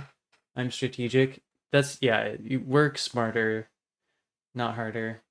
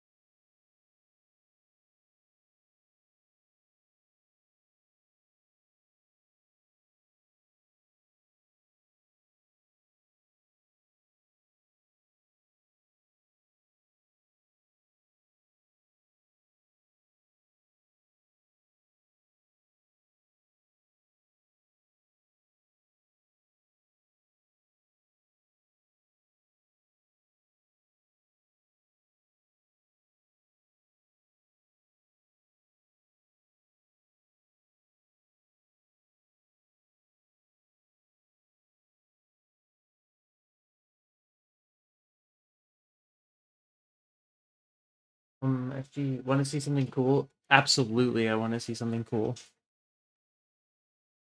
Um, I'm getting the scan to work.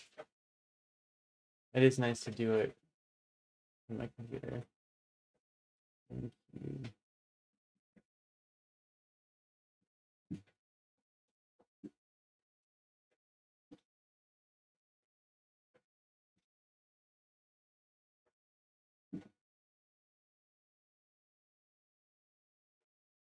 Whoa.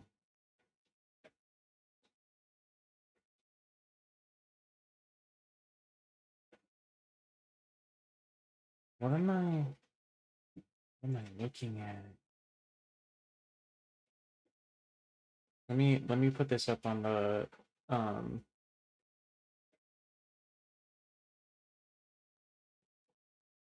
on the page that I have going.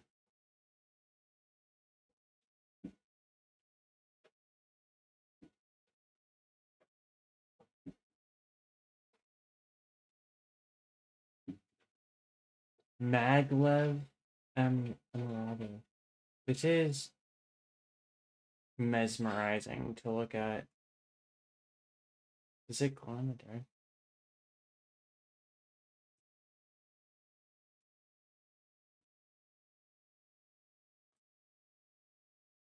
Okay, I'm unblocking scripts on this page.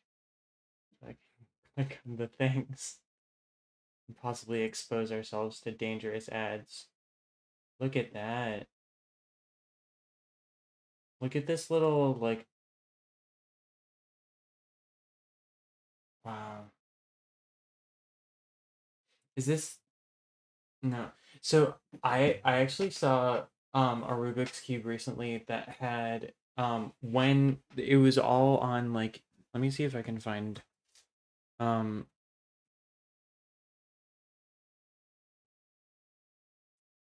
it had gears and um when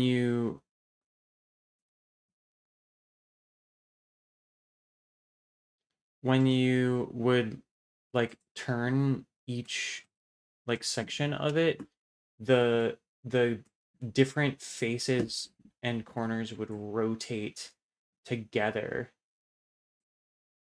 Um, and it was so like as you moved each one, it was like rotating, and so you had to like complete a revolution for it to be flat. Yeah, it's like freaky and like bends your mind in a way that like I hadn't considered. Um, yeah, it's like I always I I I'm baffled at like imagining just like how one solves such a thing.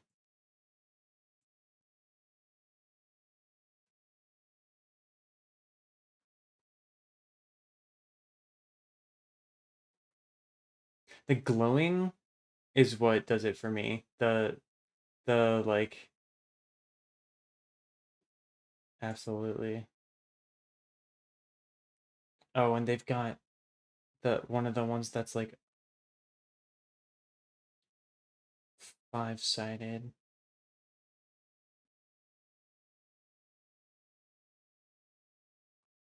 Is a 3D shape where it's all five-sided shapes. Is it a decagon? Where it's like a 10-sided. Would it have to be five on each?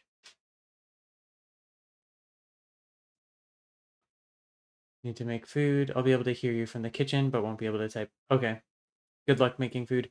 I am gonna try and finish up my scanning project, and then I'm probably going to go to bed because I do have a doctor's appointment tomorrow. Um, but I will give you advance warning before I start going to bed.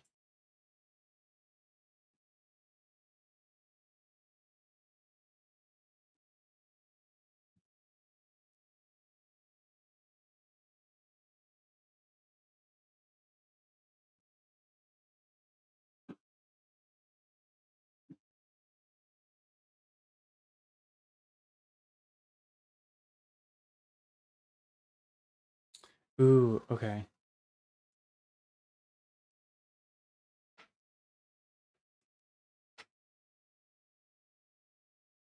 You know what would be sick is if I could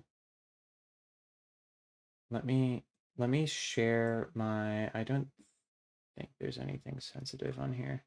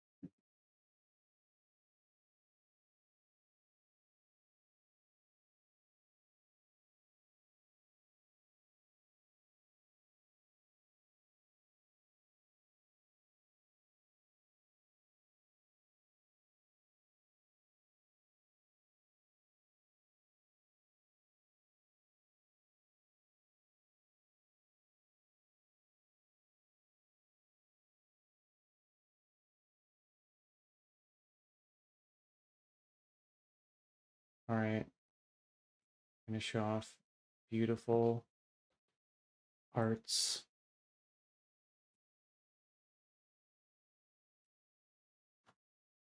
Winter.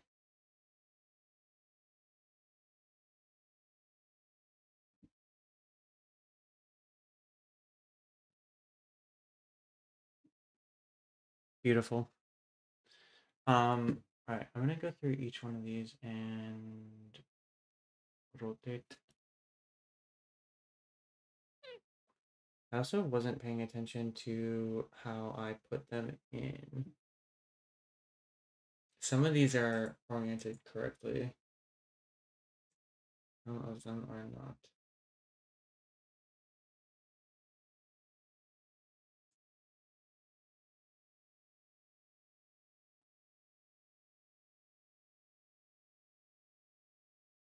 Thank you, Ken.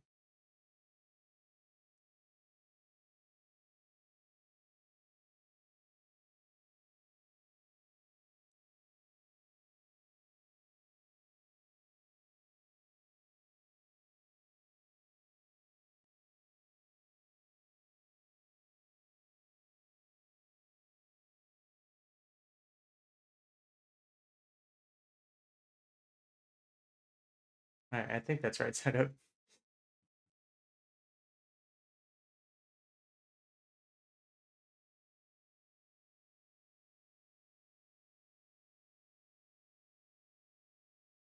This flower one is sick.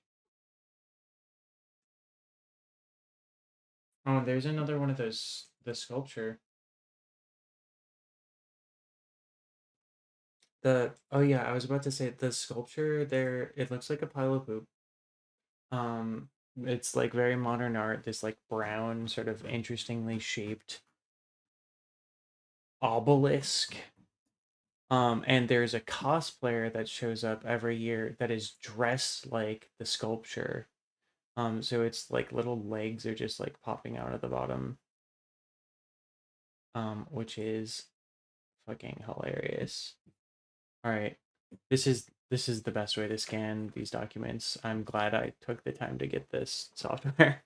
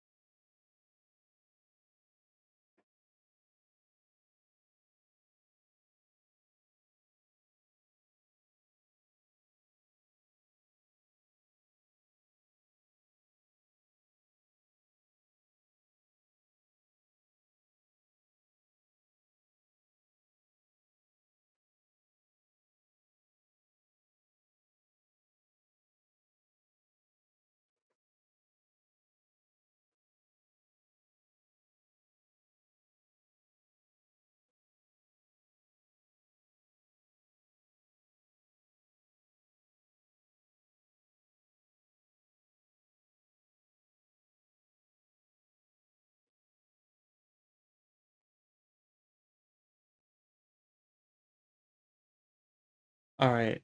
Scanning additional pages. Oh yeah.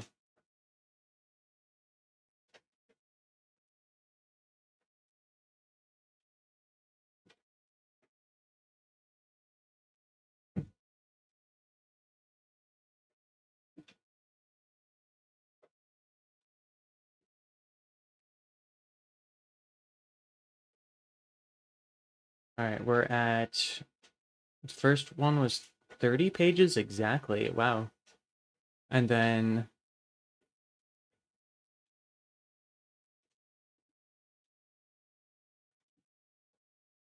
we're on to 50. Oh, oh no, it's counting them all together maybe?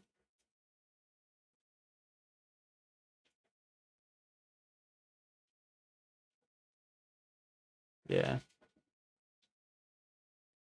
I know that we have at least 100, which is better than we did in 2024. The numbers of folks that were drawing with us have climbed back up to pre-2020 numbers, which is nice.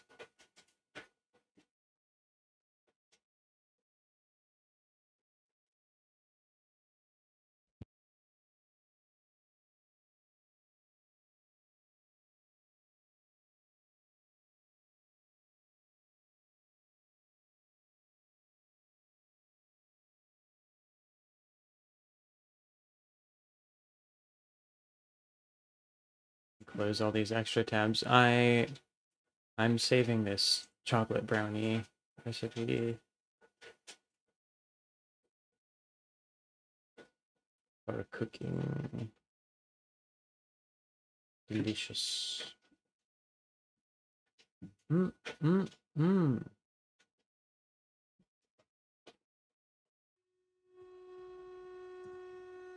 That's a good noise, surely.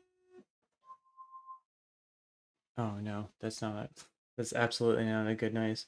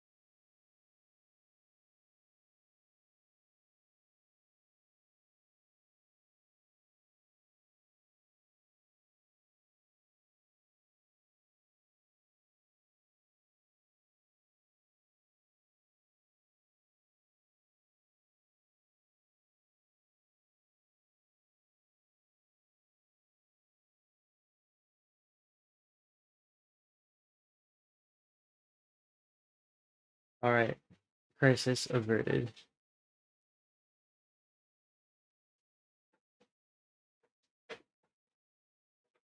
We've unjammed the printer.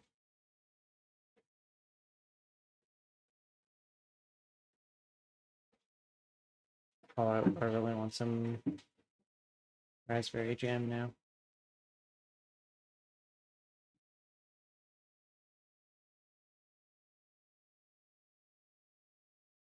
I feel like this song is familiar. Let me go back to it. I think we're done to Discover Weekly for now. Let's jam with our regular stuff.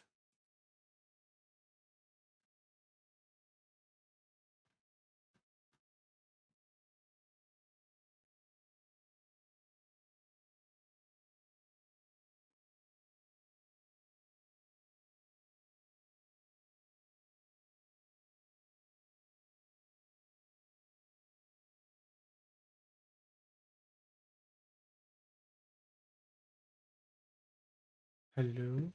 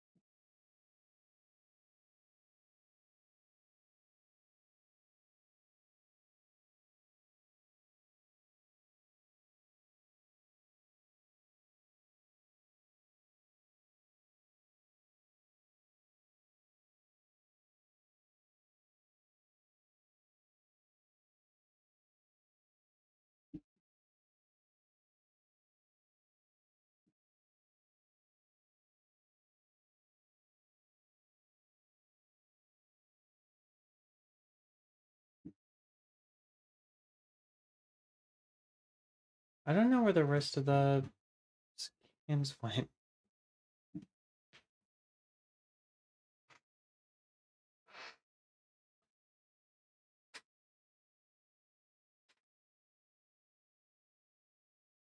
Just have the first 30.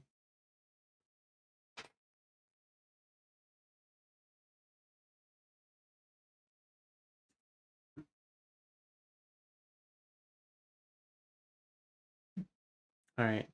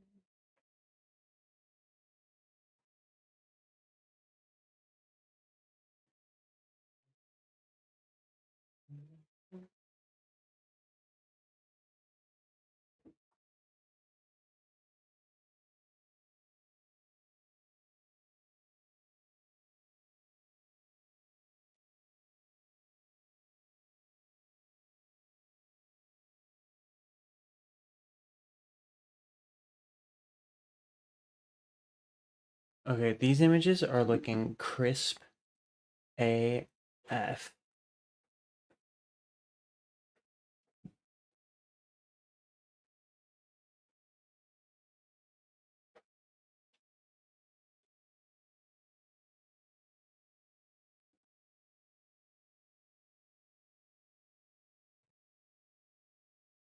I'm a big fan.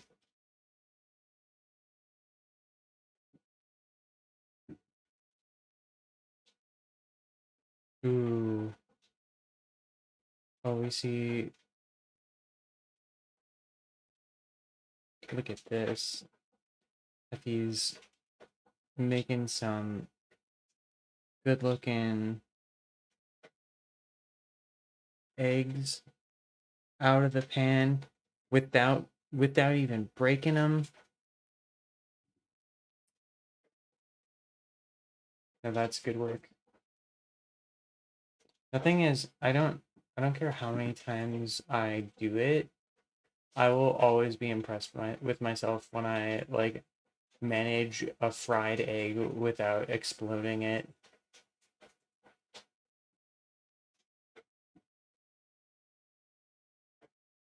The bagels in the fridge is for ages and don't have other bread. So XX double XL eggs. Damn.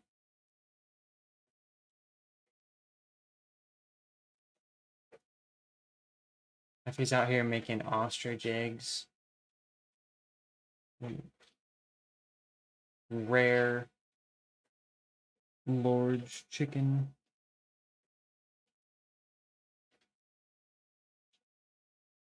Very powerful egg. There's something um there's something like very like primally appealing about getting a big egg and cooking it. I think it's possibly something deep in my lizard brain that is like, yes, the biggest egg, it will be mine. I feel like if you've seen The Land Before Time, the second one with the villains that are the egg stealers. um, I feel like those guys.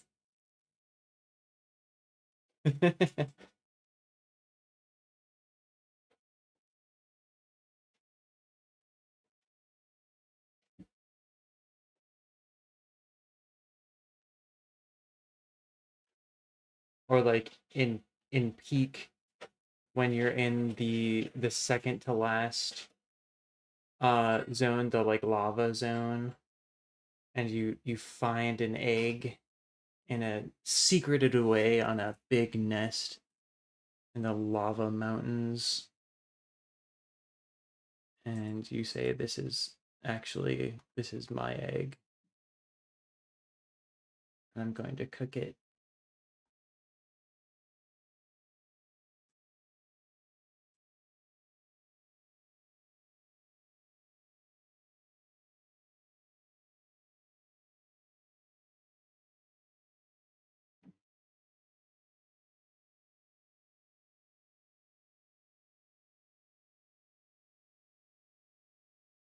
That's just a blank piece of paper.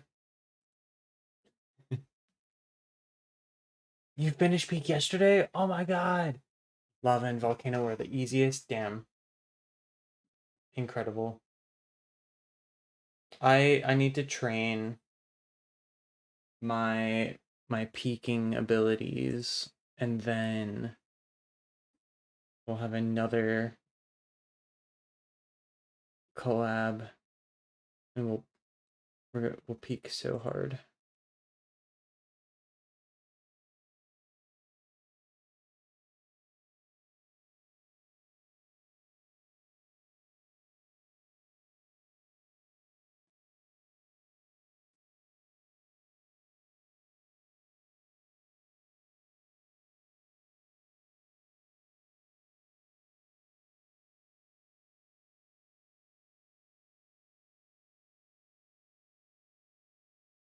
I need my gabagoo. Promise you guys won't leave me again. We won't. I promise. Promise. It's the pirate's code. Nobody gets left behind. Peak. The code of peak. Oh, look at all these good guys. I love the way this person draws eyelash. Rule 0. That is rule. Yeah, it's true. I don't need to search outside the existing peak.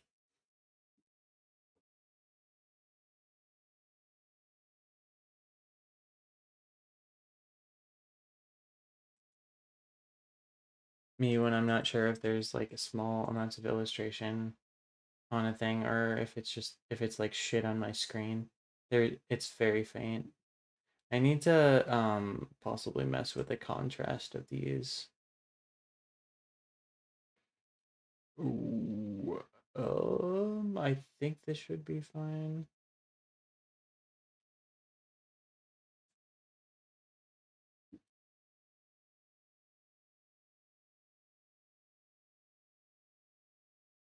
Oh, I didn't even notice.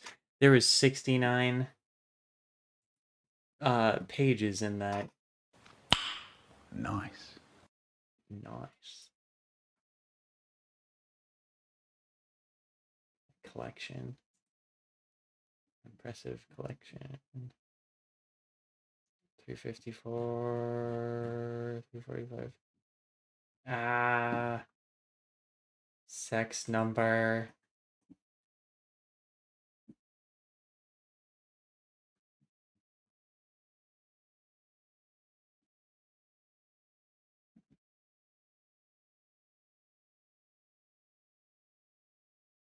Some good shit in here. All right, I can get the rest of these.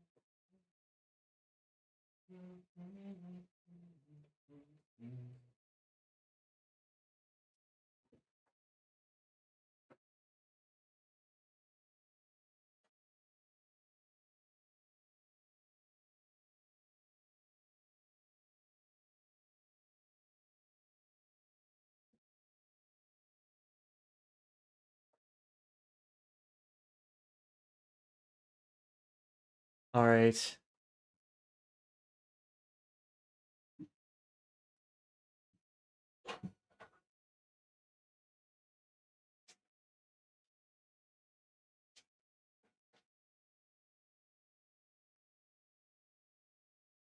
Sure do like scanning documents.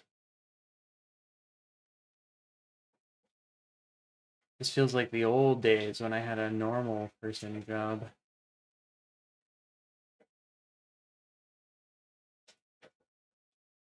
and not some kind of art freak. Although I guess I am literally being an art freak right now by enabling other art freaks by scanning their pictures. It's been 1.5 hours of scanning.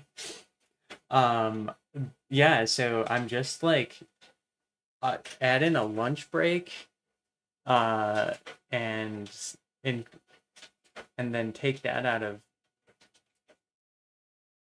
6.5 more hours, and that's a job. Easy, easy, easy.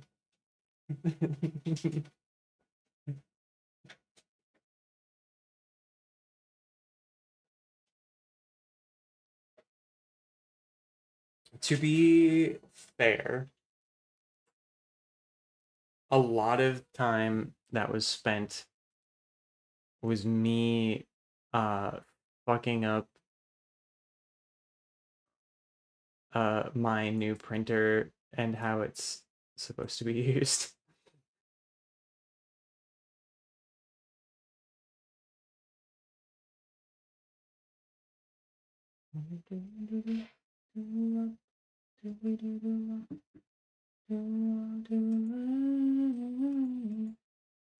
I think that's right. Ew, job. Literally. And I wonder why. God, I'll send you panic on the truth. Oh, telephone line. Give me some time. I'm living in twilight. Oh, telephone line. Some time. I'm living in twilight. I might see if I can fit all of the um 9 by 12 sketchbook pages in together.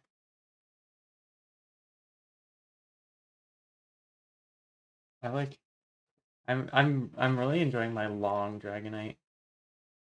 I would like money. Yeah, very valid. Oh, just sit tight. Shadows of the night. Ooh, for all these little ones, I could put them I could like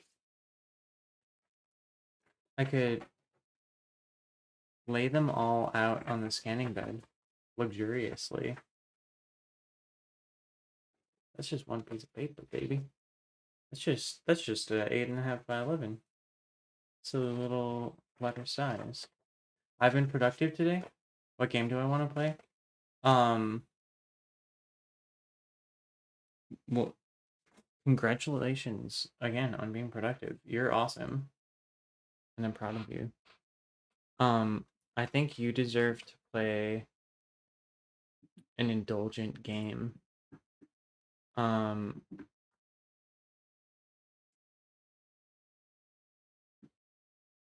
what are you in the mood for something more like silly and fun? You don't play indulgent games?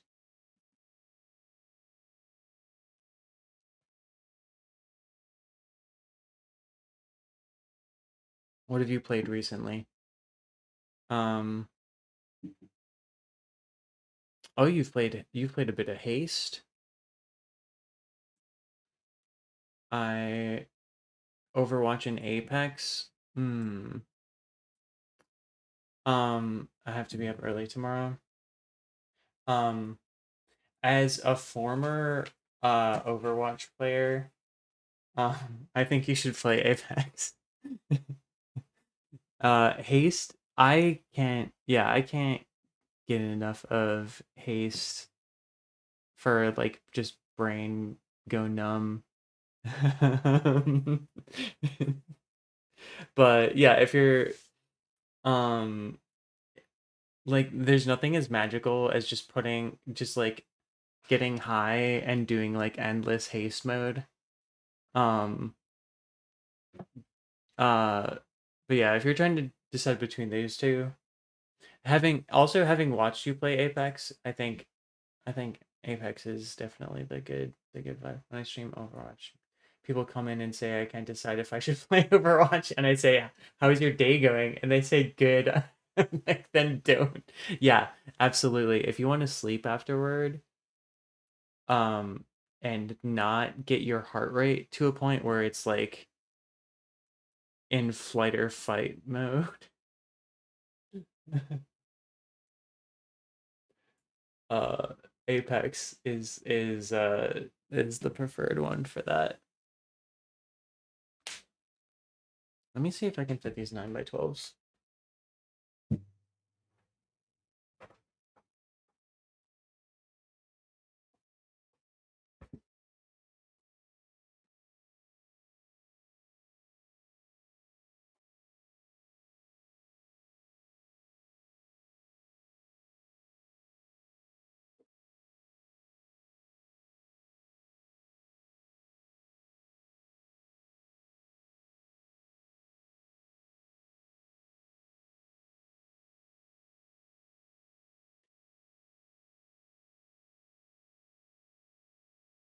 Okay, the feeder tray does not take 9 by 12s. Apex is loot. Yeah, yeah.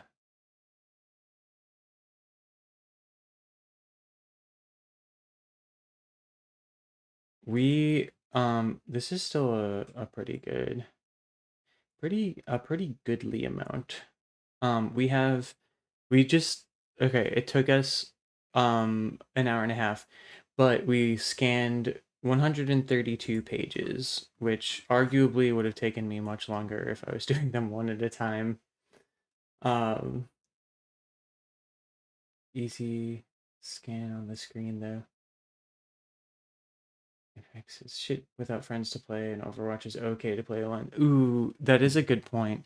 Apex alone is not fun, but like you can theoretically play with like randoms a lot easier in Overwatch, and like people like your role is like very easy to understand and like fill in Overwatch, whereas like in Apex the like it's so much being like coordinated with your team and like knowing who you're working with is more all sucks. Easier to clutch in Apex, true. Um, but yeah, we've got our 9 by 12s, which are a little bit too big. We've got our little micro sheets, and then I've got a number of ones that I think are too crinkled to put through the feeder tray. So I'm gonna scan those all with the scanning bed later. Um, but we have like 90% of them done, and it just took me like part of an evening, which is like yeah, very good. The last time I part of the reason that I wait so long to do these, I do this every year and it takes me so long. For Anime Magic, which the reason that I'm scanning these in now is because the weekend after the Art Fest, so 2 weeks from this weekend, is Anime Magic, which is a smaller convention that we're going to go back to. But we see some of our friends there, and they're going to be like, hey, Anime Central was in May. Why haven't you uploaded the pictures yet? And I'll be like, you're so right. You're so right, Twain. So that's why I'm doing it now. Um, so the fact that I made this so much easier by getting a new and better printer, we love it. We love to see it. We love callouts. Yeah, there. It's a caring. It's a call in. They're saying, hey, Sigil, what are you doing? What? Why do we give you this amazing and beautiful art? I wouldn't call that a call in. No, you're valid. That's uh, they're saying we give you this good art, and it's the least you can do to put it online like you said you would. um, but yeah, we're gonna have a nice set, and I'll start uploading these to the Tumblr. Um, I'm like incredibly grateful that like this silly little like art circle thing that we started doing has really started to take off. Um, and I want to do it at even more conventions in the future. And also I want to table at those conventions. People using Tumblr is interesting. I have been on Tumblr since 2011, and I have gone through phases of whether I was like actively posting on it. Um is it in 2010? Yeah. Yeah. It's um obviously Tumblr famous in 2010, 2011. That's fucking cool. Um I quit in 2013. You got out before the game got sour. That was like immediately after DashCon when the yeah um yeah when I feel like that was the like decline. Oh fuck that. Yeah, that's valid. Um, it does really, I think, like many online communities, it can really change your experience can really change based on who your who your group is. Um, Thankfully, I've never been like, for better or for worse, I've never been really part of like a active community on Tumblr, which I think has saved me a lot of sanity. um, but also I do in some ways feel like I've missed out on a lot of the like cooler aspects of it. Um, but I've always just been around putting my silly art on it, and I yeah, right. Just gonna comp game. All right. Good luck. I'm actually gonna be heading out. But thank you so much for chatting. You're awesome, Effie. Thank you for always being an enriching part of the art making process. I appreciate you very much. Your vibes are immaculate as always. Good luck on your game. I feel like a lot of people that come in and chat with me um can have the vibes, but they don't always yap with me as much as you do. And for that I am eternally grateful to you. Um but yeah, thank you everyone that came in.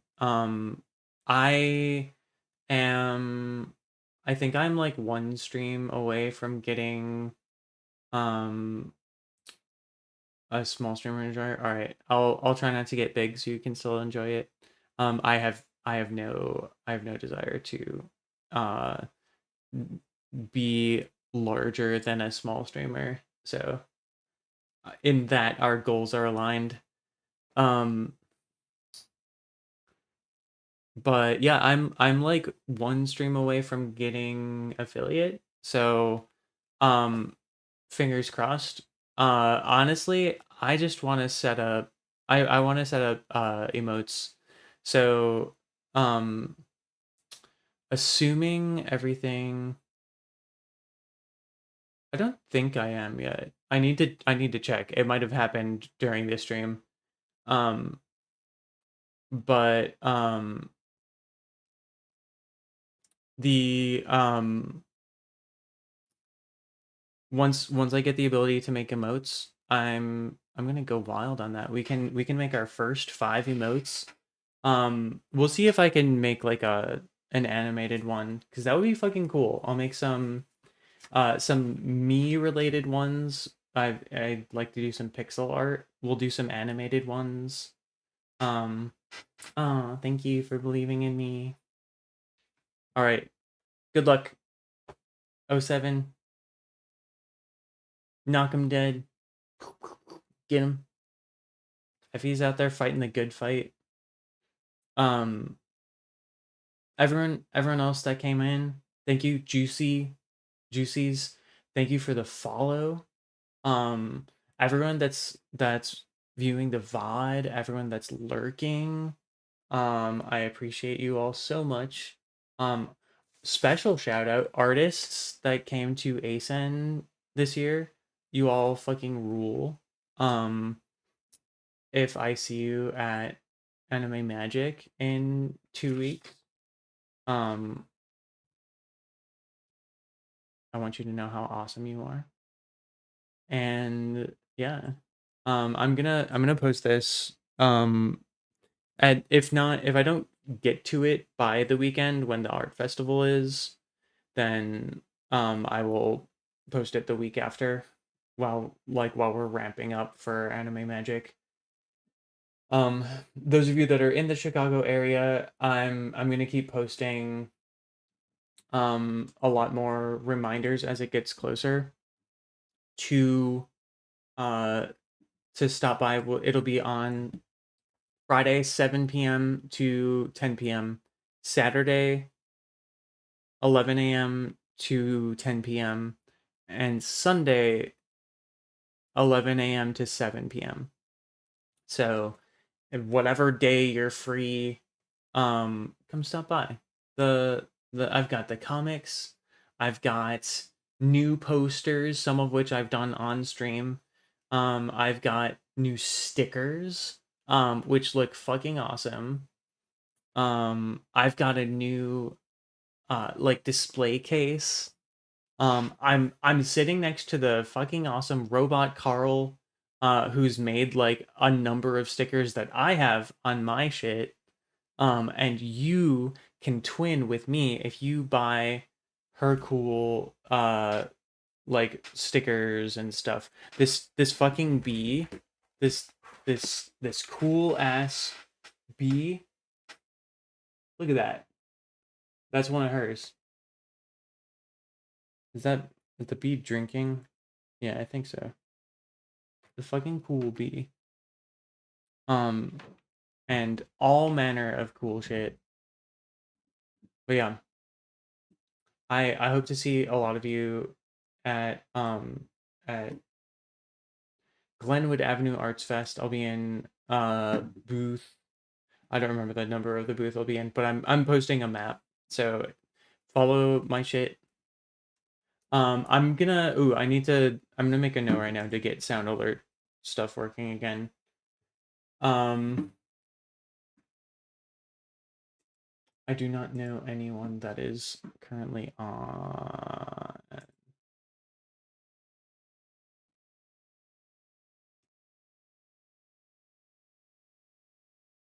So we're not gonna raid anyone at the moment. We're just gonna end. Have a magnificent rest of your weekend if any of it remains. Have a fantastic Monday and a fantastic Tuesday. I will be back on Wednesday. I'm gonna shoot for noon Central Time, so UTC -5, whatever that means for your local time zone. Um, Good luck to you in all your endeavors. Eat well if you're eeping. Good time zone. Bye. That's not how you spell bye. Bye.